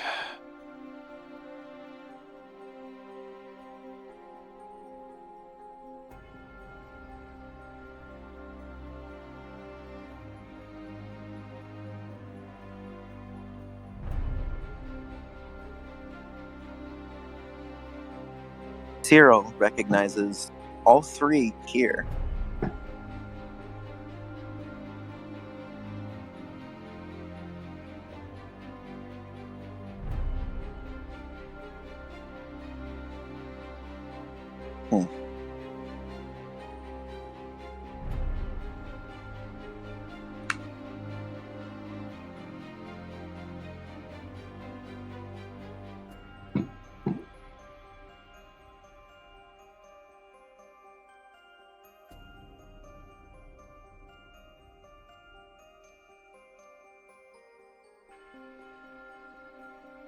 Oh boy.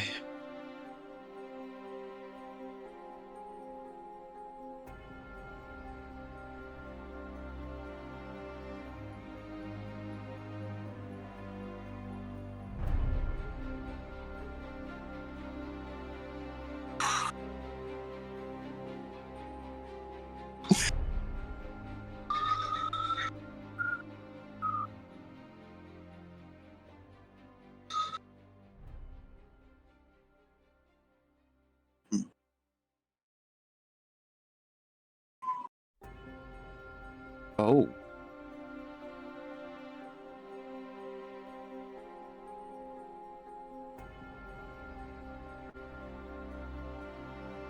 Oh no.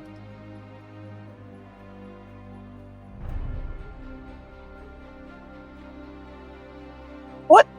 A bygone? Oh no. A bygone age. It's all the dust. It's all the dust from Eleanor's corpse. What the fuck is that? It's a It's dragon. a bygone.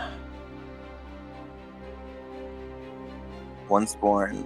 And a Lemaitre. once- oh no, we're in this territory. What the fuck? A once born, a bygone. Oh boy.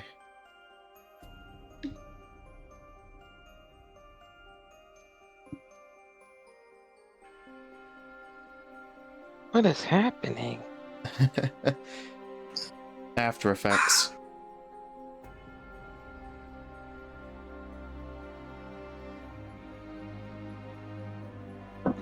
It's crazy how much potential Eleanor had that she cost away. You're welcome. What the...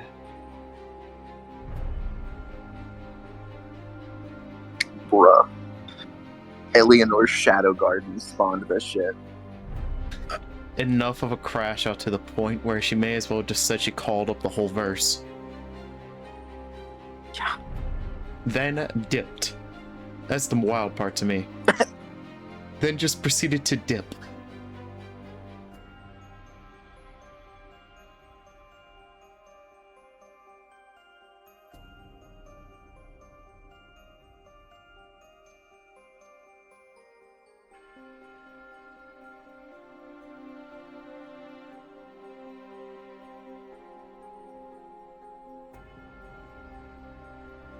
Oh boy.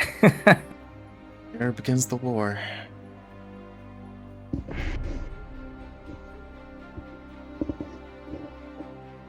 What the fuck?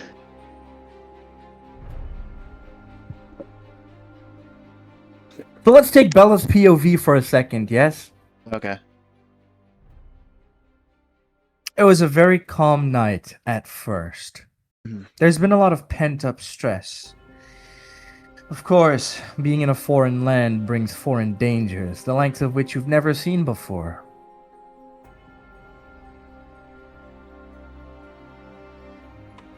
Yeah. Gretchen, of course, has been spouting ill omens ever since,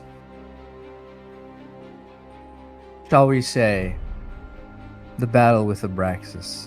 And it seems her ill omens have become true, in a way, as Pontchartrain has fallen.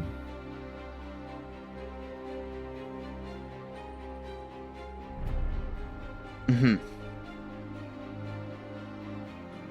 A disaster brought you here, and then you saw a massive bird fighting a dragon. That was not what you signed up for. Honestly.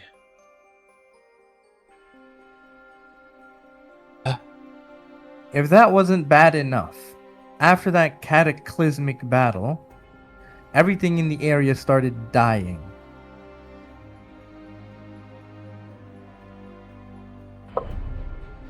You've been helping evacuate. Mm-hmm.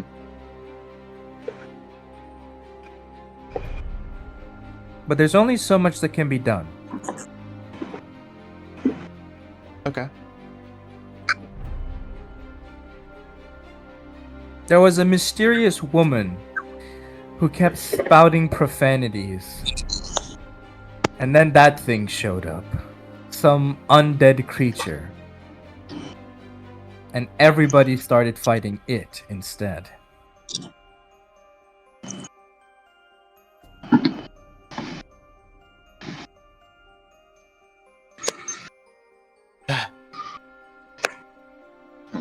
That sounds about right.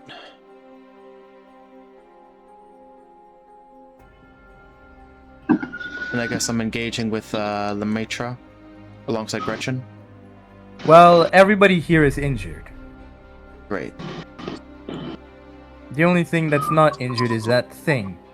But it's a wisp, a shadowy smoke. Okay.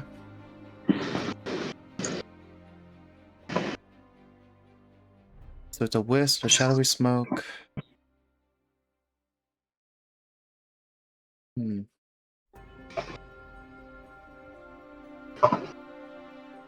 Does Word of Power work on it? Since it is a type of creature like a spirit? Oh yeah, you tried. Alright. It did work. Because it is technically dead. Mm-hmm. The problem is, despite the fact that it's supposed to work, that thing is so tough that all it did was create shadowy smoke. Kind of bastard got summoned up from all this crap. The storm clouds came from that dragon, and even then this thing is still standing. Oh boy. So it's worse and worse and worse.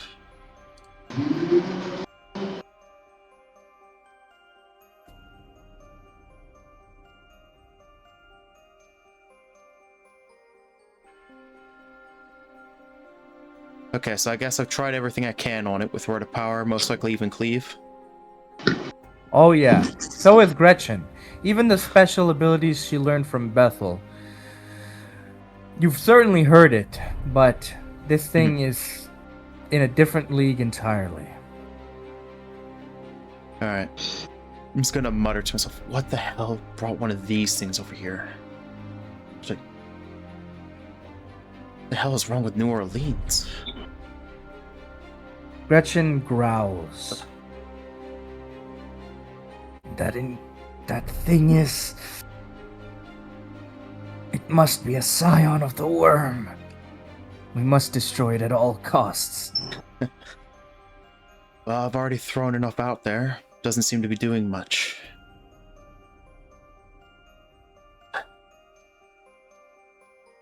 Damn it, where's that pervert when we need him? I'd love to know the same damn thing.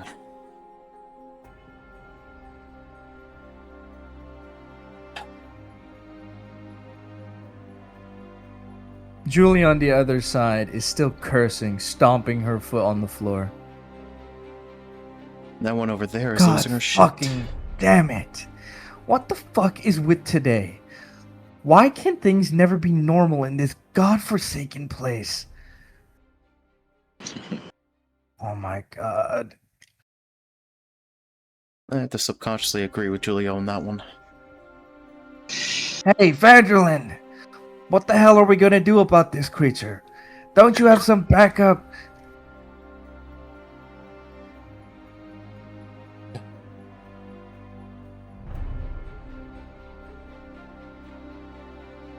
I don't know if you've noticed, but I'm trying my best here. I told you to buy me some time.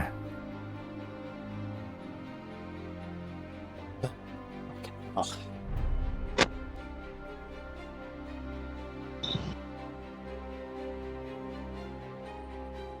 Alright, is Adele and Cyril in view? Oh yeah. Oi! You two, is there anything you can do to help in this situation? Bit more tired, bit more worn. Oh, I'm panting. In case you haven't noticed, this isn't exactly going that well. Marina, how can I assist? How can we assist? Adele knocked her head as well.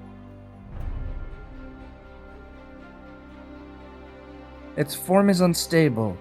The summoning was incomplete, hence why it's like that. If it forms completely, we might as well call it quits.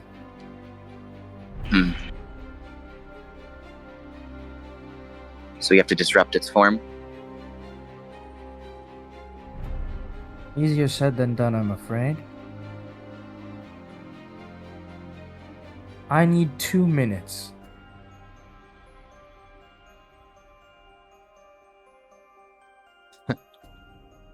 With a smile, Cyril just says, well, this time I'll actually help you.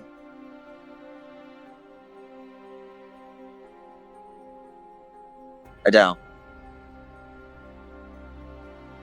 As Adele nods her head, looking at her hands and Marina. Marina, would you care for Adele to attempt to heal your wounds? Relieve the pain? Don't bother. That paltry magic won't heal me.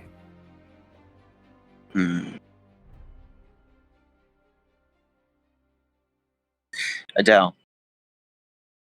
Yeah? As Cyril gazes across the battlefield for a moment, Rashura, fighting against the dragon's a losing battle, isn't it, for me? The dragon is not the enemy here. That in the middle.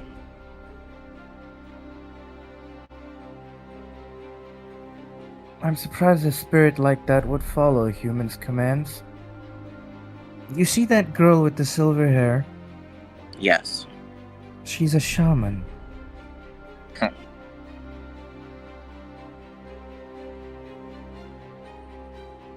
see. Though I've never even heard of one who can resonate with an ancient. Well, you can see for yourself. So she can resonate with spirits. And she seems to have lost control due to an unsuccessful summoning? No. The dragon is under her control, or on her side. The problem is that creature in the middle. And that was not summoned by her.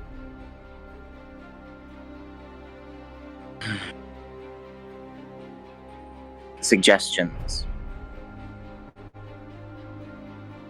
Honestly, we're outclassed here. But if it's just buying time, well.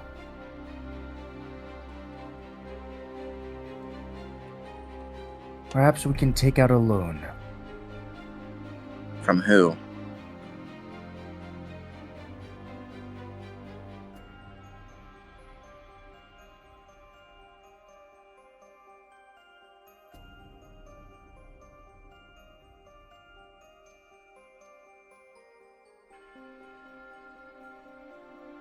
Time for an important lesson. All right.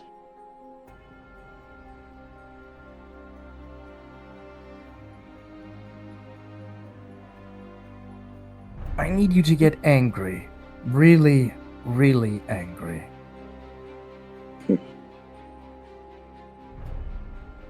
Yes.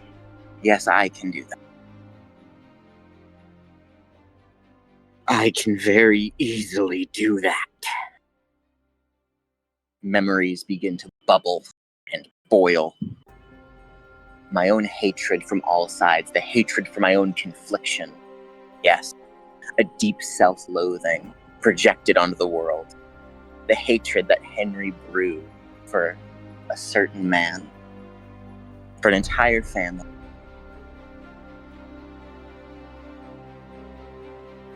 All of the anger, Henry, combined with the insecurities that bred rage within Cyril, the two mixing as hot and cold air until a typhoon rages inside of him.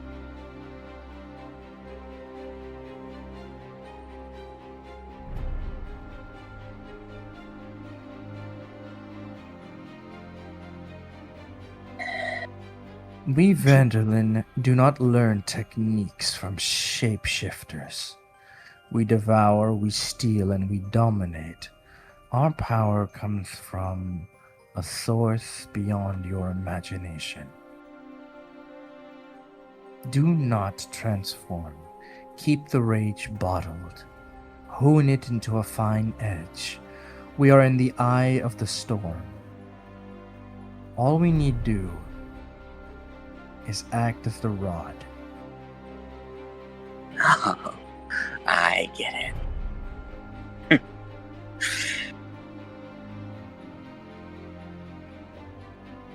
Indeed. Marina, I shall buy you those 2 minutes. Adele, hold on to her, and take care not to be blown away. Adele nods her head and holds on to Marina for a moment as I move forward slightly and proceed to focus what I can. Hone it, yes. As the winds whip around me, I hone this boiling liquid edge of pure, unadulterated fury. The knife that I had wished to temper, to claim the life of family. As Henry,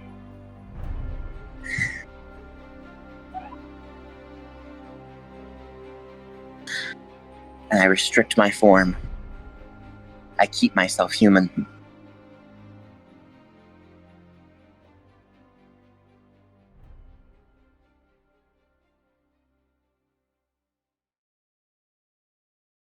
Sacrifice 4 points of rage. Permanently sacrifice? Yeah. All right then.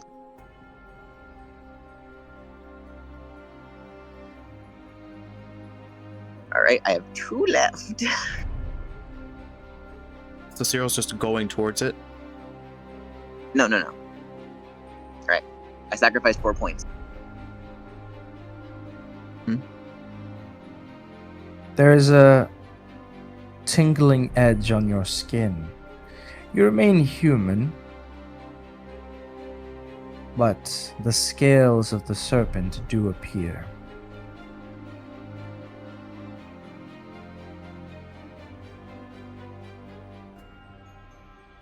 The true power of the devil's serpent lies in its ability to cause storms. That is why the Eater of Storms responded to your call. We are in the center of the storm, and no evil in this world is greater than that thing.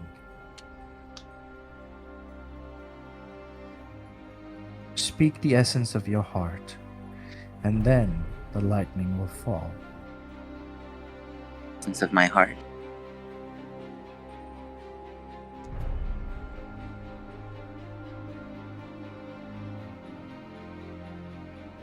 Words that mean something to you.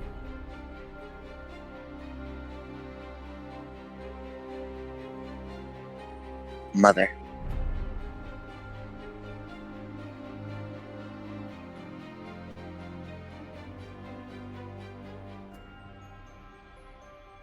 Good enough. And so, the storm does respond. Quakes of lightning fall on this blackened and evil creature.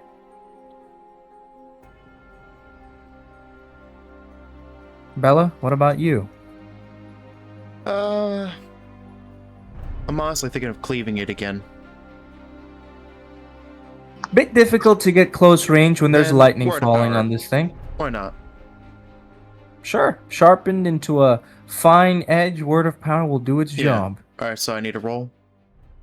There's no need to roll. Oh, okay, cinematic. Striking in such divine might. Well then. Hopefully this time this can be more... How should I put it? Useful. I would extend my hand out, aiming at the creature once again, blasting yet another word of power directly at it. My concentration ablaze. I really do hate these creatures. Gretchen moves her legs. The earth softens around her. It creates a concave, making sure that thing can't move out of the way.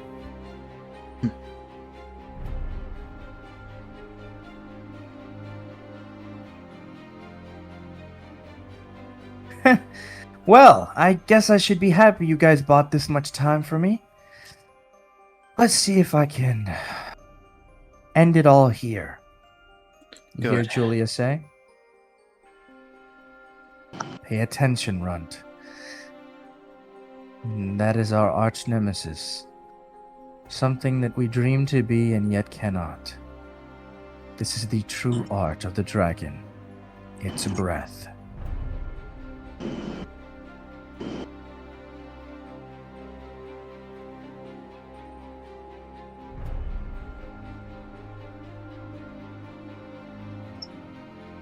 Oh, I'm excited to see this.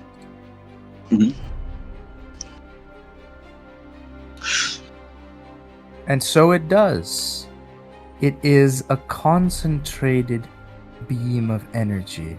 That is all it can be described as it creates what can only be called a vortex of annihilation.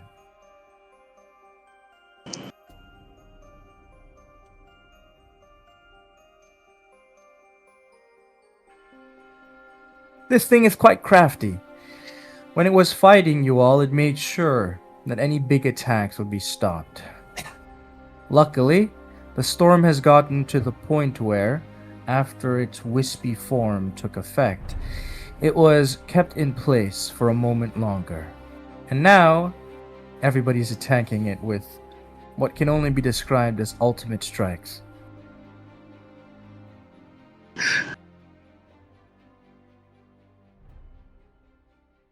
Its form dissipates, fracturing from physical into the illusory. And just then, the eye of the storm manifests right in the center. You bought Marina enough time. Well done. Nice.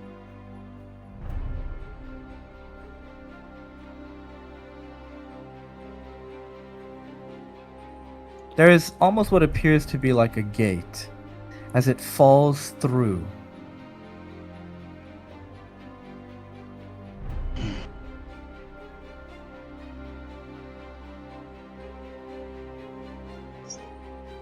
Its eye glares towards you, Cyril. It will not soon forget your face.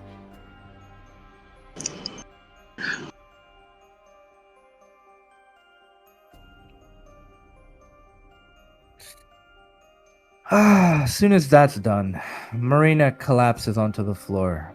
She sits down and just takes a moment to catch her breath.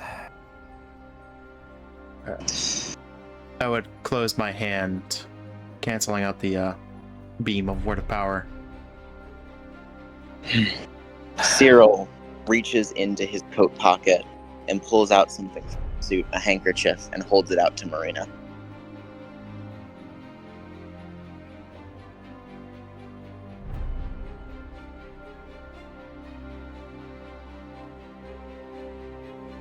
Keep it to yourself, Runt.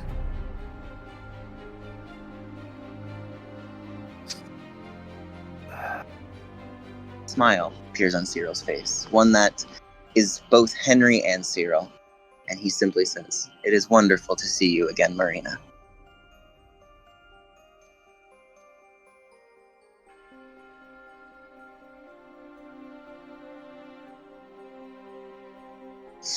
Whatever you say, Runt. In distance, Julia's dragon dissipates. I've accumulated too much paradox this time. What a mess. Adele watches in amazement as this incredible creature dissipates. The drawing come to life, just as quickly erased.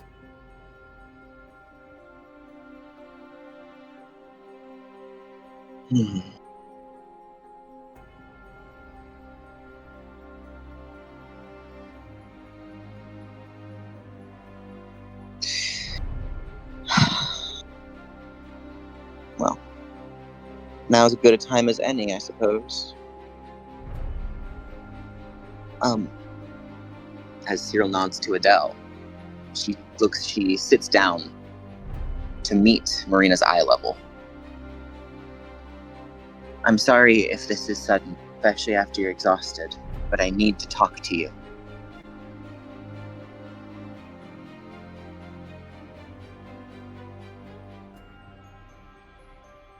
What could possibly be so important, huh? Defeating Ambergino.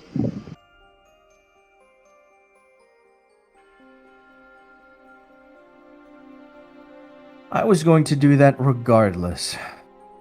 Why bring such a simple thing up now? You are strong. You are very powerful, and you want the body Ambergino is in. I want my sister, Alice. He has her. Do you remember? Of course you do. Both of these goals can be met by his destruction, something the Redgraves and many other people will want regardless. Wouldn't it be better if we all worked together, like we just did, to reach that goal? I don't think you understand the situation you're in. Because of you, idiots, things like this have been happening all across the city. Do you have any idea the disaster that you have caused?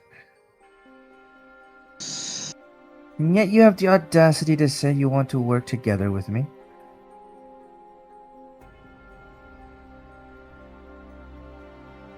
She thinks for a moment. Adele fumbles.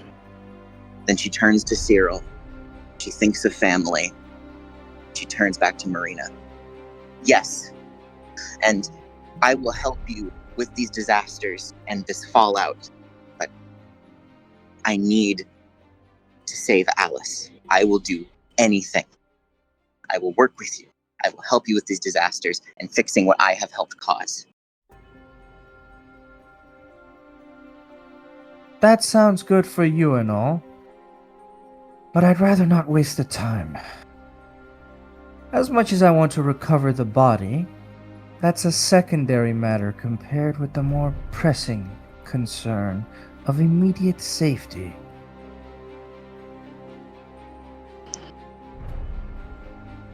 Immediate safety? Dealing with traitors takes precedence over dealing with recovering property. Traitors?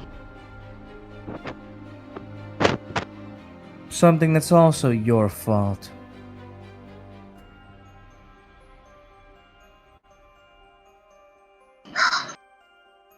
Okay.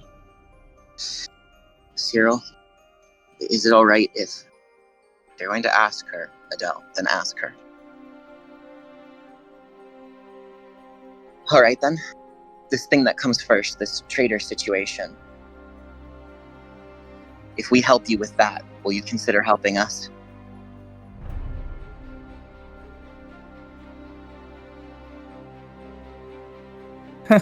What nonsense. Helping me clean up your own mess.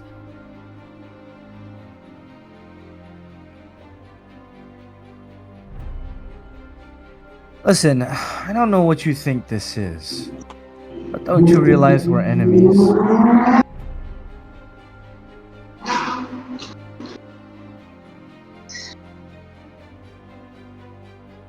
Yeah, I get that we might come to blows or something later, but the enemy of my enemy is my friend. At the very least, we can benefit each other. Right? Perhaps spouted by people who get backstabbed.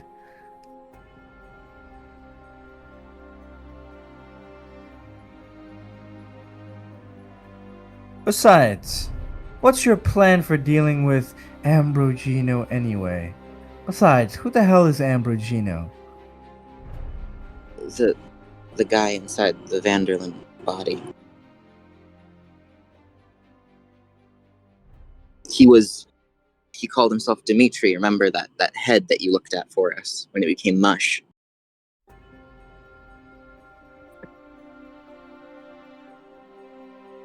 The necromancer? Right. Yes. I guess that makes sense.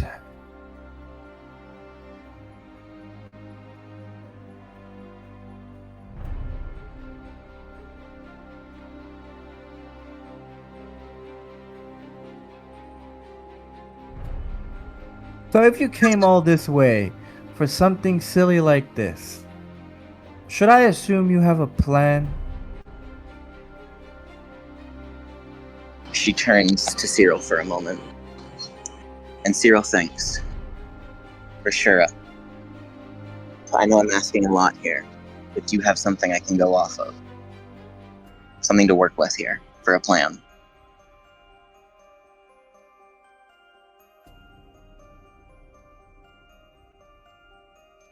Oh yeah? This is news to me.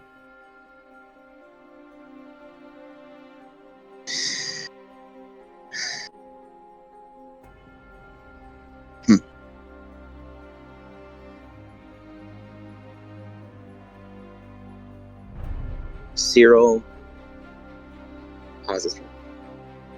We're currently gathering the council and other such things, attempting to make amends with them. I cannot promise a concrete plan as of the moment. But he has certainly gathered his fair share of allies as he turns to address Bella and Gretchen as well. He has turned Kazuki to his side. I'm sorry, what? I would say, something get off the ground. I haven't taken a breather. Your friend, he's joined him in some attempt to be by Bethel's side, I suppose. You're kidding.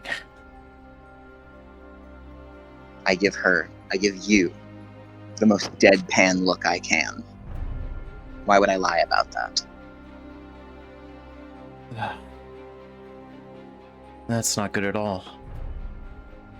It's not. A person so powerful, he even managed to surprise Samuel.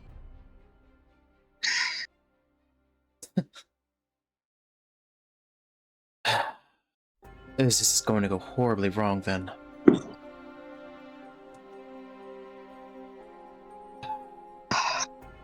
And anything else, but no.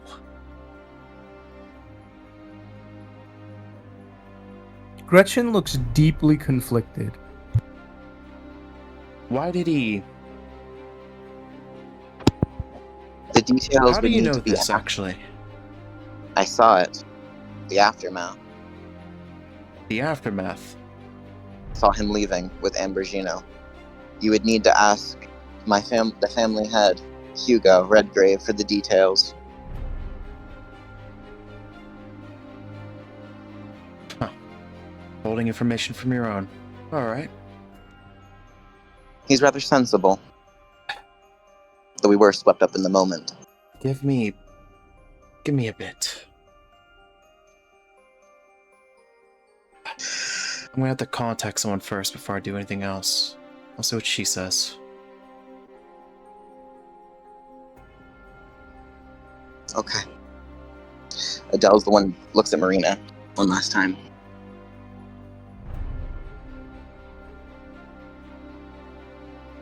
It was wrong. I'm sorry if I wasted your time with this. You feel that way, but I'll still extend the offer. You know where to find us if you change your mind. Or if you need help.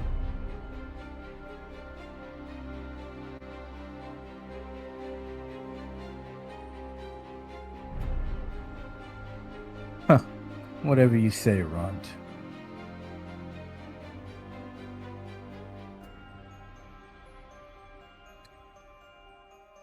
Hey, so I understand you guys are having your little chit-chat. Would you mind explaining to me how this thing even came to be here, Vanderlyn?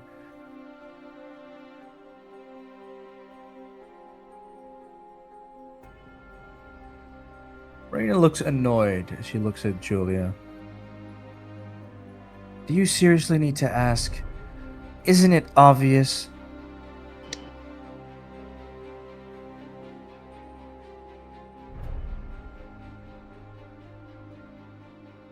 Julia sighs. Really? Them too?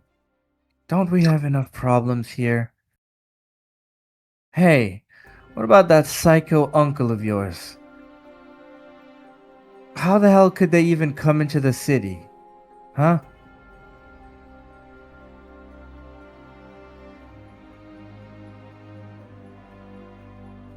Marina responds. Due to recent events, we've had no choice but to put him on a longer leash. Suppose this is our fault in the long run. Then again, this shows negligence on your side as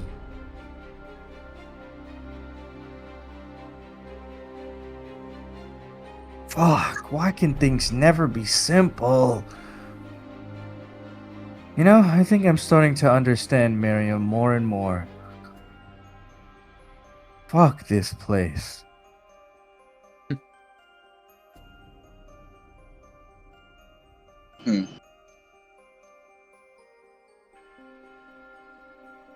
So, where are they anyway? We have to deal with this problem as soon as possible.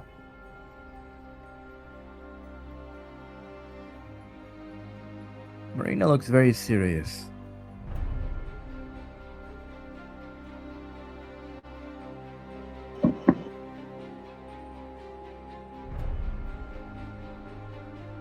My uncle has told me about stirrings in the sea, right off the coast. He says there might be a labyrinth.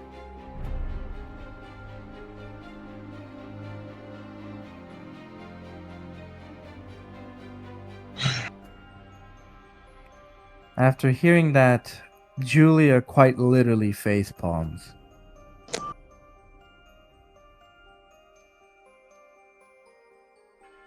You know what? I'm going home. I'll leave that problem to tomorrow's me. Listen, when you Vanderlins are ready to talk it out, we'll see what we can do. Until then, I've reached my limit today.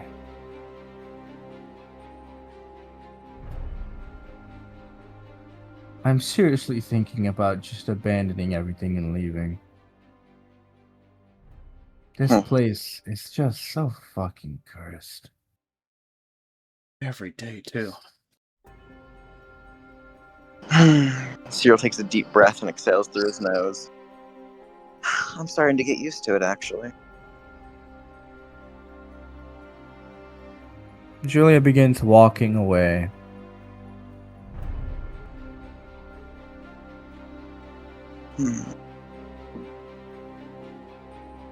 So, I hear that the next part of this problem will be appearing at the coast.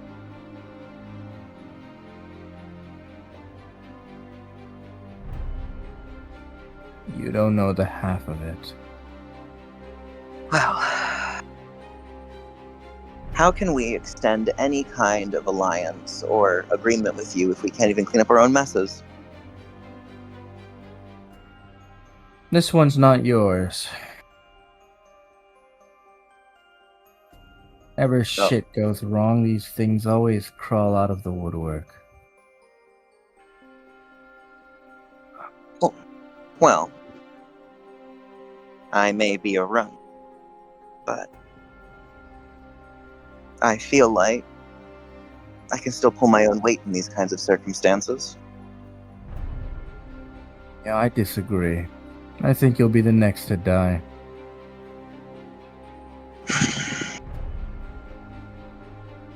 Well, I already have died once.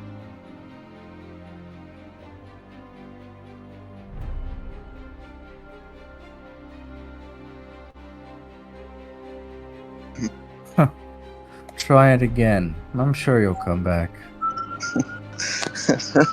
For the first, Cyril feels feels much more relaxed around Marina, and he can't tell why. Perhaps it's Henry. Ah, yes. I did miss you. I do mean that sincerely. Now you're starting to disgust me.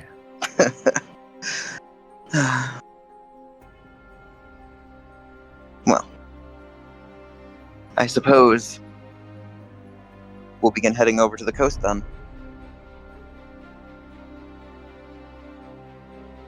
Yeah.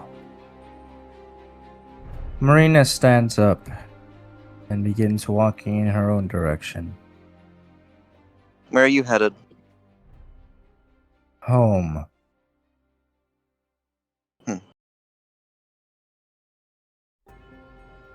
Till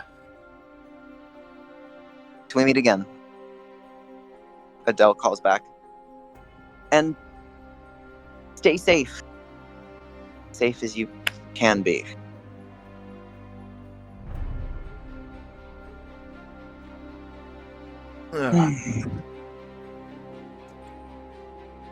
So your ilk Cyril. caused this, supposedly? Something like that. I suppose you could call the two of us, or rather myself, the other large hand in that, though only through a supporting role and not putting a stop to it when I should have. So you're essentially playing support to the orchestrator. Okay. Well, now that I've seen the ramification, I do plan on cleaning up. Not sure on how well you'll fare on that one. Well, That girl has a point.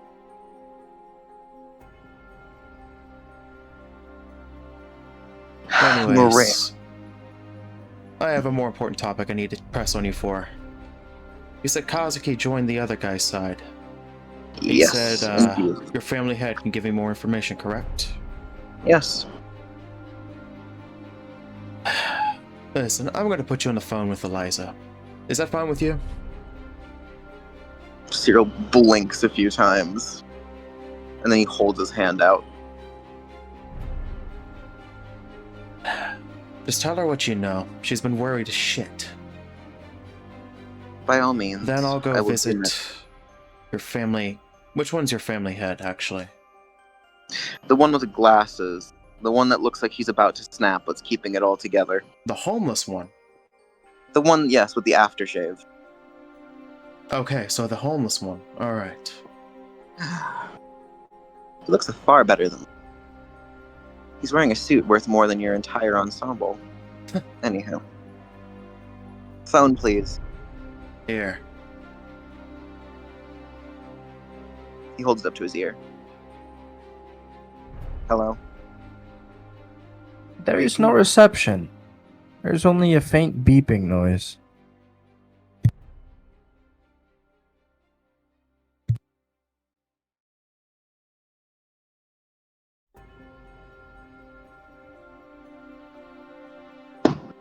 Seems like Eliza can't contact you here, Bella. Ah, I see. Hmm. I guess it's the area. Shall we shove off then? Uh, And then attempt communication in a moment. yeah. Take me to wherever that damn family head of yours is. He went out on business. Oh. Well, then where can I meet him? We either can go to the family house, discuss things, or we can attempt to cut him off towards the hospital. The hospital, huh? He has a connection there.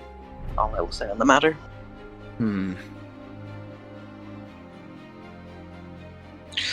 As for you, he curiously turns to Gretchen. I take it you'll have no problem riding along with us?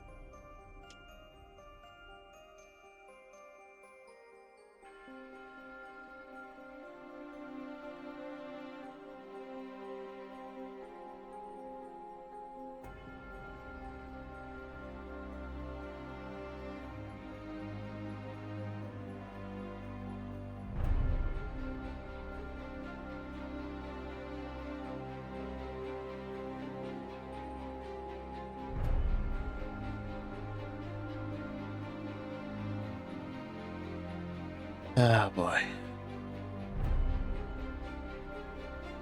Gretchen, what do you plan on doing?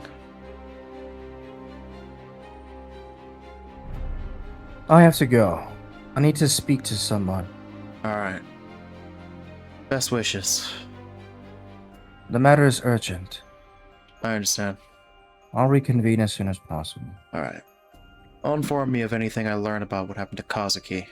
Though I'm not liking what I've been hearing so far. Ugh.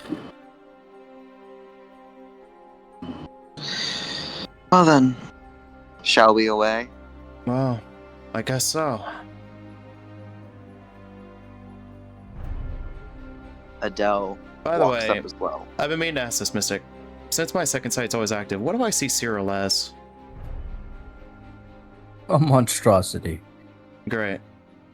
Now remember, the second sight does not show you what they are, but rather how Yeah. inhuman they are. And if it's Yeah. about being inhuman, he definitely does not feel human. Yeah, okay. That explains my cold attitude. Works well. Again, so weird. Don't take this a rude way, but I'd prefer if you kept a little bit of distance from me. So, I assume you're gonna do your plan now, Sai? Oh, you mean to go and talk to Zero Two? That's your plan? Oh, the plan was this initial part, the initial Marina talk, and then the second talk is I need to go ask her. I want to talk to either Florence or Zero Two about something. And personally, right now, yeah, go talk to Florence. Well then, unfortunately, I'm gonna have to cuck you. We're going to end the session here. Okay then. Sorry. No, it's okay. It's not cucking me. I understood that. Alright. By the way, did I do okay, Mystic? Oh no, I liked it. Alright, ready? Did I fail my Excellent. field? Did I fail my fear trial for the 6th time?